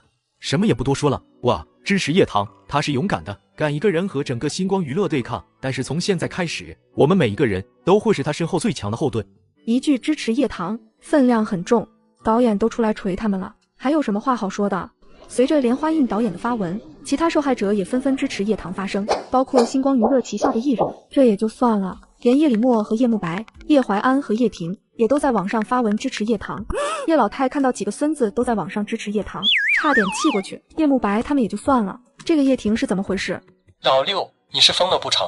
你们是想和我们叶家站在对立面吗？还是想告诉所有人，我们叶家出了几个叛徒？叶明奇快气死了，不知道叶婷在这里添什么乱。他在这边和叶棠斗法，结果叶婷这个叛徒转身去舔叶棠。为什么就骂我？其他3个哥哥明明也发了，凭什么就骂我？我不服气。再说了，我不也是想要大家和解而已，都是骨肉相连的一家人，没必要闹得那么难堪。我做错什么了？我懒得和你讲。懒得讲就懒得讲。奶奶，这下怎么办？叶棠那些忤逆不孝的料还放不放了？曾秀兰已经心乱如麻。公司里的人全都是废物吗？看看网络上都给人骂成什么样子了，那些总监全都是吃干饭的吗？还有公司里那几个在网上支持叶棠的艺人，叫他们现在全部将言论删掉，否则一律雪藏。董事长，除了叶江，咱们公司的所有艺人全都在网上为叶棠发声了。所以叶董事长，您是要雪藏所有艺人吗？雪藏所有艺人，那公司确实是不要吃饭了。叶老太没想到现在的情况居然是这样的，法不责众，他一下子也责怪不了那么多艺人，何况还是全部艺人。你先按兵不动，其他事先不要做，更不要放叶棠那些忤逆不孝的料。就算你现在发了，也无济于事，只会让网友们喷得更厉害。你妈妈不是去找叶棠了吗？让她把热搜撤掉也就没事了。在你妈妈回来之前，一切都不要轻举妄动。好，这样一来，他们都把希望放在了去找叶棠的高雪身上。叶家人帮叶江铸就的那些美丽光环，都是践踏在别人身上得来的，因此叶江被网友骂得更狠。顾晨看到新闻，给叶江打了个电话，怕他想不开。顾晨哥，你在哪？我在家。你能不能过来陪我？好，我马上过来。现在叶家出事了，叶江黏着顾晨，也是想进一步增进两人之间的感情。他向顾晨诉说了很多内心的委屈，勾得顾晨越发离不开他，对叶棠现在这些的做法也越来越不能理解。江江，会好的，过一段时间，网友就会把这些事情给忘了。顾晨看到最近遭受这么多的叶江，心疼的要命。这个柔弱又美丽的善良女人，什么时候遭遇过这些事情？叶江看着这个依旧站在自己身边的男人，垂泪的面容上划过一丝得逞。顾晨哥哥，顾晨看着眼前的女人，眼底闪过一丝异色，喉结滚动。最后，他把女人带出了叶家，直奔酒店。至于去酒店做什么，那就不言而喻了。今天的叶家估计是一团糟呢。叶家人为了叶江，可以说是费尽了心思。还好我醒悟过来了，没有继续当那个冤大头。太太，有一位夫人在门口，说是您的亲生母亲，有事要见您。我们不让她进来，说您不在家，但那位夫人十分执着，一直在门口站着，也不离开，所以就进来禀报您了，看看怎么办。叶棠知道是叶家来了，还是高雪，肯定是为了叶家的事来的。放心，堂堂，有我在。薄迟燕在他的额头上印下一个吻，叶棠感受着额头上的温度，喜上眉梢，连带看他的眼神也都是亮晶晶的。高雪跟着佣人进了别墅，坐在了客厅里。结果他没看到叶棠，却等来佣人说叶棠在午休，要他再等一会儿。还午什么休？他这个亲妈都来了，不得先招待？他好歹也算薄迟燕的丈母娘，可是现在他连个普通客人都算不上。一时间，他心里也是充满了怨念。不过他也不敢说什么，只能把怨气都憋回在了肚子里，想着等会见到人再说。这不是真的，这不是真的。我今天倒要看看你这身人皮下面藏着一具多么肮脏的身体。叶夫人，你找我干什么？说完了就走吧，我很忙，没有时间和你浪费。堂堂，我是你妈妈啊，你难道不想我吗？我怎么可能想你？我们早就没有任何关系了。叶棠，你今天先跟妈回去吧，我们不要再计较过去的事情了。虽然你和薄迟燕订婚了，但是叶家依旧是你的娘家，我们始终是血脉相连的亲人。这番话在高雪看来，已经是在向女儿低头的意思了。看来你现在能够好好听我说话了，不再像以前那样胡搅蛮缠。什么意思？以后别再来找我了。这什么意思？他是他身上掉下来的一块肉啊，是他怀胎10月辛辛苦苦生出来的，又是他好不容易找回来的孩子。堂堂，你别任性。我没有任性，难道你还以为我和你们公开恩断义绝就是在赌气吗？为什么？你问我为什么，我还想问你为什么呢？你为什么要这么偏心？你知道当你冤枉我推叶江下水，我的心有多么恨你吗？换了是任何人，我都可以原谅他，唯独你不行，因为你是我的妈妈，是我的亲生妈妈，可是偏偏冤枉我的人就是你。这一刻，高雪终于有一种难以言喻的窒息感。你现在问我为什么，那我回答你，是你在我这个亲生女儿面前，日日夜夜上演你和叶江的母女情深，是你一次又一次的偏向于他，甚至在发生矛盾的时候，毫无道理的给我定罪名，还用那样厌恶的眼神看着我。是你心高气傲，利益熏心，觉得叶江能带你们走上一条繁花似锦的道路，把他的优秀挂在嘴边，却处处贬低我，认为我这个女儿给你们丢脸。直到现在，你还在为叶江的名誉求上薄家的门，说要和我和好，你觉得这可能吗？一切都是你咎由自取。叶棠的话像尖锐的刀子一样刺进了高雪的心脏。堂堂，一直在门口偷听的叶礼墨和叶慕白也终于忍不住，声音哽咽地走了过来。他们来的初衷是为了保护叶棠，不想母亲给叶棠添堵。然而他们听到的对话让他们终于明白了叶棠内心的伤痛和痛苦。话都说完了吗？说完了就从我们薄家离开吧。叶太太，你记住，我们薄家永远不欢迎你，哪怕你是堂堂的母亲。高雪刚才经历了情绪上的波动，已经承受不了其他，再听到萧青的话，直接晕了过去。真是个废物！叶棠就说了那几句话，你就这么怂的被人家赶出去了？奶奶，你这么能耐，你怎么不自己去伯家呢？难道是奶奶你早就料到你可能会像上次那样，连堂堂的面都见不到，就被伯家的保镖驱赶了吗？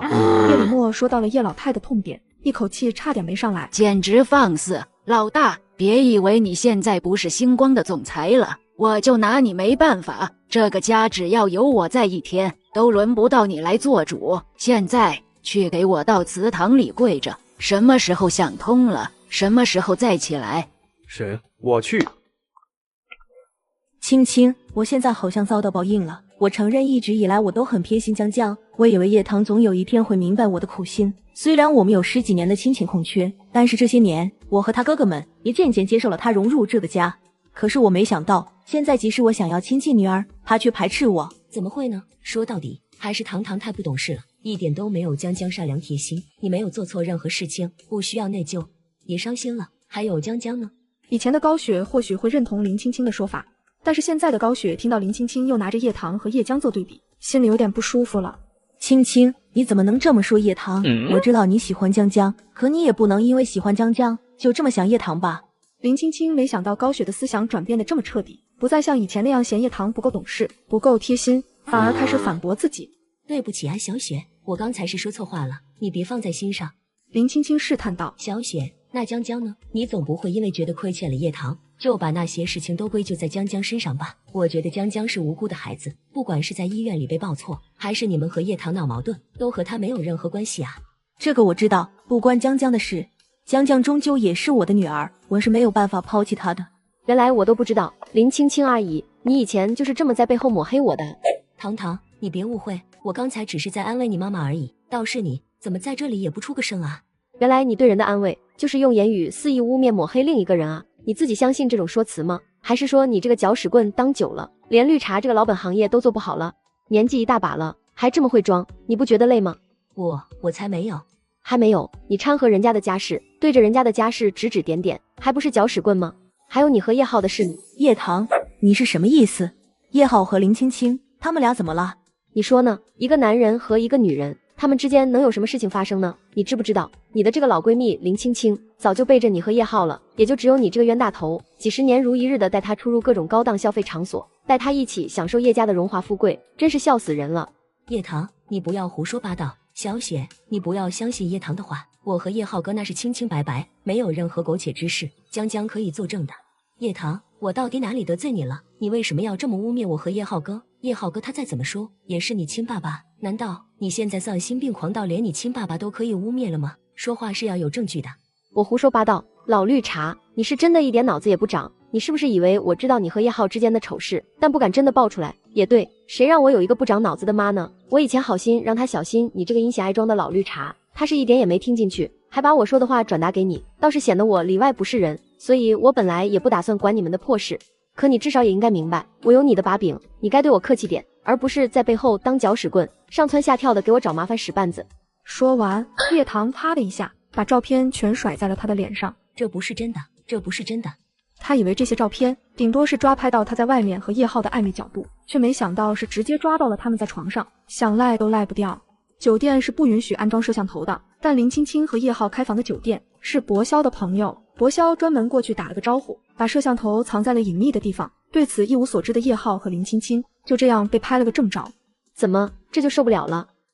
打码的发网上，高清的发给你，你觉得怎么样？我很期待网友对一个知三当三的第三者会是什么样的评价。高雪此刻简直如遭雷击，血压一下子就飙升上来了。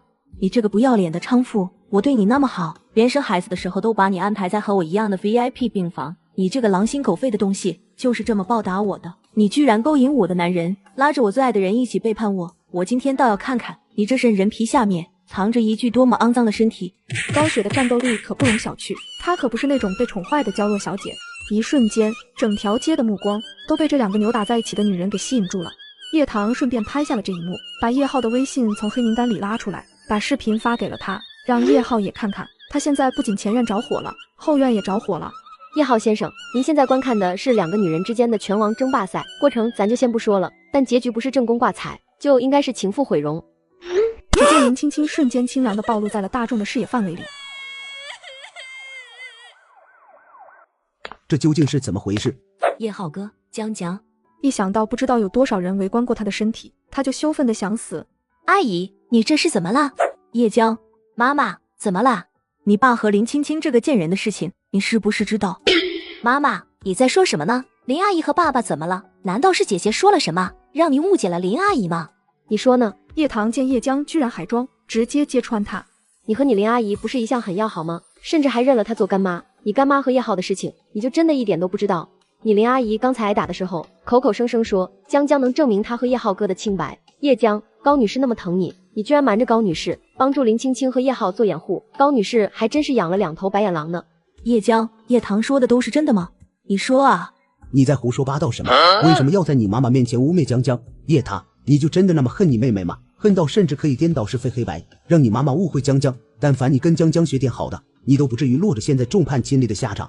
可不是我在高女士面前胡说八道，污蔑你的爱女，属实是你的好情妇在高女士面前自爆了，在高女士面前满口笃定说叶江可以证明你们之间没有任何苟且之事。要不是我拿到了你和林青青的床照，或许还真就被你们狡辩过去了。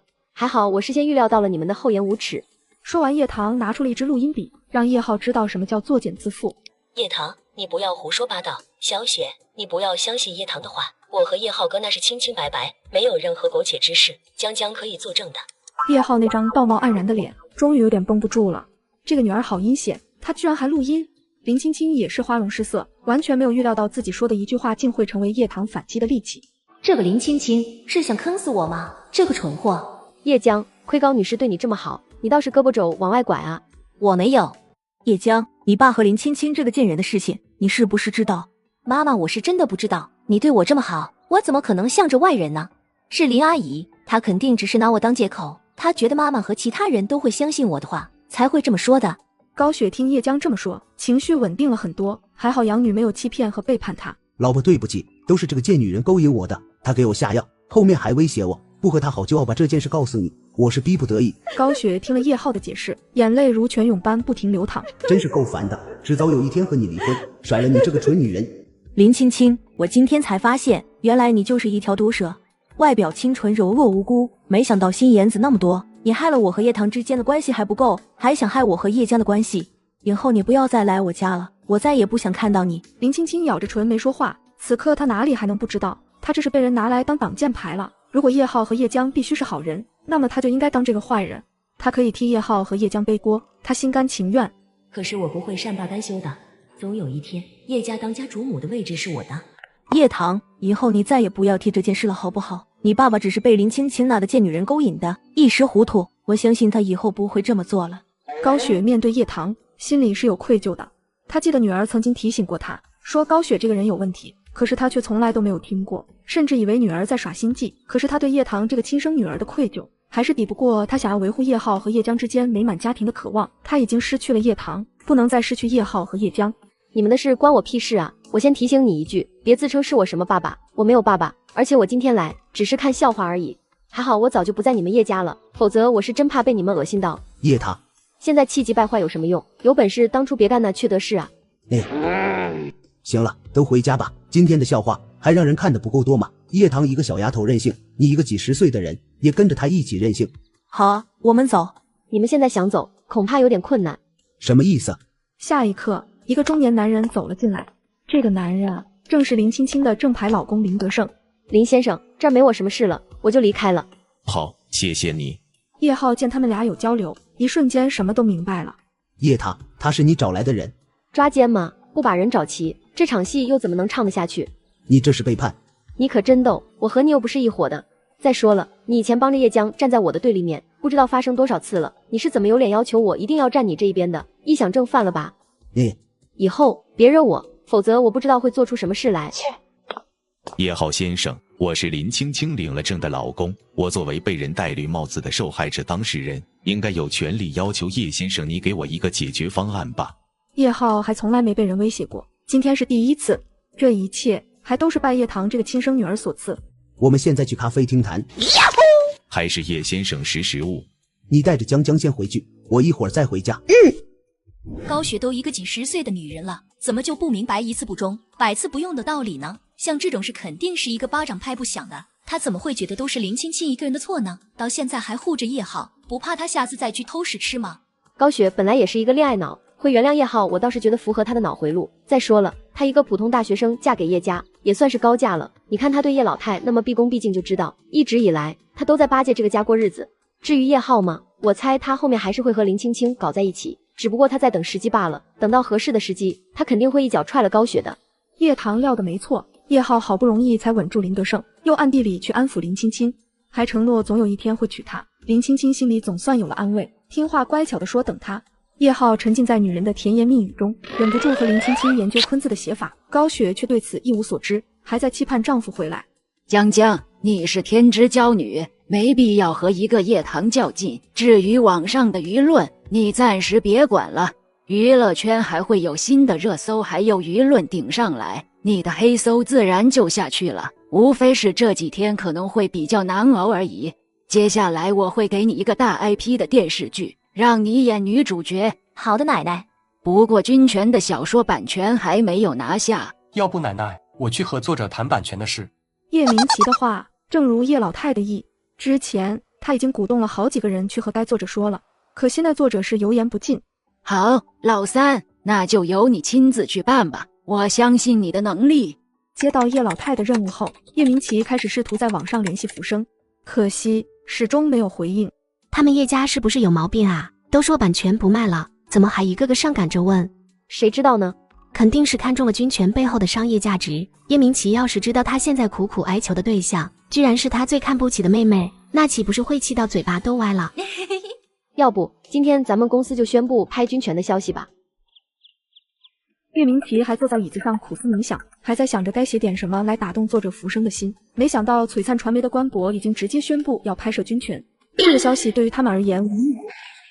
他们看中的小说居然被璀璨传媒给抢走了。一想到他刚才跟装孙子似的，跟作者说了那么多好话，结果人家理都不理，直接转身把版权卖给了璀璨传媒，叶明琪差点被气到吐血。叶江看到璀璨传媒居然拿下了小说版权，立刻来找叶明琪。三哥，你看到热搜了没？叶棠居然要演军权的女主角。看见了。奶奶那边怎么办？他们都已经放出话了，要拍这个大热 app 改编的剧。你先去找你做鞋的朋友，找到浮生本人，可能还有机会。好。叶江马上去找了做鞋的朋友梁静，说了自己找人的原因，并且表示想见一见浮生本人。景，我帮你联系一下，看看他怎么说。很快，梁静给叶江回了电话，表示浮生答应见面了，约好在咖啡厅。叶明琪见妹妹搞定了，有一种绝境逢生的喜悦。走吧，我和你一起去见浮生，这次我们一定要拿下小说版权。兄妹俩准备了一番，马上去了咖啡厅。浮生，你看，我说的人已经来了。叶棠的脸就这么清晰明了地出现在了叶明琪以及叶江的面前。叶明琪苦苦哀求出售小说版权的作者，竟是自己最看不起的妹妹。我就是浮生，也是你们要找的人。所以你根本就是特地来羞辱我们的。这个妹妹真是一步一步的在玩弄他们，把他们当猴子耍，当小丑看。叶明琪，看来你也不算笨嘛，这样还能少受点屈辱。你应该很明白，我根本不可能把军权的版权给你。没想到这些年你居然一直在写小说，难怪你可以这么强硬的和家里人对着干，原来你还有这个赚钱技能。叶江说话总是滴水不漏，却能轻易挑拨别人，就像现在一句和家里对着干，再次引起了叶明琪的不满。叶江，你想不到的事情属实是多了去了。不过话又说回来，我和叶家对着干，和你本人可是有着紧密的关系，你不会还想继续在这里跟我装傻充愣吧？虽然叶家人眼下心忙，他们蠢是他们自己活该，但是你也别想这么清清白白的从里面脱身，你们一个也逃不掉。叶棠，你误会了，我不是这个意思。虽然你在家的时候总是不太平，但我也从来没有对你恶语相向过，不是吗？你和家里人闹矛盾，难道也要怪我吗？是不是这个意思？你自己心里明白。尤其是这段时间，你屡次被我碾压，心里一定很不爽吧？叶江，你对我难道就真的一点都不恨吗？叶棠最后那句话踩到了叶江的痛处。叶棠，是不是我和江江现在求你，你也不会把版权给我们叶家？你是铁了心要让璀璨传媒拍你的小说？当然，你若再求我，只是会多遭受一份羞辱罢了。老大，早上你未婚妻打电话到家里来寻你了，问你为什么一直躲着她。你现在到底是怎么回事？怎么连你的未婚妻都置之不理，对人家那么冷淡？你们还要不要结婚了？我们不结婚了，我早就给他打电话说了分手。为什么？你个孽障，你到底在做什么？你们都快结婚了，你怎么还给我闹出这么一档子事？你这是要气死我吗？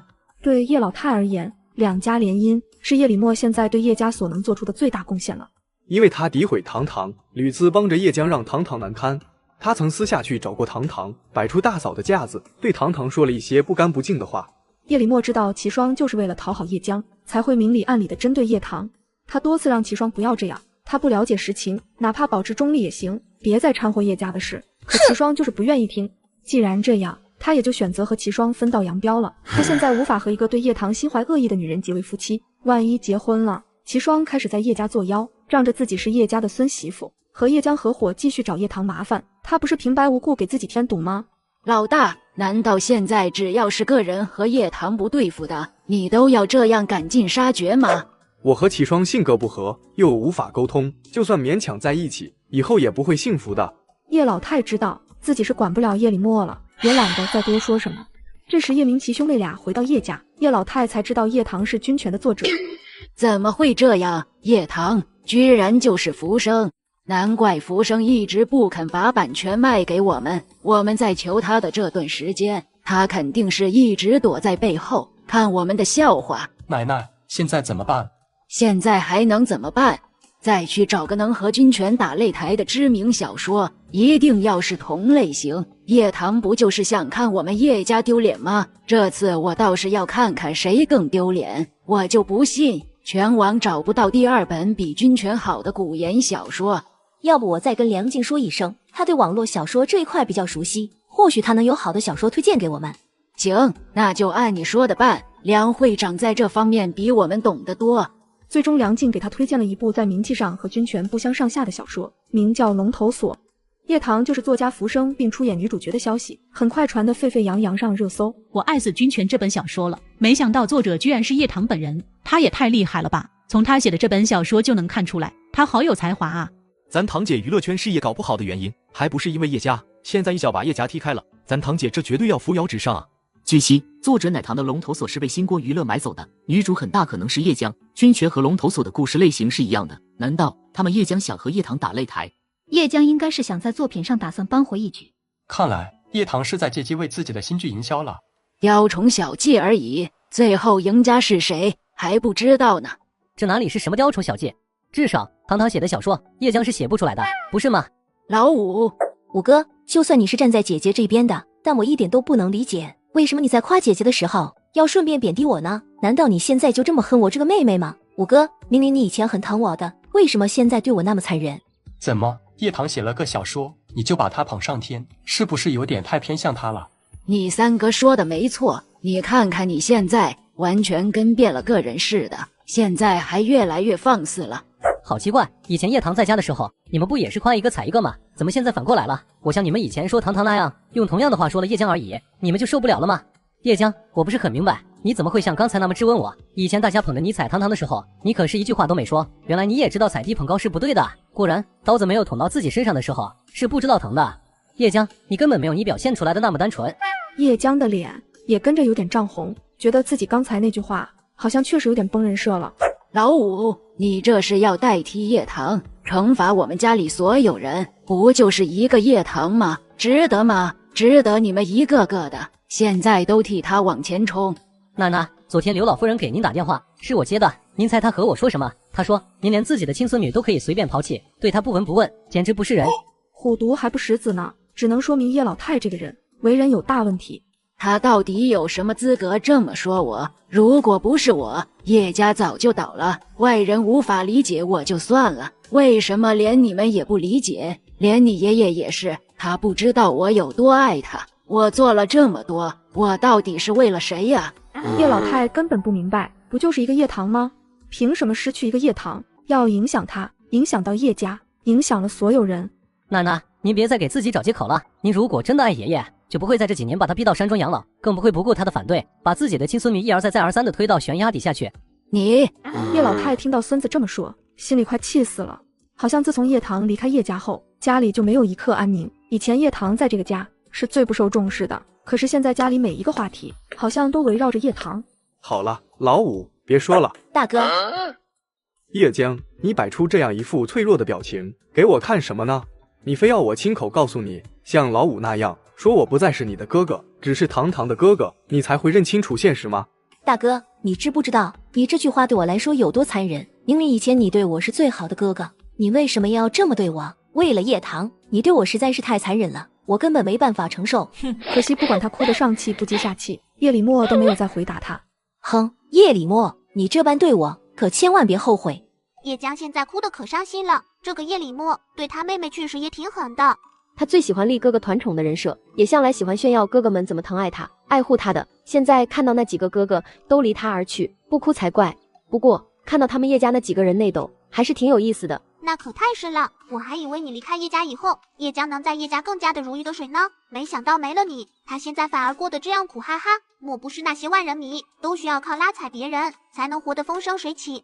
你最近在网络上看了什么奇奇怪怪的东西？连拉踩这个词都被你用上了。今天心情不错，家里其他人都有事外出了。叶棠约了在画设计图的赛丽在外面吃饭，巧的是林佳丽和郑怡也来了同一家餐厅吃饭。自从郑怡造谣被薄太太羞辱之后，郑怡就更加记恨上了叶棠。至于林佳丽，在叶江话里话外的暗示下，她也把和叶怀安分手的事情直接怪罪在了叶棠身上。她还听爸妈说，叶礼墨为了叶棠，甚至把自己快娶进门的未婚妻都给分手了。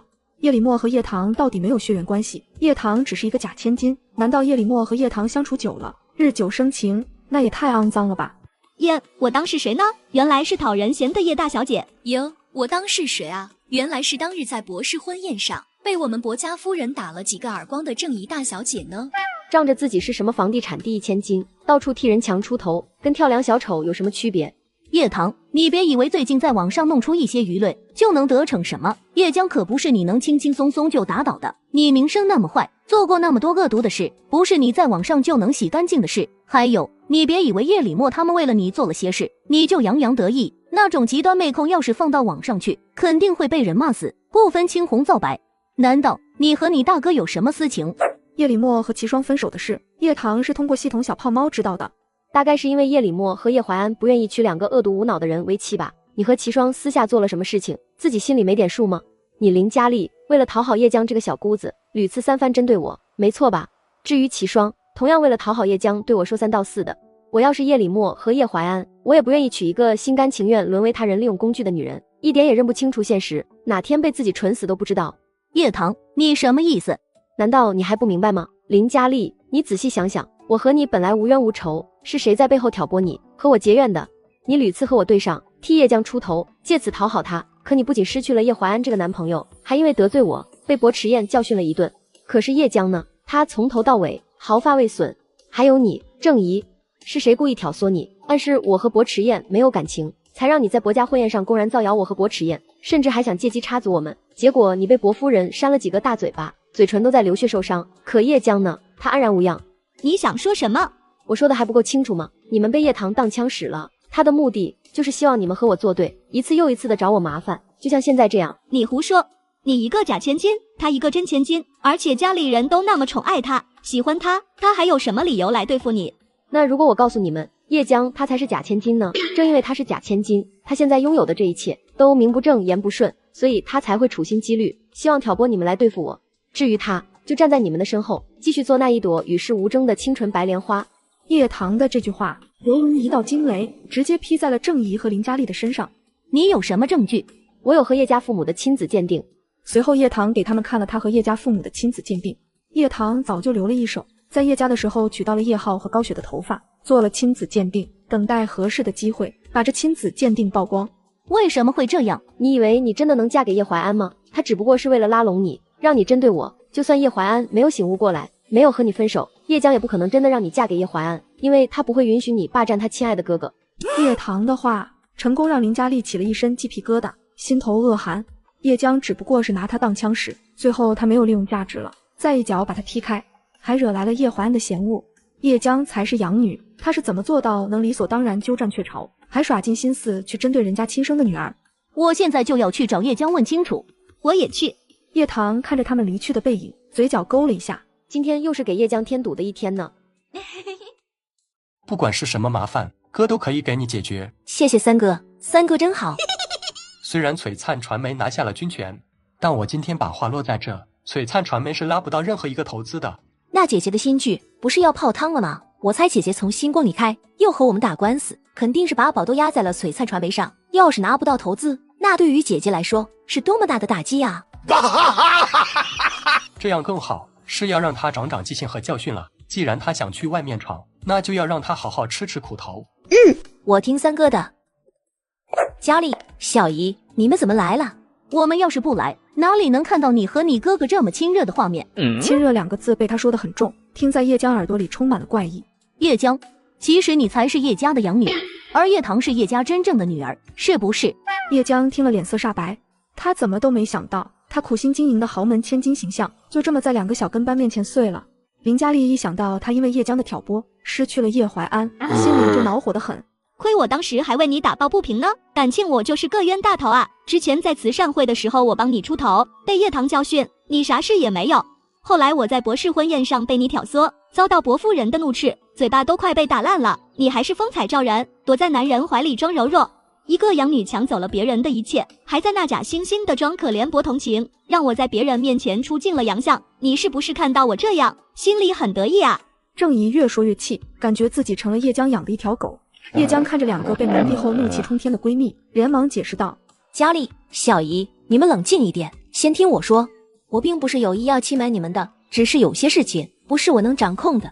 你们以为我骗了你们，日子就好过吗？我知道我现在拥有的一切都是从姐姐那里偷过来的，可是姐姐回来以后，没有半点千金小姐的样子，和叶家乃至整个上流圈都显得完全格格不入。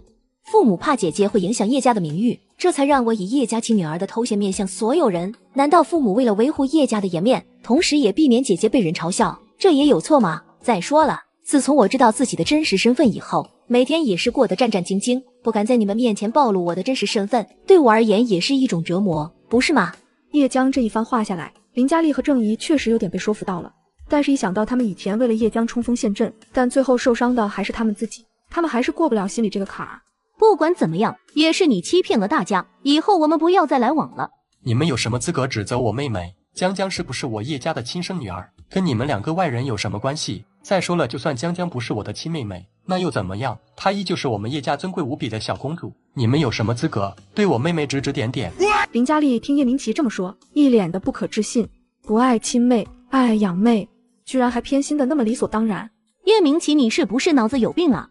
不对，是你们全家人都有病吧？放着亲生的女儿妹妹不疼，居然疼一个假货疼得那么起劲，难怪叶李默会变成那样。他和叶怀安、叶慕白还勉强算是有一点人性，你们其他人简直是一点人性都没有。林佳丽，你有什么资格评判我和叶家？在外面，亲妹妹骂他，打他脸也就算了，怎么连个外人都能对他指指点点？是啊，我是没这个资格，但我可以让网友还有叶江的粉丝来评判。你敢？叶江慌了。豪门千金这个身份对他很重要，包括以后嫁给顾晨。我有什么不敢的？你们敢做，还不让人说吗？堂姐，你这次挑拨离间干得相当成功啊！叶江这次怕是要被气死，连自己的好闺蜜都倒戈了。郑怡看我不顺眼，纯粹以为我是那个不安分的养女，现在知道叶江才是那个鸠占鹊巢的养女，还挑拨他干了那么多把自己坑了的坏事，他那个性子肯定不会善罢甘休的。林佳丽和郑怡的脑子能转过弯来，她也有点意外，至少他们以后应该不会再成为那个无脑护闺蜜的工具人了。糖糖，迟燕，你回来了。我回来了。每天回家的时候，第一时间都能看到叶棠，真好。璀璨传媒目前账面上的钱还缺了一点，无法独立完成一个电视剧，还是要拉其他投资人一起参与到这个大项目来才行。但我发现叶明琪在背地里搞了不小的名堂，目的就是为了不让任何人给你投资。当然，薄迟燕完全可以给璀璨投资，给老婆投资，谁也不能说3道4。不过他也知道叶棠肯定是有自己的想法，所以他打算听听叶棠的意见。他们现在极力拉拢的投资商是飞天娱乐公司的老总肖恒。肖恒之前一直在海外担任总监，现在回国打算继续在国内大干一场。据说叶江在海外留学的时候就和他认识，所以他们应该会有比较大的把握将这笔巨额投资拿下。是吗？叶棠听到肖恒这个名字，眼里闪过一丝笑意。怎么了，江江？你怎么一个人坐在沙发上哭？妈妈，我也不知道是谁泄露了我的身世，现在佳丽和小姨都已经知道我根本不是你们亲生的孩子，而且还扬言要告诉所有人真相。你说什么？他们怎么会知道你的身世？妈，会不会是姐姐？会不会是她告诉了佳丽和小姨？你先别急，我给你姐姐打个电话问问。叶棠一看到高雪的电话，就知道她是为什么事儿来。叶棠，是你告诉佳丽和小姨江江的真实身世吗？除了我还有谁？叶棠，你为什么要这么做？不是离开叶家了吗？不是不承认是叶家的女儿吗？为什么现在又要公开自己的真实身世？因为你的宝贝女儿唆使她2个闺蜜来找我麻烦，我一个不爽，就把叶江才是养女的事情曝光了。结果他们俩回去找你宝贝女儿对质，接下来的事情我可就管不着了。高雪一听，顿时愣住了，心里再次充满了愧疚。对不起，糖糖，我没想到事情是这样的。你也别再和我说什么对不起，你还是好好去安慰你的宝贝女儿吧，不要在我面前惺惺作态。高雪不爱他，他也没必要和高雪一起演母女情深的戏码，今生两不相欠就是最好的结果。江江，这到底是怎么回事？你姐姐说是林佳丽和郑怡今天去找你姐姐的麻烦，而且还是你在背后唆使的，有这回事吗？妈妈，我没有，我从小就是你亲手养大的，我是什么性格？难道您还不了解吗？高雪当然不愿意相信叶江会有那么歹毒的心肠，那肯定是林佳丽和郑怡在背后挑拨离间，是他们去找你姐姐的麻烦，导致你姐姐误会是你在背后挑唆，才一气之下说了你身世的事。越想，高雪觉得越是这样。叶江咬唇，没有说话。换了以前，妈妈只会觉得一定是叶棠故意在抹黑我，可现在的妈妈已经不愿意把叶棠往坏的方向想。林佳丽和郑怡也是个蠢货，妈妈，我接下来该怎么办啊？江江，你别急，我去找他们的妈妈谈一谈，让他们管管女儿，不要在外乱讲你和叶家的舌根。如今叶家的家底在云城也算丰厚，林家郑家也要给我们几分薄面。再说了，他们有什么证据可以证明他说的话呢？好，妈妈，就按你说的做。高雪先给林佳丽的母亲打了电话。小雪，你先别急，我先去找佳丽问问。你放心，如果她真的敢在外面说江江的什么事，我肯定会给你一个满意的交代。叶家地位和财富可是凌驾在他们之上的，林家人自然不敢得罪叶家。他直接冲到女儿房间，刚好看到佳丽正在电脑上爆料叶江的身世。很显然，他还没有完全写完。佳丽，你这是在干什么？叶家和叶江我们得罪不起。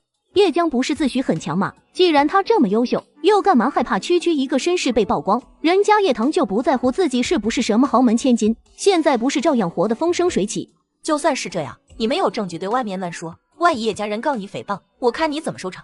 谁说我没有证据的？你有什么证据？叶棠有亲子鉴定，这个证据应该是铁一般的事实了吧？如果你不信，我可以叫叶棠拍一份给你看，你就明白了。叶棠有亲子鉴定，真的假的？当然是真的了，我和郑怡4只眼睛看得清清楚楚、明明白白。那个叶棠和叶浩、高雪均为亲生的父女，母女关系。我是真没想到，这个叶棠还是闷声干大事的人，连亲子鉴定都给他弄到了。看来他早就留了后招，就等着日后报复回去呢。我真想知道高雪看到那份亲子鉴定的存在时会是什么反应。林母对高雪和叶家也是恼火很久了，碍于对方的淫威，才忍气吞声那么久。现在他更是乐得看叶家的笑话。你想曝光叶江就曝光吧，他家不顾往日情面退了你这个未婚妻，我们还没找他们家算账呢。现在他家养女还想利用你对付叶棠，把我女儿当枪使，那就更不可饶恕了。谢谢妈妈。林佳丽很快编辑好了帖子发出去，名字叫那个被人偷走了人生的女孩。最后林佳丽还讨伐起了叶明琪。我为了讨好叶江做了那么多事，差点被叶江坑死，结果我揭穿叶江真实身世后，非但没有等来道歉，反而被他的3哥叶明琪给威胁，不让我告诉同样被叶江蒙骗的人。很快在有心人的传播下，这个帖子火出了圈，一夜之间所有吃瓜群众手里的瓜都差点被惊得掉在了地上。叶明琪没想到林佳丽真的敢发网上打他脸。妈妈，3哥怎么办啊？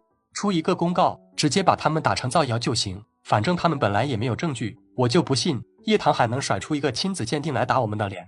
很快星光娱乐出了一个公告，甚至还发出了律师函。林佳丽还以为舆论会继续发散，没想到叶家直接出了个公告，他反而成了造谣生事的人，被姜粉各种攻击谩骂。就在这时，叶棠联系了他，原本还有点颓靡的林佳丽顿时精神振奋了起来。叶棠，你能不能把你的亲子鉴定拍给我一份？我现在就要去打叶明琪和叶江2兄妹的脸。他们兄妹俩面对铁板铮铮的事实，居然还敢睁眼说瞎话，堂而皇之的说叶江是叶家的亲生女儿，简直厚颜无耻。先不急，叶棠这次打电话就是来和林佳丽合作的。他分析道，我猜他们敢这样大张旗鼓的在公司官方号上说叶江是叶家的亲生女儿，无非是觉得我没有证据，就算对外说了，他们顶多澄清一下，顺便卖个惨博取粉丝同情。叶江的名誉才受损不久，他们肯定想借助这次舆论来个彻底的大翻身。对，你怎么知道的？他们就是觉得你没有证据。你那个前妈还在我妈面前大放厥词，说我在外面散播谣言的话，不仅没人相信，还要告我诽谤，让我好好掂量一下。我现在要你按兵不动，任由舆论继续在网络上发酵，让子弹再飞一会儿，你能做得到吗？林佳丽不太理解叶棠为什么这么做。有一句话说得好，欲使其灭亡，必先使其疯狂。现在舆论才刚开始呢，我们现在给他们甩一个亲子鉴定，这场风波会很快平息的。我觉得你说的对，我有点太急了。假如舆论闹大了，叶家人就算想收场都很难了，到时候叶家肯定要被迫做出一些选择。就是这个理。这回林佳丽是真的对叶棠佩服得五体投地了，在这件事上，她甘愿做叶棠的小弟。好，我都听你的。糖，妈，你别这样。叶明琪正在接受媒体采访，说的正是真假千金的事。叶总，您刚才在镜头面前说了那么多，但是叶棠小姐刚刚发表了一份权威机构出具的亲子鉴定。叶先生，我在此先请教您，关于此事，您和叶江小姐有何回应？什么？叶明琪压根想不到叶棠居然会有亲子鉴定。当他看到叶棠的微博时，心情犹如过山车，血压急剧升高。网络舆论已经再没有回旋的余地，就像是开了弓的箭，一去不复返。他现在就算是想收场，也已经不可能了。叶棠，你真是好样的，好样的！原来叶棠早就手握证据，就等着他们像小丑一样，在媒体面前做尽了戏，然后再出手反击，将他们的谎言击得粉碎。叶江高贵的名媛身份，在一夜之间土崩瓦解。怎么可能？怎么可能？江江，妈妈，你们别抛弃我，我想做你的女儿，我想做叶家的女儿，我这辈子都只做叶家的女儿，做哥哥们的妹妹。傻孩子，你在说什么呢？你当然是妈妈的女儿，也是叶家的千金大小姐，别听外面那些流言蜚语。妈妈，我好怕，我已经什么都没有了。如今她的身世被叶棠揭穿了，顾家本来就对她不是叶家亲女而心生嫌隙，现在外面都说她是冒牌货，她嫁进顾家的那一丁点希望，好像就这么破灭了。妈妈，外面的人都会嘲笑我，看不起我的出身，以后我没脸再出去了。宝贝没事，妈妈在，随他们外人说什么，影响不了你的地位，你始终还是我们叶家的宝贝女儿，千金大小姐，哥哥们宠爱的妹妹，好不好？在高雪的安慰下，叶江的情绪渐渐缓和。江江，你也不要怪你姐姐，是我们对不起她在先，让她受尽了委屈，过去的事情就算了吧，一家人的和睦才是最重要的，等你姐姐气消了，你们俩就当什么事都没有发生过，和平相处，好不好？高雪一想到叶棠这个亲女儿，何尝不是痛得撕心裂肺。她知道那个孩子当真是对她这个亲妈还有整个叶家都彻底生分了，她是真的后悔了，后悔在叶棠叫她一声妈妈的时候没有及时回应，后悔在叶棠给她针灸的时候没有给她一个温暖的怀抱，后悔刻意疏离了她，后悔的事情好像有太多太多。叶江怎么都没想到，即便到了这个时候，高雪也还在为叶棠说话。果然血缘关系不管再怎么变，始终是血缘关系，永远是最牢固的。他不过是一个随时可以放弃伤害的冒牌货而已。舆论出来以后，叶明琪就一个人把自己关在房间里，谁也不搭理。叶礼墨和叶慕白商量了一下，希望叶明琪不要再继续执迷不悟下去。老三，怎么，你们俩特意来看我笑话来了？你说什么呢你？难道我说错了吗？你们向来都是把叶棠当作手心里的宝贝，站在他那一边，在我和江江的对立面，现在见我和江江倒霉了，落难了，巴不得来看我们笑话吧。我是真不明白，他有什么值得你们这样？老三，你够了，你别失了智，你也知道那是我们的亲妹妹。我倒是宁愿她不是我的亲妹妹，哪个亲妹妹会像她这样的？凭什么人人都来指责我？她不就是在家里受了点委屈吗？可不着，得不着的，她又不是死了，为什么所有人都来骂我冷血自私？连你们也是。叶明琪，你说够了没有？妈，你怎么可以那么说你亲妹妹？说什么她又不是死了？叶明琪，这是你能说的话吗？她可是你的亲妹妹，不管你再怎么不喜欢她，也不能说出这么禽兽不如的话。高雪的心也再次跟着顿顿的痛了起来。或许正是因为她这个当妈的做错了事，一味偏心江江，才把儿子们都带偏了，有样学样，对叶棠那样坏。楼下，叶棠来到了叶家。叶棠，你来看我笑话了？你的笑话当然得来看一看。从前你在我身上加注的所有恶毒名声，我说过，终有一天我要全部讨回来。现在你终于沦落到和我一样了，名声真是个好东西呢。从前不管我说什么都没有人信，你也应该品尝一下这种滋味。糖糖，你放过你妹妹好不好？她现在已经这样了。放过？高女士，你求错人了，你的乖女儿沦落到这个下场，是她罪有应得。你这孩子怎么说话的？江江天性善良，怎么就罪有应得了？你应该恨的人是我。她做了什么，自己知道。至于高女士，你我没有任何关系，也不存在什么恨不恨的。叶李默看到高雪又维护叶江，忍不住皱眉，心情也有点微沉。堂堂，我知道你心里怨恨过我这个当妈的，但我做不到抛弃江江，她是我一手养大的孩子啊，我怎么忍心置她于不顾？虽然你是我亲生的孩子，但可惜我们俩并没有任何母女缘分。如果你这辈子实在无法原谅我的话，那么来生我们再做一对亲母女，我一定会好好呵护你，弥补你。对不起。叶棠听到这里，心底起了波澜。高雪真的很爱叶江，哪怕没有血缘关系，可她依旧无条件地护着自己的崽。其实想一想，怎么会不觉得心酸呢？或许还是会有一点点的苦涩吧。高女士，我不会原谅你，而且下辈子、下辈子，我都不会再想当你的孩子，我永远都不想看到你。你的道歉对我而言没有任何用处，你就当从来没有生过我。堂堂。高雪看到叶棠离开的身影，像是被刺激到了一样，发了疯的想追上去，可她越是喊，叶棠离开的越快，她的眼泪于是跌落个不停，发了疯的想上前去抓住叶棠的背影，可她却被叶李默死死的从后面抱住了。堂，妈，你别这样。叶李默看着痛哭不止的高雪，眼底闪过一丝不忍。高雪在叶李默的怀里哭得声嘶力竭，她知道她彻底的失去了叶棠。混账，没半点出息！江江，你跟我来一趟。好的，奶奶。叶江听到奶奶叫他，也不管正在伤心哭泣着的高雪，径直跟着叶老太进了书房。江江，现在网络上的事情你不要去理会，等龙头所这个剧的收视率起来了，很多东西都可以洗白。明天你3个会去拉投资，我找到了萧恒他爷爷的联系方式，据说他爷爷生病了，或许可以从他的爷爷入手。好，奶奶，我知道了。叶江听叶老太这么说，恨不得大笑出声。叶棠啊叶棠，你机关算尽，却没想到叶家人还是站在我这一边，永远都不可能放弃我。奶奶，不用那么麻烦，我认识萧恒，他爷爷的病需要做手术，我以前给他开过1次刀，虽然我的医术没有二哥好，但也是在排行榜上赫赫有名的。那可太好了，叶老太就知道宝贝孙女十项全能。你明天和你2哥一起去萧家拜访他爷爷，老爷子的病要是治疗好了，投资的事萧恒肯定会松口。好。堂，心情不好。你今天去叶家见到什么人了吗？真是什么都瞒不过你，只是碰到了高女士，她对我说了一些话，我也有点感慨。有时候血缘亲情真不是1句2句话能概括的。没事，有我在。对了，有件事我想和你说，京都有人在查找你的信息。京都？前世也没听过京都的人在找他呀。是叶家老大。听薄迟燕这么说，叶棠忽然想起了一件陈年往事。叶浩最近整日流连在林清心这里，连晚上也经常找借口不回家。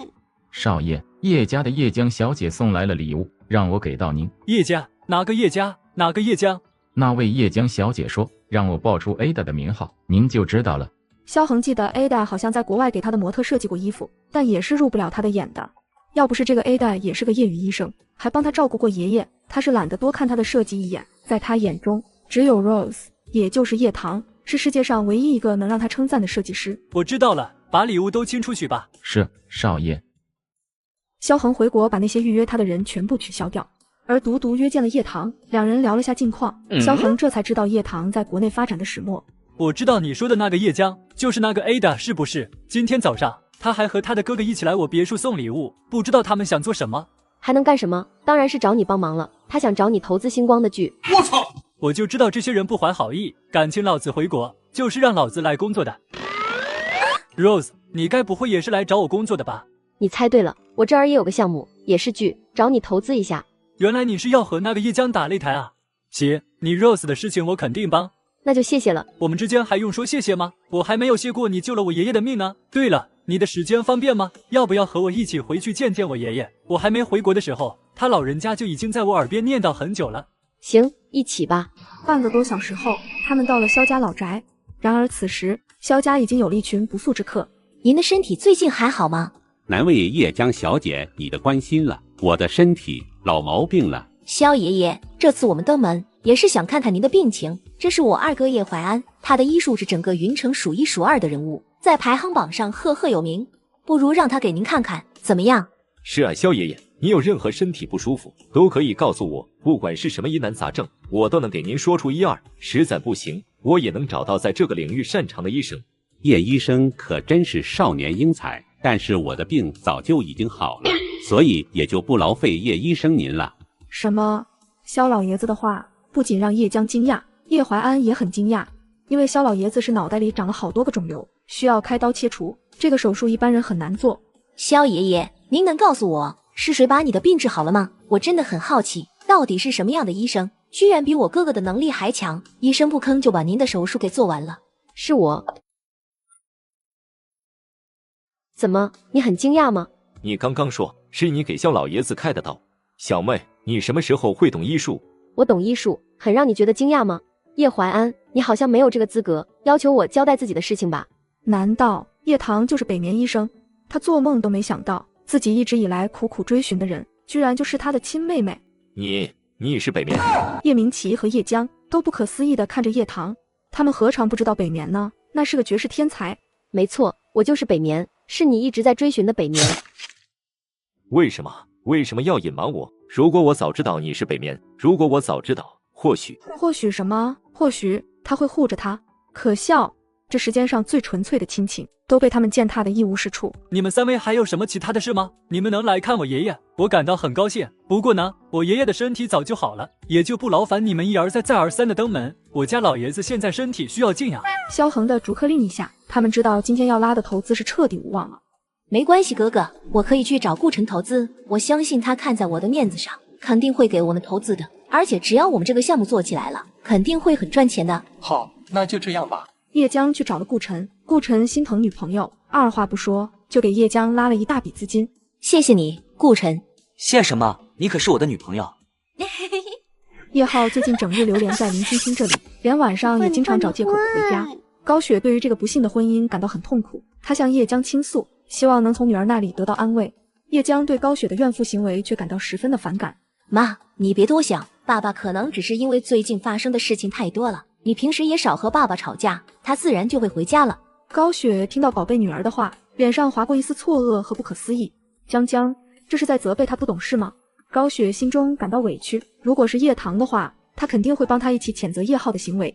江江，你是在怪我吗？难道是我出轨吗？我已经忍到这个地步了，绝地原谅他。可是他做了什么呢？到底还要我怎么做啊？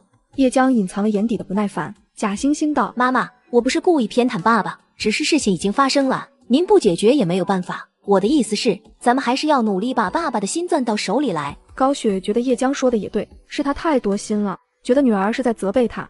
江江，妈妈刚刚不是故意凶你的，你不要放在心上。您说什么呢？您始终都是我的妈妈，我怎么可能记恨您呢？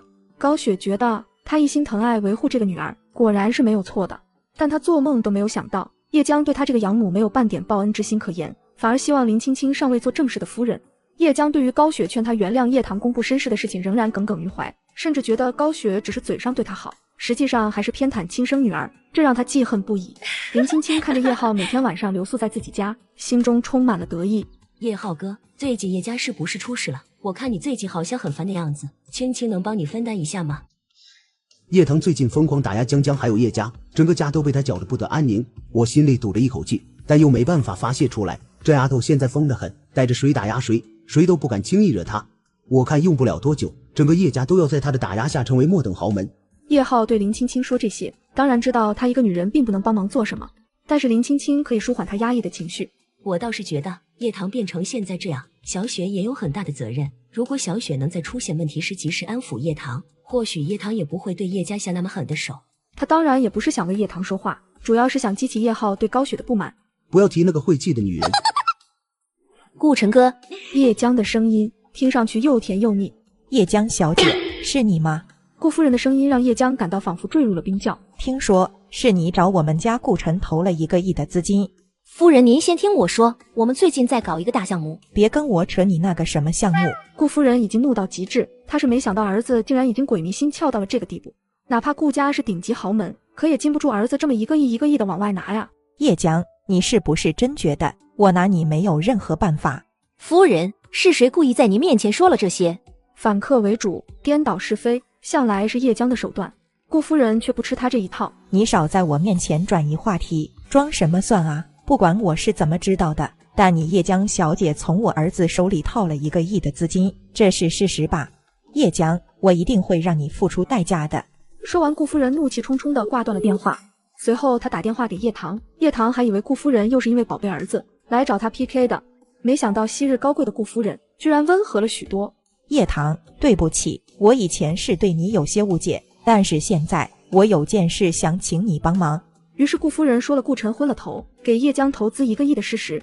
这1个亿本来顾夫人是拿去救急的，1个亿，叶棠也震惊了。顾夫人这叉烧儿子也太坑妈了吧！我现在也不奢求能拿那1个亿回来了，我想让我儿子长个教训，以后不要再和叶江那个害人精来往了。不愧是有钱人，1个亿不回来也不心疼。你希望我怎么帮你呢？我会给你投资，你想要多少钱，我都可以投给你。我只有一个要求，一定要让叶江破产。我知道你的意思了，不过你其实也不用求我，因为叶江破产是迟早的事情。他这次疯狂的敛财拉拢投资，在这个剧里面下了很大的血本。用我的眼光看，这个剧要火的概率有点小，不是砸钱就能弥补的。你这么说，那我就放心了，你的眼光我都相信。糖糖，你怎么知道叶江那个剧不会火呀？秘密，重生的秘密。叶江做梦都没有想到，自己出演的龙头所收视率居然会被叶棠军权吊打。星光投资了至少3个亿，除了顾晨那1个亿，剩下的钱都是从他和星光的账户上出的，几个亿就这么白白没了。造孽呀，真是造孽呀！顾晨哥，害你损失了1个亿，是我对不起你，我把你给连累了。你瞎说什么？这是我自己愿意的。江江，你现在手里没有钱了，如果需要什么，给我打个电话，我随时给你送过来。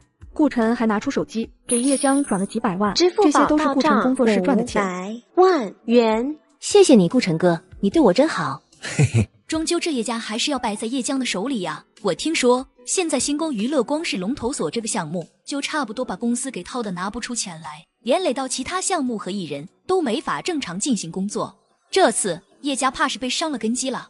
叶棠看着叶江变卖的那颗粉钻，这颗粉钻是一个中间人通过别人介绍找到叶棠的。叶江曾经带着这颗钻石在他面前炫耀哥哥们对他的爱，如今却要仓皇的把这颗钻石卖了，用以维持日常开销，还真是讽刺呢。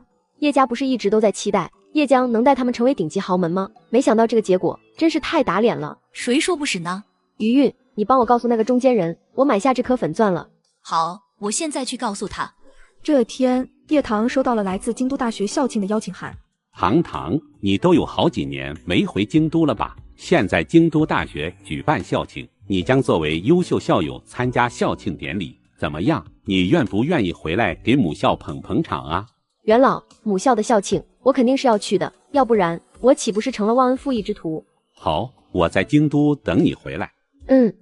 爸妈、哥哥、奶奶，你们快看，妹妹好像是京大的学生。一家人看到了叶棠的消息，他不仅读了书，而且是个学霸，因为能考上京都大学这种高学府的人，智商就已经很不一般了。老六，这是真的，叶棠她考上了京都大学，还曾经留学哥伦比亚。是的，奶奶，千真万确，京都大学都发微博啊，贺邀叶棠回母校，也算是故地重游，重温旧梦，还能有错吗？叶婷的声音里听着还有一点小雀跃，原来他们的妹妹这么优秀。相比叶婷的雀跃，叶老太心情可一点都不美好。好了，不就是京都大学、哥伦比亚大学吗？我们江江的学历也不比他差，有什么好说的？妈妈，怎么了，宝贝？你会不会不要我了？江江，你怎么会这么想呢？你是妈妈一手带大的，妈肯定舍不得放弃你。堂堂确实比我想象中要优秀的多，妈妈也很对不起他，但是过去的事已经过去了，以后我们母女好好生活，对我来说就已经足够了。在叶棠和叶江之间，他既然选择了叶江，就不应该再那么贪心，还想要堂堂回到他的身边。或许这一切都是命吧。叶棠，你不是风光的很吗？竟是京大校友，你给我等着，这次我让你在京都名誉扫地，让你再次感受一下当年被污蔑的痛苦。真没想到，博先生，你居然还是我的校友。这很惊讶吗？不惊讶，只是没能看到你以前在学校时候的样子。我猜你一定是那一届的风云人物。其实很多也是不值一提的往事罢了。那么，什么事才是薄先生值得一提的呢？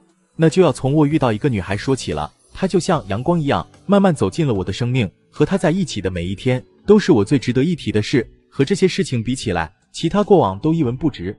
薄先生说起情话来，没有那么肉麻，但恰到好处。飞了大概2个半小时，两人抵达了京都，一起去了京都大学，却没看到叶江也差不多同一时刻到。他虽然不是京都大学的学生，但四哥叶流年却是京大的优秀校友。今天来找四哥参加京大的校庆活动，是纯粹的想过来玩，还是看上哪个精英了，想让四哥给你眼见一下？四哥可告诉你，我在京都有好多优秀的师哥学长，而且都是帅哥哦。四哥，你在说什么呢？如今我已经有顾晨了，你别给我瞎介绍。就算是再好、再优秀、再帅的男人，在顾晨哥面前，那都是完全逊色的。顾家那小子根本配不上你。我上次听你和顾晨在一起，到现在他都没有对外公布过你是他的女朋友。我叶流年的宝贝妹妹嫁给他顾晨，难道还委屈他了不成？四哥，你别说啊，现在我养你的身份已经被大众知晓，丑闻缠身，顾家的人本就瞧不上我不是叶家亲生的，现在更瞧不起我，不愿意让顾晨娶我进门。看来我不在家的日子，叶棠做了更多离谱的事，真是反了天了。叶江见挑拨离间成功了，又开始火上浇油。对了，四哥，我今天来参加校庆，是听说姐姐好像也来了。四哥，你知道吗？姐姐居然和你一样，她也是京大的学生。什么？叶流年听叶江这么说，确实震惊了一下。是京大的学生又怎么样？结果却跑去混娱乐圈，还把自己搞得黑不黑、糊不糊的样子，真是给京大丢脸。哪里像他，一毕业就开创了一家游戏公司，市场占额也还行，一下子就变成了有为青年。四哥，他怎么可能比得过你呢？随后叶江将自己谋划好教训叶棠的计划告诉给叶流年，叶流年满口答应叶江的计划，让叶棠也体会一下名声扫地是什么样的滋味。校庆结束后，叶棠不过和国池燕在校园里散个步而已，就看到了一个一闪而过的身影。叶棠眼疾手快，你是谁？那男人没想到这么快，他就暴露在了这2个人面前。说不说？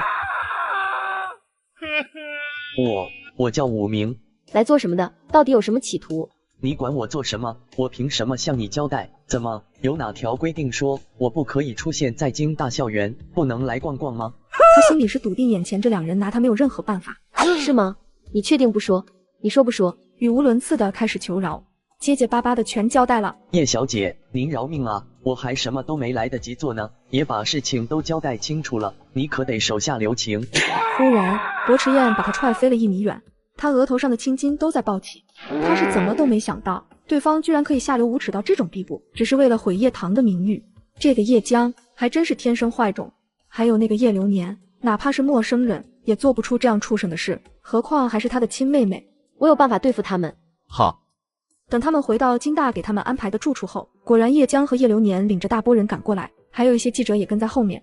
他刚才亲眼看到武明走进了叶棠的房间，听到房间里有那种事传出来的声音，所以笃定叶棠肯定是中招了。一定要让国池燕亲眼看见叶棠和其他男人苟且在一起的样子，这么一来，国池燕肯定会觉得恶心，也不会再想和叶棠结婚了。到时候以我的魅力征服国池燕，她就是我的了。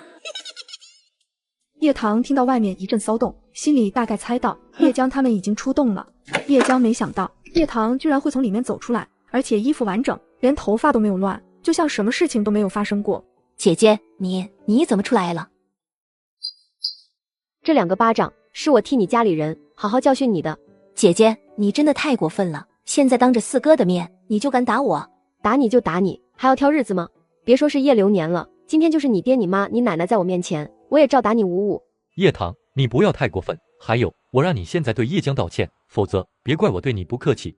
叶流年，你准备对我怎么不客气呢？你不会就一张嘴吧？我还说要你死无葬身之地，身败名裂呢，当谁不会放狠话似的。你叶流年是真没有想到叶棠现在居然对他这个哥哥如此不敬。叶棠，我是你亲哥哥。你是不是有病？我和叶家早就已经恩断义绝，是你们叶家亲自在网上发的声明。怎么你得失忆症了？这么快就把事情都忘到脑后了？我看你真是蠢钝如猪，才会说出是我亲哥哥这种话。姐姐，我知道你是想拖延我们的时间，对吧？我们刚刚可是听别人说你背着薄先生在房间里和一个男人偷情呢，你敢不敢让开，让我们去检查一下，看看房间里面有没有那个我们要找的男人。虽然你离开叶家了，但我和哥哥终究还是看不得你做这种错事。薄先生多好啊，你为什么要背叛他？叶江说这句话时还带了几分义愤填膺，似乎在为国池燕感到愤愤不平。姐姐，你现在就没话可说了吗？刚刚你对四哥的时候，可是一句话一句话的往外蹦啊。叶江眼里似乎都是失望，把一个看不得姐姐背叛未婚夫，对姐姐失望至极的善良女孩演绎得淋漓尽致。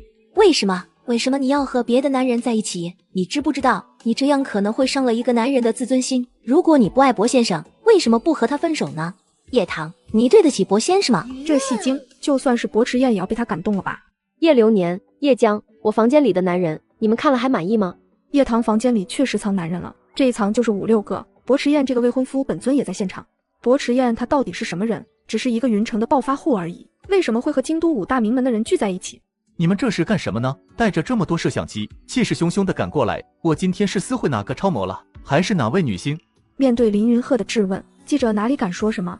就算这位也真有超模相伴，他们也不敢爆他的料啊。误会，都是误会，是叶小姐他们叫我们来的，我们也是为了写新闻吗？如果知道是林少您们在一起，就是给我们100个胆子，也不敢来骚扰你们啊。林少，今天晚上都是一场误会，我和妹妹还以为叶棠做了什么错事，一怒之下急匆匆地赶过来，打扰你们了，在这里向你们致歉。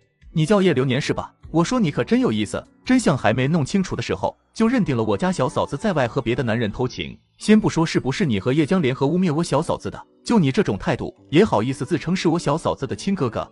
叶棠不是你们叶家的人，而是我们的小嫂子，你们以后要是敢欺负她，看我不铲平了你们。哥几个，你们说是不是啊？我们几个在里面聊天而已，居然惹得外人有这么大的议论，还带人来捉奸，看来这个世道真是人心不古。如果人心是脏的，看什么也都是脏的。刚才叶江小姐的表演挺不错的，不愧是华语影后。叶流年脸色瞬间黑了，他也没想到林少居然会说叶棠是他小嫂子，这些人还在众人面前这么维护他，一瞬间他觉得自己更像个小丑了。林少，对不起。说对不起有用的话，要警察干嘛？服了，真以为是在他们云城啊？这里可是京都，拉着我们一起得罪林少，这不是脑子有病吗？就是，我听说在云城他们叶家企图让养女攀附顾家，可惜顾家根本瞧不上他们家的养女。听到记者的嘀咕，叶江和叶流年的面色也变得更加难看了。骚的叶流年拉着叶江一溜烟跑了。江江，这些京都名门的人，我们得罪不起，他们现在护着叶棠，所以我们必须忍，不能和他们起任何争执。叶江听完心口像是被火烧了一样，又疼又辣。他不甘心，为什么叶棠居然摇身一变成了京都名门公子哥的小嫂子？哥哥，我不甘心，我好不甘心啊！凭什么姐姐把我们害得那么惨，她却可以继续逍遥快活，可是我们却还得受她的气？江江，哥哥会替你报仇。这兄妹俩也是奇葩，明明是自己设局要陷害别人，被反将了一军以后，居然还说要复仇回去。然而没想到叶流年当晚就被扭送到了警局。叶江得知四哥哥被警方逮捕，心里惊慌，吓得订了最近的飞机，直接逃回了云城。不过还好他有后手，让一个女人给他顶了罪。之前他也是一直利用这个女人给记者传消息，自己则躲在幕后，所以他才能逃过一劫。回到云城后，叶江第一个去找了顾晨。虽然他在京都做的事没人会知道，可那种差点被揭穿的后怕感依旧在心里残留。江江，你不是去京都找四哥了吗？怎么这么快就回来了？顾晨哥，你不知道我在京都的时候心里有多无助，又有多么害怕。现在看到你了，我什么也不害怕了。宝贝儿，别怕，有我在。叶江哭着说了在京都的事，顾晨看他哭，更加心疼的不得了。我和哥哥也是听了那个叫千惠的女人胡说八道，才误以为姐姐房间里有别的男人。我们俩都是被气糊涂了，才会和那么多人一起闯进去。谁知道我们进去一看。顾晨听完以后，顿时知道了事情的来龙去脉。千惠就是那个喜欢你四哥的人，对吧？对。我记得这个千惠和叶棠之间是有矛盾的，可能是他记恨叶棠，所以才故意搞了这么一件事。既然整件事的罪魁祸首是他，肯定不能牵连到你身上。你放心，我会去和叶棠解释。顾晨哥，你真好。他就知道顾晨一定会站在他这一边的，只要他略施小计，在他面前装可怜，他就会义无反顾地维护他，而不是叶棠。这叶江怎么回事？怎么心理承受能力那么弱？警察还没找上门，自己先跑路了。现在他丢下这个烂摊子，给叶流年一个人处理，不知道叶流年现在是什么心情。叶棠在系统小胖猫那里知道叶江是回去勾搭顾晨了。他要是不回去，怎么借这个机会在顾晨面前博同情呢？这次下药的事肯定会传到云城那边，叶江害怕事情暴露了，大家觉得她是一个恶毒的女人，打破她以往善良纯洁小白花的形象，所以她现在是提前回去铺路了。我去，都这个时候了，还想着勾引男人，不愧是海王。不过顾晨会相信叶江的鬼话吗？怎么会不相信呢？只要叶江随便挤出几颗眼泪，顾晨都能心疼的不得了，拿他当掌心里的宝贝，觉得他单纯善良，才被恶毒的我一直针对。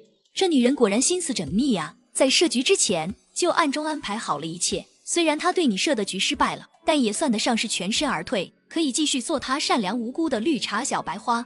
这个顾晨也是个眼瞎的，等叶江恶毒的真面目暴露出来了，顾晨怕是要自作自受了。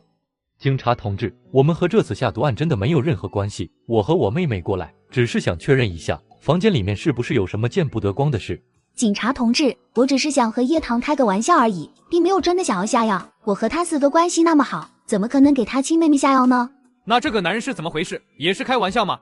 警察同志，你有证据证明我和我妹妹是幕后凶手吗？说不定是这个武明被别人给收买了，才会做假证，污蔑我和我妹妹的清白。警察确实还暂时没有任何证据证实。好，二位，你们先回去，有情况我们会过来继续找你们了解的。叶流年脸色并不好，看来警察短时间内是不会放过他们了。他也没想到这件事会闹得这么大。叶江迫不及待带着叶流年一起去捉奸失败的视频在网络上疯传。叶江原本在大众眼里堪称完美的人设，一点一点的崩塌。林青青这个亲妈自然着急得很，她可是指望这个宝贝女儿入住叶家呢。万一叶家对她彻底失望了，放弃了她，那她的豪门生活梦岂不是要彻底破碎了吗？林青青给叶江打了电话，在电话那头也多有埋怨的意思。叶江真是气笑了，她是叶家上下都承认的千金大小姐，凭什么被一个见不了光的情妇指责呢？林阿姨，你好像没这个立场来指责我吧？说完这句话后，叶江直接挂了林青青的电话。林青青也有点气笑了，她为了女儿能过上荣华富贵的生活，让她在襁褓中就顶替了叶棠。现在为了女儿能长期在叶家做千金小姐，去勾搭叶浩，哪怕如今被云城上流人士嘲笑辱骂都无所谓。这个女儿真是一点都不懂她的苦心。叶江回到叶家后，又在高雪面前上演了一场苦肉计。妈妈，我和4个真的不是故意的，我没有想害姐姐。好了，江江，你是我养的，你什么性子？难道我还不了解？放心吧，妈护着你。至于网上的事，你也知道，叶家最近哪里都在亏损，一时半会拿不出钱给你做公关。不过不要紧，等你4哥的游戏公司发展好了，就能度过现在的难关了。谢谢妈。只要高雪和叶老太也护着她，那她什么也不怕。然而叶家时不时还有警察上门，跟叶江了解情况。警察先生，这件事情和我们江江没有任何关系。理事，我们只是例行公事，了解情况而已。京都的警方已经和我们沟通过，涉嫌下毒的一男一女已经全部抓获，您家的第4个儿子叶流年也牵扯到了其中。什么？我儿子他没事吧？这个还需要京都的警方进行调查过后才能给您答案。高雪还不知道，造成这一切的人正是她心疼万分的宝贝养女。叶江和叶流年的丑闻在网上爆出来，立刻引起了连锁反应，股价暴跌不说，还掉了很多合作，连他们公司艺人上的节目都被裁掉了，说是影响不好。这一次叶江是真的把叶家往死里坑了。妈，老公，我给流年打过好几个电话了，但流年一个也没接，我真的很害怕流年已经出事了。你看看你，家里出了点什么事情，你就慌得不行。我看流年应该也不会有什么事，有事的话肯定叫人给我们打电话了。对，现在没有消息，就是好消息。只有叶婷在边上沉默了很久，最后她忽然说：江江，要不你还是先离开家里一阵子吧。六哥，你什么意思？难道你现在要我离开叶家？我的意思是，你先离开一段时间，等风声过了再回来。现在是都市之秋，很多人都因为你的丑闻不和我们家做生意了。江江，你也知道最近我们家的开支奖励有多少，你还有顾城给你救济，给你买早餐，给你买各种各样的东西维持生活。可是我们呢，你也看到了，妈最近连一个包都没有买，都遭其他人笑话了。还有我那些发小怎么看我笑话的，你知道吗？你口口声声说你是马甲大佬，可是你连为家里人改善生活条件都做不到。你要是不想离开叶家也行，你去和糖糖道个歉吧。叶婷最后一句话充满了抱怨。老六，你怎么说话的？这些事怎么能怪到妹妹身上去呢？就是这么多长辈面前，轮得到你插嘴吗？我怎么不能怪罪到他身上了？要不是他去搞那个什么龙头所，导致叶家亏损了那么多钱，我们家会沦落到现在这个地步吗？他倒是好，在这里靠着顾城的接济，依旧过得像富小姐阔太太。我呢，我到底招谁惹谁了？要过这种被狗都看不起的生活？叶婷，我说错了吗？叶婷见所有人都斥责他，心里的委屈和愤怒更盛了。自从糖糖离开以后，咱们这个家什么时候好过？我看妈和奶奶都是瞎了眼了，才会偏心叶江。他现在给我们家带来了什么？我是不是就差成为那个睡大街上的穷光蛋了？奶奶，如果不是你一股醒把妹妹赶走了，我们都没必要过这种凄惨的生活。我看你就是老糊涂了。叶老太这种强势的性格，哪里能容忍叶婷这么一个孙辈，在她面前指指点点教做事，见她这样反驳自己，肺都要气炸了。老六，你想让江江给叶棠道歉，门都没有。叶家就是因为叶棠这个丧门星，才会变成现在这个样子。你去求他的话，怕是连这样的房子都住不起，最后直接上大街上要饭去，真是不识好歹。奶奶，事实都摆在眼前了，你还不愿意相信是你错了？难道要破产了你才会相信是你的固执害了整个叶家吗？好了，叶婷刚才说的那些话，还是说动了叶浩。我觉得老六说的也不是没有道理，江江先到外面躲一阵子也未尝不可。叶家的生意现在很难做，如果江江离开家，等外面的舆论慢慢消逝，生意会好做一点。爸，您这是要赶叶江走吗？爸妈奶奶，你们别赶我走，我以后都会听你们的，好不好？老公，真的要这么做吗？我答应过江江，不让他离开叶家，你要他走，这不是要我的命吗？那你还要我怎么办？现在叶家被舆论裹挟，连昔日的合作伙伴对我们都没个好脸色看，这种气你还要我受多久？再这样下去，我们一家人连饭都吃不上了。好，既然你们要赶走江江，那么我和他一起走。老三，你别冲动，随便你，反正江江最近一定得离开叶家。叶江的心一下子冷了，果然不是亲生的女儿就可以被轻易的丢弃。最后，叶江向顾城借钱和叶明奇暂时住进了酒店。三哥，你和江江没事吧？老四，你们在京都到底发生了什么事？为什么妈他们一直给你打电话都打不通？叶流年把京都发生的事跟叶明奇说了一遍，说完，叶流年还跟叶明奇抱怨，说叶棠不懂事什么的，把事情闹得没有回旋的余地。老四，什么也别说了，你现在立刻去和叶棠道歉，要征求她的原谅，这样事情还有一线转机。三哥，你要我跟叶棠道歉，我没听错吧？你没听错，我要你向叶棠道歉，而且要求得叶棠的原谅。凭什么？凭什么？就凭你居然想串通一个男人，把这个男人放到叶棠的房间里去。叶流年，你好好动脑子想一想，你串通他人给叶棠下药的事，要是暴露出去，对你有什么好处？你和叶江是不是想蹲局子？还是说你真想毁了叶棠的清白？叶流年，这件事是你做的太过了。叶明奇完全没想到老四会这么蠢。我当然也不是想毁他的清白，我只是想让叶棠长点教训，希望他不要再针对江江而已。那你也不能做下这种蠢事，就算是为了江江，你也要去道歉。哦，我知道了，你放心，一人做事一人担，就算真的有什么事，天塌下来也有我一个人扛着，绝对不会让叶家还有江江有任何的麻烦。叶明奇听了他的话，心里五味杂陈，如果叶流年真的出了什么事，他心里也不好受。一人在京都待了好多天的叶棠，完全没有注意到有人在关注他。你有什么资格跟我说闭嘴？在这个家，就你和老四最龌龊，如今死到临头了，还觉得是别人的错，自己一点错也没有。咱们叶家现在还不够落魄吗？爸爸，真的是妹妹，我确定我看到的真的是叶棠妹妹。听到大儿子兴高采烈地找到了叶棠，叶兰已经迫不及待想要去找他的小侄女。走，咱们快去把糖糖接回来，爸爸也从云城接回来，他们在那个家肯定受了很多苦。刘莹和叶兰刚结婚的那几年也感同身受，叶老太偏心二儿子，也看不起他这个大儿媳妇，现在他们又偏心叶江那个养女，处处排挤糖糖。既然他们这么看不上糖糖，那我们把糖糖接回来，直接过继到我们家算了。你是他亲大伯，难道还不能当他爹吗？反正我们没有女儿，你也可以圆了你的女儿梦了。可不是，那我岂不是有了妹妹了？这个肯定还是要征求糖糖的意见。我前段时间和爸联系上了，他现在被叶老太软禁在了山庄。我听回来的人说，老爷子不管干什么都要经过叶老太的同意，实在是有点欺人太甚。我已经安排好了，过不了1个月，我们就能把老爷子从云城接回来，安享晚年。而且叶老太不会察觉到任何动静，等他察觉到了，已经晚了。他要是敢来京都，我要他看看京都是谁的地盘。薄池宴最先接到了叶兰的消息，随后他也同意安排大家见面，在一家5星级饭店。丫头，爷爷。叶棠的眼睛里一下子蓄满了泪花。傻孩子，哭什么？爷爷和你说了吧，迟早有一天，爷爷会安然无恙出来的，和你见面，怎么样？爷爷是不是没骗你？爷爷真的没有骗我。糖糖，我是你大伯父叶兰，你是不是没听说过我？大伯，我知道你。糖糖，我是你大伯母。叶棠知道爷爷是他们暗中带回京都的。谢谢你们，大伯、大伯母。这有什么好谢的？再怎么说咱们都是一家人，我是你大伯，以后谁要是敢欺负你，看我怎么收拾他们。叶棠没想到大伯原来是这个样子的。之前薄池宴还说叶兰他们在打探他的消息，没想到他居然是为了把他找回来。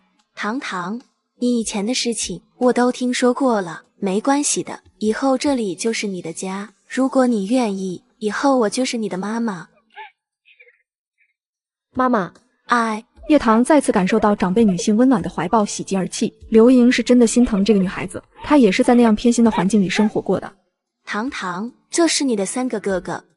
妹妹，以后我们也是你的靠山，如果谁敢欺负你，看我们削死他们。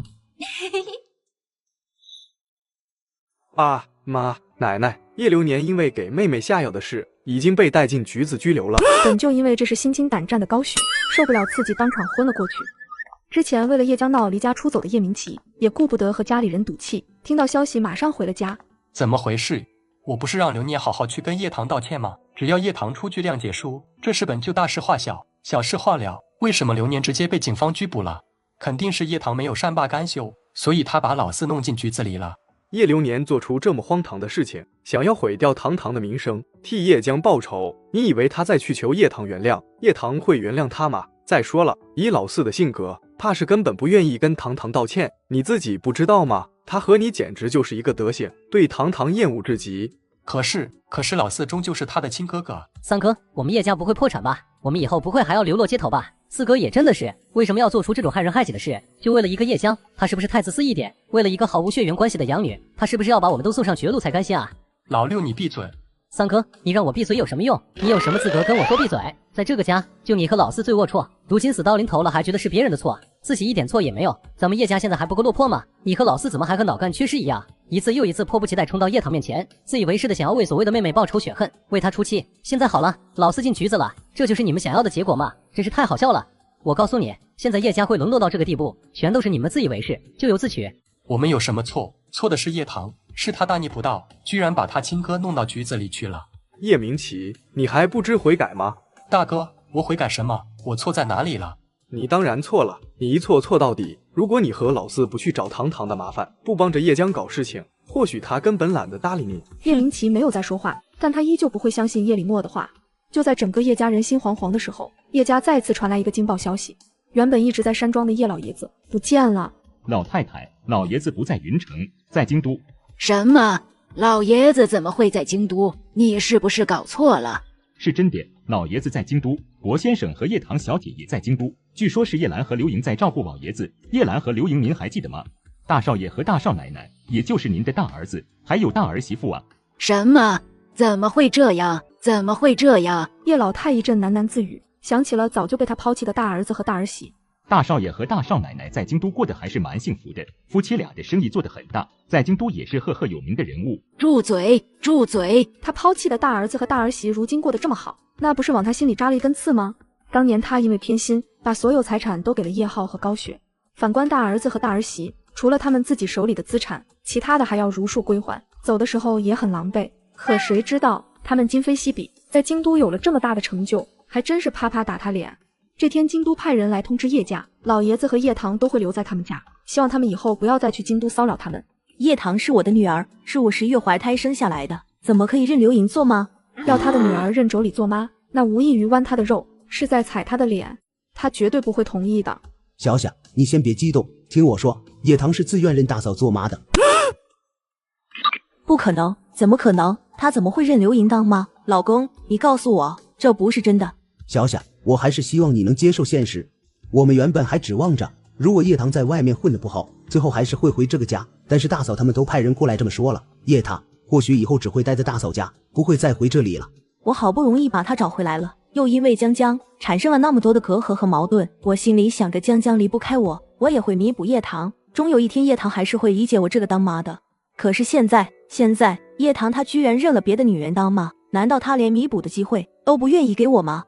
老公，我们把叶棠要回来吧。叶棠是我们的女儿，我还没有好好疼爱过她，我也还没有好好弥补过她，我心里对叶棠有好深的愧疚。如果叶棠愿意回来，我余生一定会好好弥补她的。小夏，现在这个世界不是我们能做主的。老公，我对堂堂的愧疚真的很深，我没有照顾好她，没有尽一个做母亲的责任，我真的很对不起堂堂这个女儿。叶浩被高雪哭得有些烦躁，他不知道女人究竟是怎么回事，舍不得这个又舍不得那个，优柔寡断。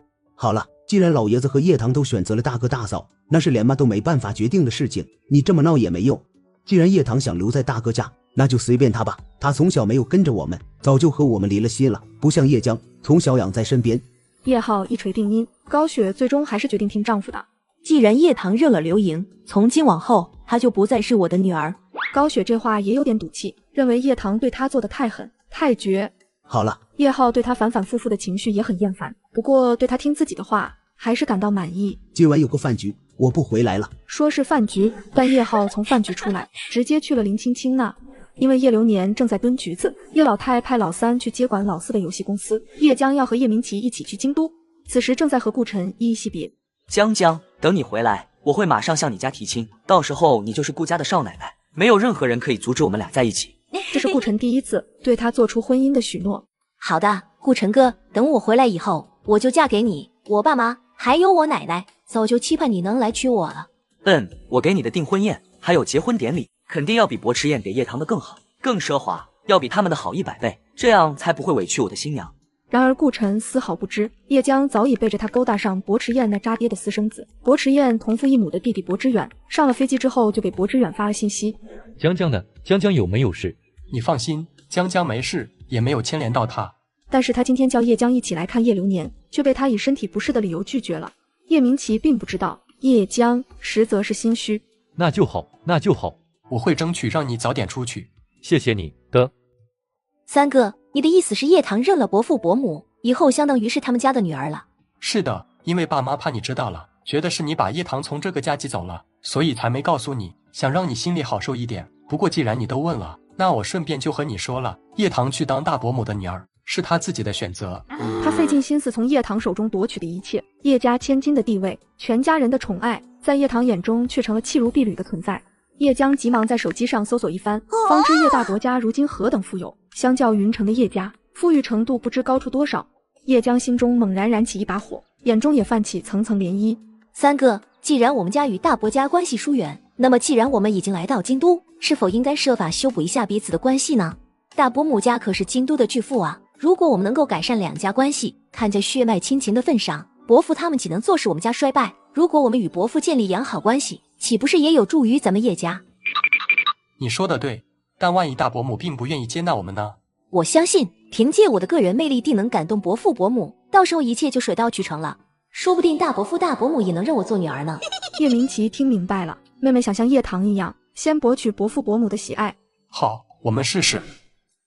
我当是谁呢？原来是你们啊！伯母，我是家里的老三叶明奇，您还记得我吗？小时候你还抱过我呢。我和江江来了京都，知道伯父伯母住在这里，所以特地来拜访一下。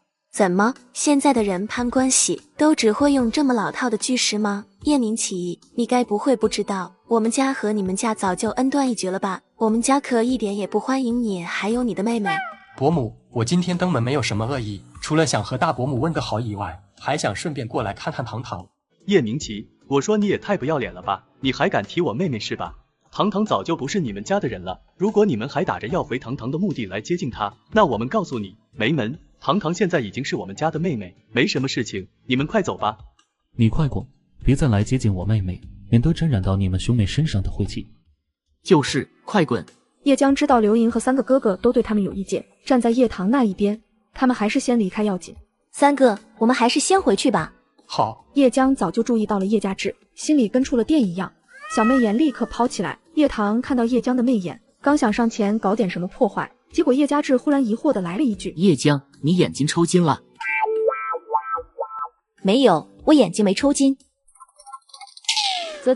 二哥还真是个大直男。糖糖，叶明奇，你又找我干什么？叶明奇已经做好心理准备，叶棠不会对他有什么好态度。可是当他听到这么一句话，心理防线还是有点塌了。之前的事，对不起。叶明奇，你找我到底有什么事？一次性说完，我可不想听你说对不起这种废话。如果真要我解气的话，那就是把你和叶家人都踩在脚底下，你们一家人一辈子和叶江锁死，过着生不如死的生活。如果你做不到，就不要用对不起这3个字来恶心我。你能不能帮叶江在大伯父和大伯母面前说说情，让大伯母也认叶江做养女，可以吗？叶棠听了，只觉得滑天下之大稽。叶明奇，你的脑子被叶江给踢坏了，你是怎么敢一边说对不起，一边对我提这种无理要求的？我以前怎么没发现，你自诩骄傲的一个男人，怎么能脸皮厚到这个地步？叶明琪听着叶棠的羞辱，脸色烫得更厉害，连他自己都这么觉得，他是不是也太不要脸了一点？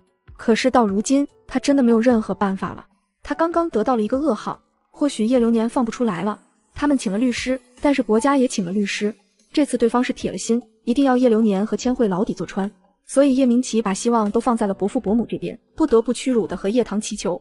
虽然你们被他骗是你们蠢，但叶江作为那么多事情的始作俑者，他绝不无辜。我巴不得他难堪，下场凄凉。你现在居然还想我帮他认亲，我看你应该多吃点脑残片，病得一点都不轻。我知道了。还没等他说第二句话，叶棠手里的电话已经到了叶兰手里。你知道个屁！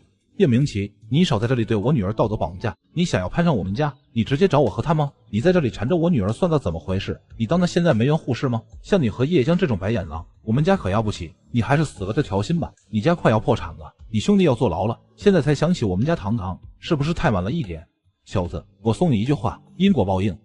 叶明琪被挂了电话，叶江急着问结果，得知叶兰亲口说不要他们攀关系，也不可能要他做女儿，让他死了这条心。叶江的心里难受到了极致。怎么办？我们还能把四哥救出来吗？我不知道。叶流年在得知自己极有可能判刑时，整个人都惊呆了。他从来没想到他会落得这样一个下场。他只是想教训一下叶棠而已，怎么就变成现在这个下场了呢？叶棠，你来看我笑话的。你想多了，我没这个闲工夫。我来只是想告诉你真相。什么真相？你知道你为什么会坐牢吗？这要回到京大校庆那时，叶江和你说要对我设个局，给我点厉害尝尝，对吗？是又怎么样？我没想过要回你清白，这点我要和你说明白。我们只是想制造一个假象，让你也尝尝名声尽毁的味道。叶江是这么和你说的，那你知不知道他是真的买通了那个男人，企图给我下药，也是真的想毁掉我。如果事情闹大了，还有你替他背锅。叶流年，你大概做梦都想不到，你为叶江出头，可是叶江却想要你背负强奸犯的罪名，这才是你今天会坐牢的原因。不可能，你骗我！江江怎么可能骗我？他怎么可能这么做？叶棠，你少在我面前挑拨离间，江江才不会是这样的女孩，是你还差不多。叶棠冷笑一声，随后给他放了一段录音，还有一段视频。你不会以为我没有证据吧？叶江找的男人是一个瘾君子，他们谈条件的时候，这男人为了以后能敲诈他一笔，故意录音，还录制了他们商议下毒的视频。这个视频和录音我已经交给了警方。叶流年已经震惊得说不出话来。叶江确实很聪明，你知道他是以谁的名义跟这个男人谈判的吗？想必你应该猜到了吧，就是以你叶流年的名义。从一开始设局的时候，叶江已经布局周全，把自己摘得干干净净。明明他是那个始作俑者，可最后身陷牢狱之灾的人却是你。在这场布局当中，你不过是他叶江的一颗棋子，你能这么配合他，替他背黑锅，也算是一个愿打一个愿挨。我真心祝福你们一家人可以永远这样相亲相爱下去。叶棠这番话对叶流年而言，简直是如遭雷击，讽刺，太讽刺了。我要见叶江，我要见叶江。他还是不愿意相信叶棠的一面之词，他抱着侥幸的心理，希望看到叶江，让叶江亲口和他说，他才会相信。你想见叶江和我可没什么关系，我没这个义务替你找，你还是等叶江来看你的时候再问吧。对了，你出事这么久，叶江好像都没来看过你吧？真可怜啊，把你当工具人用完就扔了。接下来你就好好享受一下你的牢狱生活吧。叶棠这一番话彻底戳到了叶流年的肺管子，他可能从来没想过，毁了他人生的人居然是他疼爱有加的宝贝妹妹。叶流年，你也不是什么好人，你和叶江是一丘之貉，别说什么你不想毁掉我清白之类的话，你能让你血缘上的亲妹妹陷入一场名声舆论中，也是半斤八两，50步笑100步而已。你可真是又蠢又坏又毒。叶流年看着离去叶棠的背影，心里第一次产生了愧疚，可是愧疚已经没用了。之后叶流年也不知道通过什么方式给叶明琪传了消息，说要见叶江。江江，你四哥说要见你一面，你准备一下。四哥说要见我？是呀，可能是你四哥担心你，而且这次的事对他十分不利，你最后去见一见他也好。好。叶江，为什么？他故作不知。四哥，你在说什么啊？什么为什么？叶流年再也控制不住自己的心情。叶江，事到如今，你还想骗我骗到什么时候？你何止是在骗我，你甚至骗了所有人。明明我们都那么疼爱你，护着你，甚至为了你不惜抛弃自己的血脉之亲，可你对我们做了什么？这些就是你对我们的回报吗？你可真是个白眼狼。叶流年，你有什么资格质问我，说我是白眼狼？难道你和老三又是什么好东西吗？叶棠是你们俩的亲妹妹，可是你们对她手下留情了吗？别说什么为了我，本质上是你们狼心狗肺，更是畜生到连自己的亲妹妹都不顾。没错，我以前是稍微使了一点小手段，让你们误会叶棠针对我，可还不是你们自己蠢的要死，我说什么你们都愿意相信。要我说啊，你们这就是咎由自取，自讨苦吃。叶江的每一个字都像一根毒针，扎在了叶流年的心上。叶流年，你就好好做你的牢吧，就算你知道了真相又能怎么样呢？你有证据吗？四哥，你可不要随便诬陷我哦，否则我会让你和叶棠一样，知道什么叫百口莫辩。你说其他人是愿意相信我这个娇弱可爱的妹妹，还是愿意相信你呢？你，江江，你和你四哥说的话都已经说完了吗？三哥，我已经和四哥聊完了，不过我看四哥可能是因为案子的情况不太妙，所以情绪有些失落。叶流年一看到叶明奇，整个人跟疯了一样。三哥，你快别相信叶江说的话，这是个疯女人，她不仅害我入狱了，还让我替她背负强奸犯的罪名。三哥，你救救我，我一点也不想坐牢，我不想毁在这里。流年，你别这样，我知道你是为了保护江江才做这些的，可是你现在就算接受不了坐牢的事实，也不该把一切都怪罪在江江身上，毕竟事情是你自己做的。我之前也提醒过你，是你一意孤行，所以现在的结局也是你自找的。叶明奇，你在胡说什么啊？是叶江怂恿我做下这件事的，而且他还隐瞒了我很多事情，这件事他才是怂恿者啊！你能不能不要再被他蒙蔽了？四哥，你怎么可以这么污蔑我？叶流年看到叶江又露出这副可怜兮兮的状态，怒吼道：叶江，事到如今你还在装？叶流年，你够了！事到如今你还不知悔改吗？你知不知道这段时间我和江江一直在奔波，就是想拯救叶家，拯救你，你怎么能在这个时候反咬一口呢？贱人，你居然敢坑我！你把我害得好惨。叶棠在主演了《军权》之后，不仅收获了一波热度，更有资金继续投入旅游综艺的制作。这就是你哥哥吗？对，这是我二哥，我还有2个哥哥，但他们都不是娱乐圈里的人。若是有机会来我家做客，我给你们介绍。嘉志哥，我还是认识的嘛，我可是你的粉丝一枚哦。叶江看到他们其乐融融的样子，眼中掠过一丝阴霾，而叶婷则是在看到叶棠时，想要过去和他说话。堂堂，你怎么走到我面前来了？讨我嫌的？我只是想和你说几句话。他不想看到你，你最好离我妹妹远一点。叶婷也没想到会有另一个男人自称是叶棠的哥哥。你谁啊？我说什么你听不懂是吧？我是叶棠的哥哥。叶婷愣了一下，虽然听说了京都叶家的事，但还是第一次看到京都叶家的人。是你？叶婷再一看，认出来了眼前的男人。叶家志的歌他还听了很多呢。你们之间的所有事情我都已经知道了，我不管你现在对堂堂是真的回国还是有什么别的企图，都别当赖皮狗缠着我妹妹好吗？叶家志，你嘴巴给我放干净点，你别忘了叶棠是我的亲妹妹，我们是一母同胞，而你只不过是她的堂哥而已。那又怎么样？我和我二哥是有血缘关系的兄妹，需要你在我们面前指指点点。叶棠，你居然护着叶家志？他是我二哥，我不护着他，护着你这个外人吗？六哥，叶江真是看不下去了，导演的镜头还在拍呢，看叶婷想丢谁的脸呢？可没想到叶婷根本就不领叶江的情，反而恶语相向。你别碰我！既然大家都集合了，那咱们就出发吧。5个小时后，他们到达了目的地，各自入住了预留的客房。叶江为了缓和与叶婷的关系，主动找到他。六哥，你不是一直想出专辑吗？而且很欣赏曼陀罗做的词贺曲。那又怎么样？其实我认识曼陀罗。什么？你真的认识曼陀罗？当然是真的，我还能请他帮你写歌，如果你有需要的话。我需要。叶婷原本是不想搭理叶江的，可曼陀罗写歌的诱惑对他而言实在是太大了。叶江，你叫曼陀罗帮我写歌，你帮我一把也再帮叶家一把，以前的事情我就不和你计较了。叶江听叶婷这么说，心里是很不爽的，好像他只是他还有叶家的一个工具人。帮六哥，这是我应该做的。叶江帮叶婷的目的还在于叶家志，他找人打探到叶家志之前的专辑有几首曼陀罗作词作曲，而他利用曼陀罗消失的消息找人冒充，反正从来没有人见过曼陀罗，只知道她是一个年轻姑娘。至于拿给叶婷的歌，他只能从叶家志那里偷了。堂堂，告诉你一个好消息。什么？曼陀罗上线了，他找到我说，因为私下有些事情，所以消失了一段时间，现在事情已经解决完了，可以继续给我写歌，会帮我写完专辑里剩下的歌。是吗？那可是好事啊。接下来我会再找寻一下灵感，然后和曼陀罗保持交流，相信这次一定能做出让我满意的专辑。我相信你，哥，你一定会实现自己在音乐上的梦想。叶家志并不知道眼前的妹妹就是他钦佩已久的曼陀罗。叶棠真的很心疼前世的叶家志，歌曲被盗，遭受诋毁。叶婷先发表了歌曲，后来发表的叶家志就成了抄袭者，在观众和粉丝的辱骂与失望中黯然退圈。叶江为了一己之私，毁了叶家志的热爱，也毁了他的一辈子。接下来的时间，叶棠将计就计，陆续把他给叶嘉志写的7首歌都给了叶江。叶江以为他成功了，还把7首歌都给了叶婷，对叶婷说这些歌都是曼陀罗给他写的。太好了，真的是曼陀罗的作品。叶婷也顾不得之前和叶江产生的矛盾，一把抱住了妹妹，狠狠在她脸颊上亲了一口。谢谢你，江江，等我专辑大卖了，我一定再好好感谢你。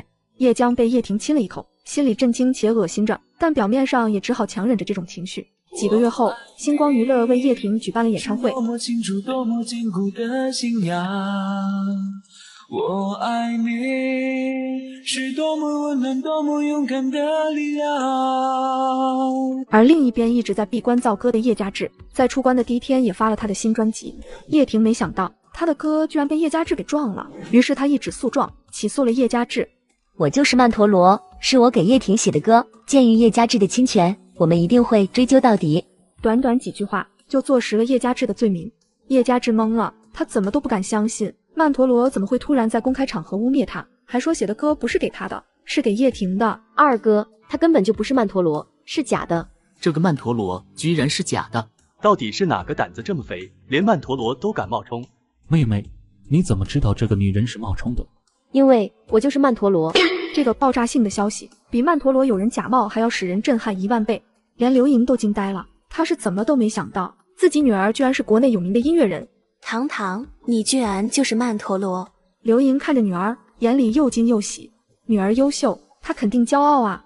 我确实就是给二哥写歌的曼陀罗，不过之前写歌的时候，我并不知道他是我的哥哥，我们只是一直在线上交流，之前也一直没有找到机会和二哥坦白身份。妹妹，你居然就是我一直崇拜的曼陀罗，难怪你突然消失又突然上线，还给我写了那么多个，原来你都是为了帮哥哥，我怎么会有你这样的天使妹妹呢？有人居然敢冒充我家堂堂，看我不撕了他，脸也太大了吧，什么人都敢假冒。这个假的曼陀罗是叶江找来的，他在拍综艺的时候故意接近二哥，把我给二哥写的词曲都偷给了叶婷，现在还在网上引导舆论，说是二哥抄袭偷窃。他的目的不仅是想讨好他的六哥，还想害我二哥，在二哥伤心难过的时候趁虚而入，想要二哥做他的裙下之臣。叶棠把事情的来龙去脉都说了一遍，这下全家人都恍然大悟。难怪之前我就听到过风声，说这个叶江私生活不检点，没想到现在还想对我的家侄下手。他肯定是因为上次想要妈您认养女的事碰壁了，所以才想了个这么损的招，想从二哥身上下手。还好我早早就识破了他的奸计，而且将计就计。总之，事情都在我的掌控之中。这人也太不要脸了，我怎么可能喜欢他那样的女人呢？别忘了，他以前可是联合叶家人欺负过我妹妹的，这太恶心了。二哥，说不定过几天叶江就会来找你，到时候你懂的。保留证据，对叶江一击致命。叶嘉志瞬间懂了叶棠的意思。好，我知道了。果然，在舆论发酵的第3天，叶江来找了叶嘉志。嘉志哥，我六哥的歌曲销售已经是各大平台的第1名，但是嘉志哥，不管网友和粉丝怎么看你，我始终会站在你这一边。叶江靠近叶嘉志，想给他一个吻，可下一秒他却被叶嘉志给推开了。叶江，你简直恬不知耻，你要不要脸？怎么，叶大歌星，你不会还觉得你是那个人见人爱的大歌星吗？那又怎么样？我不需要你这样的女人来安慰我。叶江还以为他能在叶嘉志情绪最低落的时候趁虚而入，没想到现在却惨遭打脸。叶嘉志，你会后悔的。在此期间，叶明琪和叶婷也有打电话给叶棠，劝他不要和京都叶家的人搅和在一起。叶嘉志现在出了这种剽窃的丑闻，一定会拖累他的星途。叶明琪、叶婷，你们要不要脸啊？真以为你们揪着我二哥这事不放，我就会如你们所愿离开他们吗？我告诉你们，你们在做白日梦。第二天一大早，叶婷就被经纪人轰炸了。叶婷，你看热搜了吗？还没呢，怎么了？你先去看热搜。打开热搜，叶婷脑袋轰的一声，才知道什么叫绝望。所以，你确定和你接触的那个人是真的曼陀罗？当然是真的，他是我妹妹叶江给我引荐的，而且那些歌曲的确是曼陀罗的曲风。我去给叶江打个电话。另一边，叶江也是焦头烂额的。你现在去网上说叶棠是骗子，你才是曼陀罗，这一切都是对方的公关策略，目的就是为了洗白叶嘉志。反正他们根本没有任何证据证明叶棠就是曼陀罗。好，我知道了。叶江挂了电话，整个人都有些抓狂。他是真的不信叶棠居然还能在音乐上有所建树。叶婷的电话他也不敢接了。叶婷打了5、6个电话，叶江都没有接。他几乎已经确定叶江肯定是骗了他，是他盗窃了曼陀罗给叶嘉志写的歌曲，现在又玩失踪，把一切的舆论风暴都丢给了他。贱人，你居然敢坑我！你把我害得好惨。这不是你自己找死吗？要不是你多事，我们早就坐车离开了。有你这样的哥哥吗？叶棠根本就没有任何证据证明他是曼陀罗，可他拿出当初写歌的手稿来了。所以曼陀罗女士，你有什么手稿可以证明这7首歌是你自己写的呢？这位小姐，有人控告你假冒他人，而且损害了他人的利益，扰乱治安。现在请你跟我们回去一起接受调查吧。叶婷终于在叶流年的游戏公司里找到了叶江。贱人，敢害我！叶明奇对这突如其来的一幕嘴肿冷逼了，他愣了好几秒，才上去阻挠叶婷。老六，你真的疯了是不是？信不信我现在叫奶奶和父母过来，好好收拾你？叶明奇，你有什么资格指责我？现在这个局面都是你造成的，是你一味的偏爱这个祸海，才会让他闯出今天的大祸。你以为今天倒霉的只有我吗？叶明奇，你还是想想星光吧，叶家人的心血都要毁于一旦。你知道，当我知道叶棠才是真正的曼陀罗，心里有多讽刺吗？我就像是一个小丑，我叶婷只是一个笑话。而这一切都拜叶江所赐。叶明奇，我在云城的时候有没有提醒过你，让你别一直偏听偏信这个贱人？你和老四真是又蠢又笨，执迷不悟。现在看到我落到这个下场，你高兴了？叶婷，你能不能不要这么幼稚？妹妹一开始的初衷也只是为了帮你，谁能想到叶棠才是那个真正的曼陀罗呢？你也不要被网上那些新闻带偏了。妹妹故意害你又能有什么好处？你别不知好歹。到现在我被这个贱人害成了这个下场，你却还是为叶江说话，我是你血缘上的亲弟弟啊。或许我在这一刻也终于明白了叶棠，明白他曾经的处境，他肯定很无助，也很伤心吧。就像现在的我，对你们憎恶的心情已经到达了极点。老六，你是不是想的太多了点？你不要无理取闹好不好？到这个时候，叶明奇还是一意孤行，继续选择相信叶江。叶婷的心已经是凉了半截。叶江，我不会放过你的。今天你有叶明奇这个脑残护着，我不信他能护着你一辈子。你毁了我一辈子，毁了我的事业，我不会让你好过的。这一天，京都下了好大的雨，像是冲刷着一切罪恶与罪孽，也预兆着即将发生的大事。堂堂，我们出去聊聊。叶棠，你看到我挨打，很高兴是不是？是你在背后策划这一切的人，都是你对不对？我要去告诉哥哥，你这个人的阴险面容。你挨打，我自然是高兴的。你也应该早就预料到，我肯定会在边上幸灾乐祸，敲锣打鼓。你这个贱人！听到叶棠的这番话，叶江简直气到了极点，伸手就想打叶棠的脸，可他却没想到，叶棠提前揪住了他的长发，并在他的脸上继续狠狠抽打了几个耳光。你想要繁花似锦的人生，想要人人羡慕、尊贵骄养，叶江，你怎么也不照照镜子，你配吗？你真的很可怜，因为你需要靠这些阴谋诡计，才能维持住你团宠万人迷的人设。可是亲情应该是世界上最纯粹的感情，而不是单纯因为子女长得漂亮或者优秀有能力，能给家长们长脸。我其实应该谢谢你，帮我过滤掉了这样自私的亲情。现在我的新爸爸和新妈妈对我都很好，还有3个哥哥，他们也都对我很好。你可能永远都没有享受过这种亲人之间毫无条件的爱护和维护吧，但是我已经体验到了。我有这样的家庭，真是3生有幸。毫无意外，叶江最后只能无奈宣布退圈。叶江的哥哥们，昔日的天之骄子都没有落得什么好下场。叶流年进了监狱，前途尽毁；叶婷被冠上了剽窃盗窃的罪名，音乐道路也就此封死。叶明奇也因为这件事负债一身，穷困潦倒，在京都死死的咬牙撑着。幸亏我们几个早早的认清了叶江的真面目，没有沉溺在叶江刻意编织的黑暗漩涡里，否则我们的下场怕是比叶明奇他们更惨。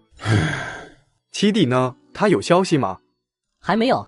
或许七弟没有消息，反而是一件好事吧。叶婷去监狱里探监了叶流年，他把事情的来龙去脉全都告诉了叶流年，最后颤抖着哭腔：曼陀罗就是堂堂，堂堂就是曼陀罗。我以前是怎么瞎了眼，才会一直对叶江言听计从？我现在只是后悔的要命。叶流年听了，才把自己遭遇的事情告诉了叶婷。叶婷怎么都没想到，叶江不仅害了他，甚至还害叶流年进了监狱。老六，你一定要好好活下去，不要再着了叶江的道，他已经把我害惨了。虽然你现在不能做音乐了，但至少还是自由的。至于老三，他已经没救了。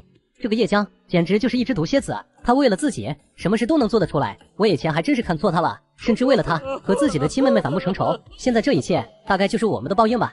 如果外面有什么风吹草动，还得要老六你过来跟我说说。我现在坐牢，没什么好抱怨的，唯一觉得对不起的就是叶棠。好，我会的。探监后，叶婷又找上了叶棠，那忏悔的姿态，声泪俱下。堂堂，我不求你能原谅我，如果我知道你就是曼陀罗，我绝对不会听叶江那个贱人的。我错了，我真的错了。可是现在弥补也没有任何用处。你的弥补当然没有任何用处。如果不是你被叶江坑了，或许你这辈子都无法感同身受，更不会像现在这样向我道歉。叶婷被叶明琪气得口吐鲜血的事，她已经知道了。早知如此，何必当初？江江，你怎么了？你别这样，你别吓哥哥好吗？三哥，我要嫁给顾晨。不行。为什么？叶江听到这句否定，眼神就像恶鬼一样，幽怨又恶狠狠地扫射在叶明琪脸上。现在叶家都成这个样子了，我如果嫁进顾家，难道不是能帮扶叶家吗？就是因为这样才不行。妹妹，我绝对不会把你当工具人一样，随便嫁给哪个豪门，牺牲你一生的幸福，去换取所谓的利益。叶江听到这番话，差点气得吐血了。这老三到底是什么脑残？从一开始他就认定了顾晨想要成为随便刷卡花钱的贵妇，他做了那么多，不就是为了能风风光光的嫁进顾家吗？叶江尽量克制住了自己的情绪。三哥，你想多了，我是自愿嫁给顾晨的。我才不信，你那么单纯善良，什么事情都为我们考虑，你肯定不是自愿的。别的事情我都可以答应你，但婚姻是事关女人一辈子幸福的大事，我不会让你去做这样的牺牲。如果叶家要靠你的牺牲重振辉煌，那我宁可不要。叶明琪，你冷静一点。我很冷静。总之，江江，我不会让你牺牲自己去拯救叶家，就算我讨饭吃，我也不会让你牺牲自己一辈子的幸福。他终于明白，原来叶棠在面对智障叶家人的时候是什么心情了。三哥，我喜欢顾晨，你又不是不知道，否则我也不会和顾晨偷偷摸摸在一起这么久。你别骗我了，我不会相信的。你们俩谈恋爱又不是在谈结婚，否则你俩早就订婚了。你这么快做出这个决定，不就是为了叶家吗？这叶明琪简直就是介于2A 与2C 之间啊！你先好好休息，我出去做点东西给你吃，你很久没吃东西了。叶明琪出去时还给房间上了锁，叶江心里的怨气更深，不知道怎么摊上这么个脑残哥哥。他要回云城，他要去见顾晨。他拿起手机，突然想到一个人，那就是柏之远。阿远哥哥，快救救我！我被亲哥哥囚禁了，他现在精神不大对，把我锁在房间里了。柏之远一听，哪里还能忍？虽然叶江现在落魄得很，但柏之远却认为现在是俘获美人芳心的好时机。可就在柏之远想带他走的时候，意外被叶明琪撞见了。你这个死变态，居然敢囚禁自己的妹妹！我是来带江江离开的。叶明琪根本懒得看柏之远，而是径直走向叶江，想要带叶江走。江江，你跟我回去。可他怎么都没想到，叶江根本不愿意和他回去，在柏之远的怀里瑟缩，看他的眼神也都充满了警惕，不愿意靠近他。这下叶明琪生气了，觉得是身边这男人把他妹妹带坏了，上去就和柏之远打了起来。可柏之远的身上藏了刀。阿远，我们还是赶快走吧，他被你捅了那么多刀，会不会死啊？他好像还流了好多血诶。放心，死不了。叶明琪怎么都没想到，那个善良单纯的少女居然会说出这么绝情的话，让这个捅了他刀子的人赶快离开，连个急救都不给他叫。叶江，你为什么要这么对我这个哥哥？三哥，你还好意思问我？如果不是你把我囚禁在这，根本就不会有这样的事情发生。我都说了，我要回云城，我要去顾家。刚才阿远来接我，你放我们离开也就算了，还想打阿远，这不是你自己找死吗？要不是你多事，我们早就坐车离开了。有你这样的哥哥吗？叶江话里话外还在埋怨叶明琪多事，阻碍他的好事，怨气冲天。叶江的话终于让叶明琪不得不认清楚了一个事实，原来叶江本性如此恶毒，他只是和叶江产生了分歧，叶江居然恨不得他死。一瞬间，那种不甘心、怨恨、愤怒、悲伤，甚至后悔，全都涌上了心头。他不值啊，他真的不值啊！叶江确实足够丧心病狂，他看到叶明琪这个样子，直接拉着柏之远跑了。系统小胖猫给叶棠全程放着直播，我真服了他了，还真是每一次都在挑战我的底线。再怎么说，叶明琪也是疼爱了他那么多年的哥哥，他居然连个救护车都不叫。算了，小胖子，你帮忙叫一下吧。好的。叶江凭一己之力将疼爱他的三哥弄得面目全非，而他却快乐的像只小鸟，朝顾晨的方向飞奔而去。顾晨，我回来了，我回来嫁给你了。江江，你终于回来了，我会娶你。家里的事情我都已经解决了，那些反对我们在一起的人不会再成为我们的障碍，就连我父母都不行。谢谢你，我的爱人，谢谢你为我所做的一切。从此以后，我不再是叶家的女儿，只是顾家的少奶奶。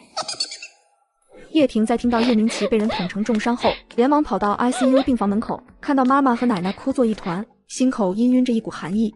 她知道叶明琪一定是被叶江害的，她以为自己和叶流年已经遭遇了够惨的下场，一个失去了梦想和前途，一个失去了自由。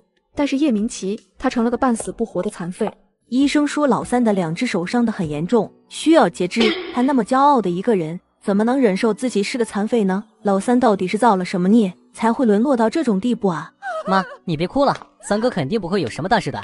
老三的治疗费需要好几百万，现在这笔钱对他们而言可不是什么小数目。老六，带我去叶家找叶棠，我不相信他哥哥现在躺在 ICU 里生死未卜，他却可以见死不救。老六，你带我去见见他吧，我要去求叶棠，我要求他帮一帮老三，我不能眼睁睁看着老三因为没有足够的治疗费死在 ICU 里，那是你的亲哥哥啊。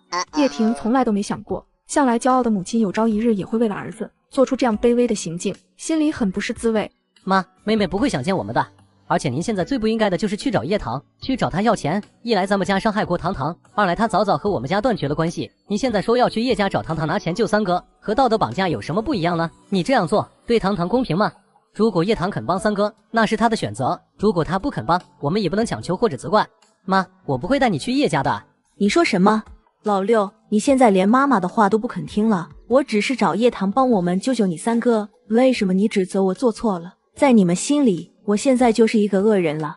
不是我不听，而是这件事情我真的无能为力。好了，老六不去，我和你一起去。叶浩心里盘算着，如果能从叶棠身上弄到钱也不错。我已经知道了你们的来意，你们是来找堂堂要钱的吧？你们死了这条心吧。大，你也不用再多说什么。很久以前我就提醒过你，在叶棠和叶江之间不要偏心的太过分，可是你从来就没有听过我的，永远都是一意孤行。现在出事了，又来找堂堂擦屁股，死乞白赖的来求堂堂给你钱，是真够让我看不起你的。我说过，人是有因果报应的，老三识人不清，这就是他的命运。高雪，今天也是你的因果报应，所以你怨不了任何人。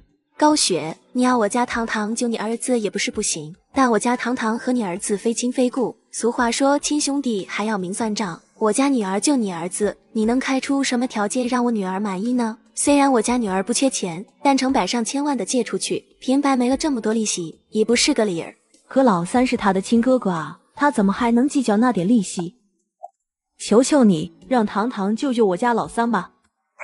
你真好笑，现在说他是我家堂堂的亲哥哥，是不是有点太迟了？叶明琪有把我家堂堂当亲妹妹吗？还有你有把她当亲女儿吗？既然没有，他又凭什么要认你和叶老三？你开不出相应的条件就想拿钱？这个世界上哪里有这么好的事？什么都不想付出，就只会一味的道德绑架别人，你到底算怎么回事？叶太太，或许你应该去问问叶江，叶明琪可是最疼他的一个哥哥，现在他哥哥出事了，他难道不该帮忙吗？怎么你反而来找堂堂？你这有事找我家堂堂，没事就和你家宝贝养女过着逍遥快活的日子，还妄想让堂堂帮你？他们兄妹这么情深意重，怎么一出事，叶江连个人影都跑没了？一提到叶江，高雪脸色更是一阵青一阵白。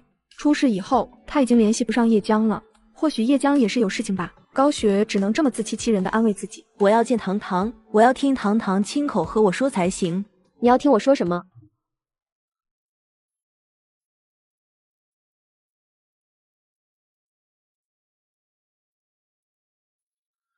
堂堂，看在你们俩有血缘关系的份上，你就帮你三哥一次吧。我求求你了，求求你就一救老三。高雪，你真是舐犊情深，为了叶老三，居然跪在我这个一向被你瞧不起的人面前，真是让人感动呢。叶棠，求求你，求求你，就算你要我为你做任何事情，我都愿意。就在这时，叶浩接到一个电话。好了，你别在这里丢人现眼了，现在我们有新的转机了。怎么回事？刚刚不是还在上演苦情大戏，又是哀求，又是跪地的吗？应该是听说叶江和顾晨要举办婚礼了，觉得他们这一大家子已经熬出头了吧？叶老三的医疗费自然是不在话下了，所以他们应该是打算回去筹备叶江的婚礼。可惜啊，叶江这个人自私透顶，要他拿钱给叶老三治病，肯定也是不愿意的。但现在叶家对他还有用，所以他就算心里再怎么不满意，也还是会出这笔钱。不会吧，他们这么快就结婚了？上一次那女人还故作姿态地引诱他呢，这顾晨可真是个大冤种，为他娶了这样的女人感到悲哀。堂堂，今天是江江的结婚典礼，你来不合适，走，我带你出去。高女士，这里是顾家，你好像没资格决定我的去留吧。半个小时后，叶江终于在所有人的见证下完成了幸福甜蜜又风光的婚礼。没想到下一秒，大屏幕上出现了新郎和好几个男人暧昧的照片，还有叶江和好几个男人的大尺度聊天。顾晨人都傻了，这不可能，这根本不可能。老公，你相信我，这些照片都是 P 的，根本不可能是真的，一定是有人想害我，想让我们结不了婚。你知道的，姐姐一直很嫉妒我，嫉妒我能嫁给你，嫉妒你那么宠爱我。到了这个时候，叶江还要攀咬叶棠。叶棠，你是故意的，你就是嫉妒我，嫉妒我能嫁给顾晨，嫉妒我马上要成为豪门少奶奶，所以才设计我，对吧？嫉妒你，你怕是做你的春秋大梦吧？我薄家本就是京都名门之后，需要嫉妒你一个云城小小的豪门。我见过狂妄的，倒没有见过你这么狂妄的。京都5大名门之首，轮得到你们顾家在这里指指点点？什么？所有人听到这话，下巴都快掉下来了。薄池燕的真实身份原来是京都5大名门之首，那叶棠岂不是5大名门之首的夫人吗？这么显赫的身份，还需要嫉妒叶江？一想到之前以暴发户给薄池燕贴标签，他们终于知道他们的认知有多么的浅薄和无知。这个叶江是怎么敢说叶棠嫉妒他的？他是不是不知道京都5大名门意味着什么？一个小小的顾家就敢和薄家叫板，简直就是现世宝啊！丢脸丢到他姥姥家去了。是不是薄家现在实在是太低调了，才让叶江这么狂妄，还敢拿顾家在人家面前比？这也太无知了吧！自己做的丑事被曝光了，还反咬一口诬赖叶棠，这辈子都没见过这么厚颜无耻之人。他这私生活也太混乱了吧？高雪到底是怎么教女儿的？这也太毁三观了。叶老太瞪大眼睛，完全不敢相信眼前这个事实。事情怎么会变成这个样子啊？叶棠，你怎么不早说啊？叶老太看着眼前的一切，恨不得捶胸顿足。和薄家比起来，顾家怕是连暴发户都比不上。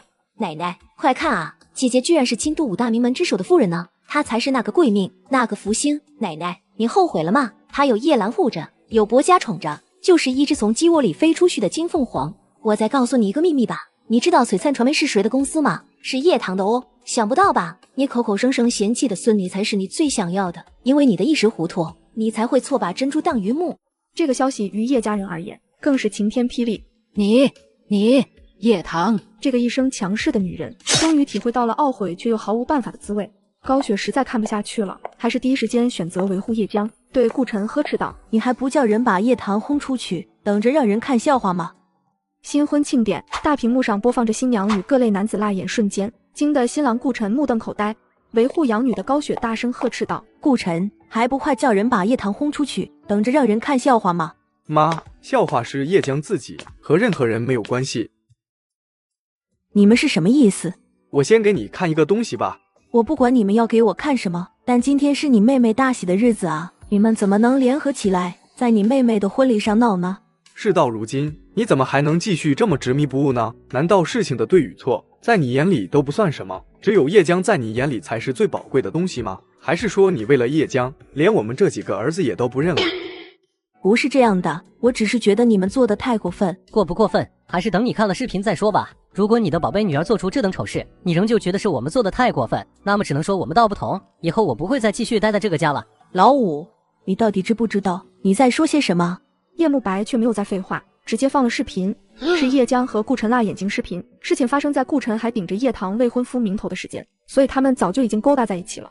神仙爱情，感人至深，佳偶天成，祝福所死，渣男贱女，天生绝配。这下顾晨也成了众矢之的，原来就是一个出轨的渣男而已。我是做了，那又怎么样？顾晨喜欢的人是我，这是摆明了的事实。今天的婚礼取消，各位亲朋好友，我当着你们所有人的面宣布和叶江断绝关系。老公，你听我说。你不用再和我说了。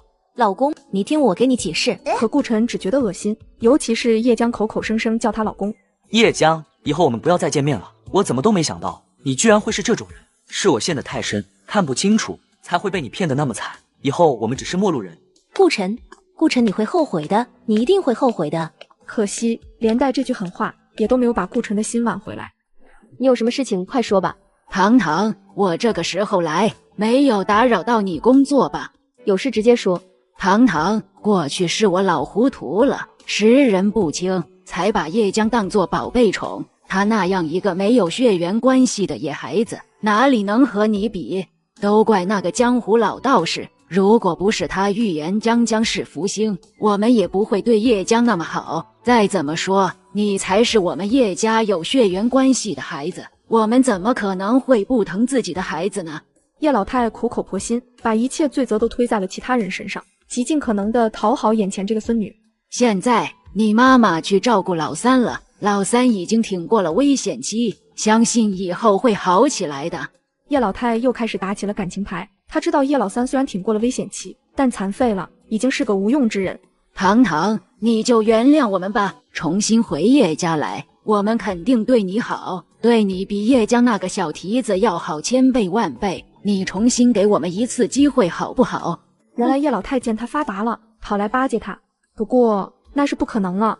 少把责任都推卸到别人身上，从来都是你利益熏心，带着高雪一起做出了让所有人都无法接受的奇葩行为。在你们眼里，血亲算得了什么？从我回叶家，你叶老太从来没有正眼看过我，毕竟江江才是你们家的贵命福星呢。我衷心祝福你们叶家人团团圆圆，一辈子都分不开。最后这句话简直戳到了叶老太的痛处，她一直认为的福星之女，结果却一次又一次给叶家带来了灾难，而她瞧不起的孙女，如今才是她再也高攀不起的存在。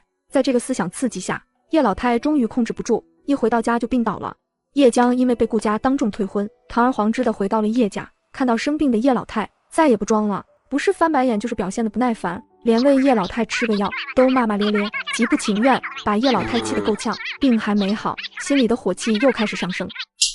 贱人，你一个婚礼现场被所有人辱骂过的货，又被顾家退了婚，叶家现在养着你也是心善而已，你倒好，居然连给我喂个药也那么多埋怨。既然如此，那你就彻底给我滚出叶家去。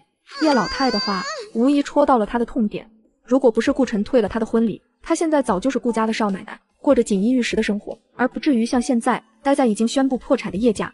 是的，叶家破产了。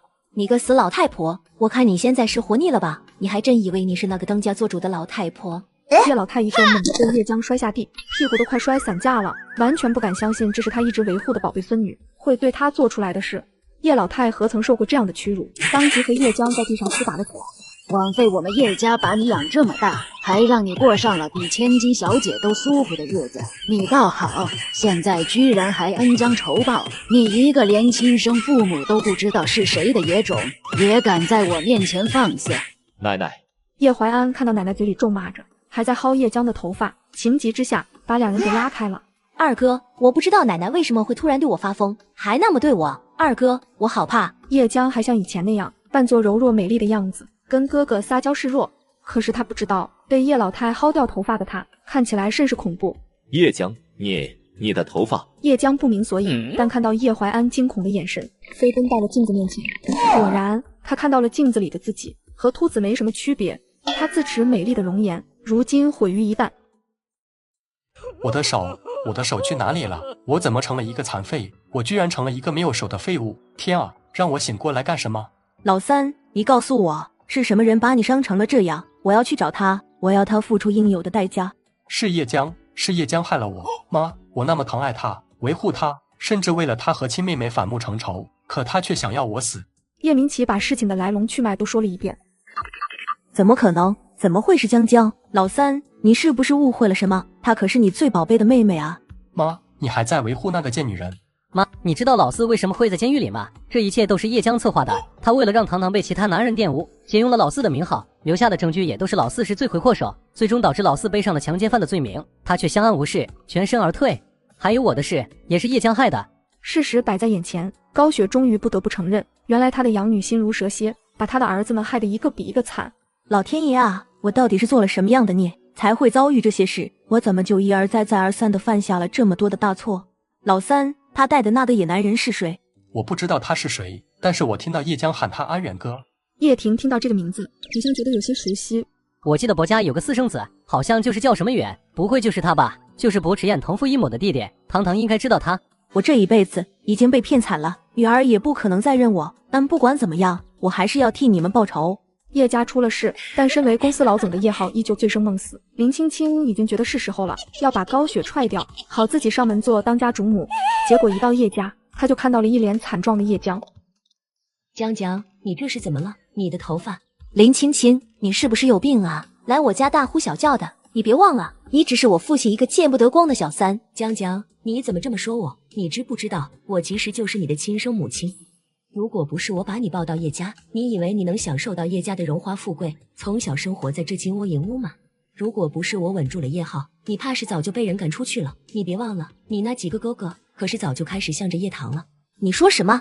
他怎么都没想到，林青青居然会是他的亲生母亲，一个见不得光的情妇。当年我和叶棠的妈，也就是高雪，同时住在 VIP 病房里，也几乎同时生下了你们。生产完以后，高雪昏迷了，送进了抢救室。我趁他们不注意，把你和叶棠给调换了。后来我把叶棠放在了花溪村自生自灭，没想到居然被一个拾荒老太给养大了。早知道我们娘俩会败在叶棠手上，当年我就该把她给掐死。刚好从京都回家的高雪听到整件事的真相，直接愣住了。林青青，高雪，我们又见面了，只是你没想到再见面我会在你叶家吧？你刚才在说什么？你说叶江是你的亲生女儿，是又怎么样？我告诉你吧，这段时间我一直都在和叶浩哥在一起，我们俩虽然没有结婚，但就像普通夫妻一样，过着甜蜜恩爱的生活。至于你，就是一个被叶浩哥抛弃的弃妇而已。所以他这大半辈子都在养林青青的女儿，他真是养了两个白眼狼。这母女俩，一个害他儿子女儿，一个勾引他的老公。你知道我和叶浩哥是怎么结下情缘的吗？这还得夸一下我的好女儿，女儿和我有血缘就是亲，就是会帮他老吗？叶江，你可真够狼心狗肺的，我对你这么好，你为什么要这么对我？甚至还帮林青青勾搭我的老公，为什么？你知道吗？老三在医院已经醒了，他告诉我，是你联合薄家私生子对他下的毒手，那可是最疼爱你的三哥啊，你怎么能下得去手？你还问为什么？你说为什么？你以为你这些年一直疼爱我、维护我就了不起了，可以在我面前大呼小叫？我告诉你，我才不稀罕，是你自己心甘情愿对我好的，关我什么事？再说了，你真的爱我吗？如果你真的爱我，就不会在叶棠曝光我身世的时候，让我不要怨恨他。你们叶家人真是道貌岸然的伪君子，一个个的说最疼我、最爱我，也最护着我，可到了关键时刻，还不是护着你的亲生女儿？所以你凭什么质问我？高雪听到叶江说的这番话，只觉得荒谬又可笑。原来他在叶江身上花费了那么多心血，到头来在叶江眼里是他活该。你果真和你的母亲一样虚伪、自私又恶毒，理所当然的接受别人对你的好，还倒打一耙觉得别人不对。为了你，我连自己亲生的女儿都不要了，被你骗到了这个地步。你的母亲还有叶浩，你们三个真是天生的一家人，哪怕你不是叶浩的种，但你们一家三口都像到了骨子里。我衷心的祝愿你们能得偿所愿，一家三口在一起幸福美满。我唯一对不起的，便是我10月怀胎生下来的女儿叶棠，可我知道她不可能再原谅我了。这一路走来，他就像被猪油蒙了心一样，眼瞎心盲，一步错，步步错。直到这一刻，他才终于愿意承认，是他看错了叶江。就在林青青得意自己的胜利，叶慕白他们出现了。林青青，你居然还敢跑到我们家里来？我为什么不敢来？我也不怕告诉你们，我是你父亲的女人，你们父亲已经答应和高雪离婚，娶我为妻了。以后我就是你们的后母，你们最好对我客气一点，否则可别怪我不客气。不客气，我倒要看看你想怎么个不客气法。你当真以为如今在这个家，叶浩他做得了主吗？你什么意思？叶浩他挪用公司的钱去海外赌博，如今已经被警察抓走调查了。什么？你是不是很好奇叶浩怎么会被发现的？因为他的罪证是我亲自搜集并且举报的。叶李默，你是畜生吗？居然举报自己的亲生父亲！我本来就是畜生，你别忘了，我就是叶浩生的。林青青的表情一下子变得很烦躁，怎么都想不到，明明一切都唾手可得了，为什么临门一脚却功亏一篑？林青青没想到的还在后面，警察登门了，以拐卖儿童罪将他逮捕。我没有拐卖儿童，你们抓错人了。是吗？那叶棠不是你抱着去花溪村的，你这就是拐卖儿童。我们已经掌握了大量证据，你就等着被公诉吧。高雪看着林青青被带走，脸上的神色变得诡异。江江，你待在这里干什么？那是犯了罪的贱妇，该被警察抓回去受刑。乖，这个画面不好看，我们不看了，走，妈妈带你回房间。妈妈，我刚才是被林青青给蛊惑了，你才是我唯一的妈妈，对不起，妈妈，你原谅我好吗？我怎么会怪你呢？走，我们回房间。叶江觉得好窒息，从这种窒息中醒来。江江，你没事吧？太可怕了，现在的高雪太可怕了。可是叶江却没有任何办法，他已经没有路可以走了。他结婚的事情，柏之远已经知道了，如果他现在出去，怕是要被偏执的柏之远报复。而这一切都是他自己自作自受。叶江知道高雪这是在报复他。叶江，你休想从我的手心里逃脱，这一辈子我们俩就互相折磨吧，这就是我们母女俩的命。你要是再耍什么心机，或者想耍什么心眼子，我一定会让你求生不幸，求死无能。你记住了吗？记住了。叶江知道从今往后他的日子肯定不会好过了，可他除了哭没有任何其他的办法。高雪看着屋外无尽的黑夜，笑了哭，哭了笑，像个十足的疯子，没有人在管。叶礼墨在把自己的亲生父亲送进监狱后，只身一人离开了叶家。他想最后去滑一次雪，可没想到他又一次在雪地里发生了事故。上一世发生意外的时候，是叶棠翻遍整个雪山找到了他。大哥，我终于找到你了。大哥，你别害怕，我带你回去。大哥，你坚持一下，我们很快就下去了。所有记忆在脑子里纷繁而过，而这一世他再也等不到他的妹妹。堂堂，前世今生我欠了你2条命，这一次也算我还你1条命吧。再见了，我的妹妹，还有对不起。叶礼墨在雪山上永远闭上了他的眼睛。叶家的老七也终于回来了，他看着大哥的墓碑，也只是默默地叹了口气。从一开始他就醒悟的比较早，意识到这个世界不正常，一直没有掺和叶家的事，避免了灾难。叶棠出现在叶礼墨的葬礼上，给他送了一束白色的黄菊花，这束黄菊花就当是结束吧，一切事情的结束。前世叶棠灵车爆炸，还好出事的不是江江。同年，佛池宴让所有和叶棠死亡相关的人付出应有的代价。他带上叶棠遗留下来的佛珠，点了千盏明灯，在虔诚的祷告声中，以佛子的血为契，但求转世。叶棠，你想改变命运吗？想。这一世，叶棠终于开启了新的不一样的人生，从此和佛池宴白头到老。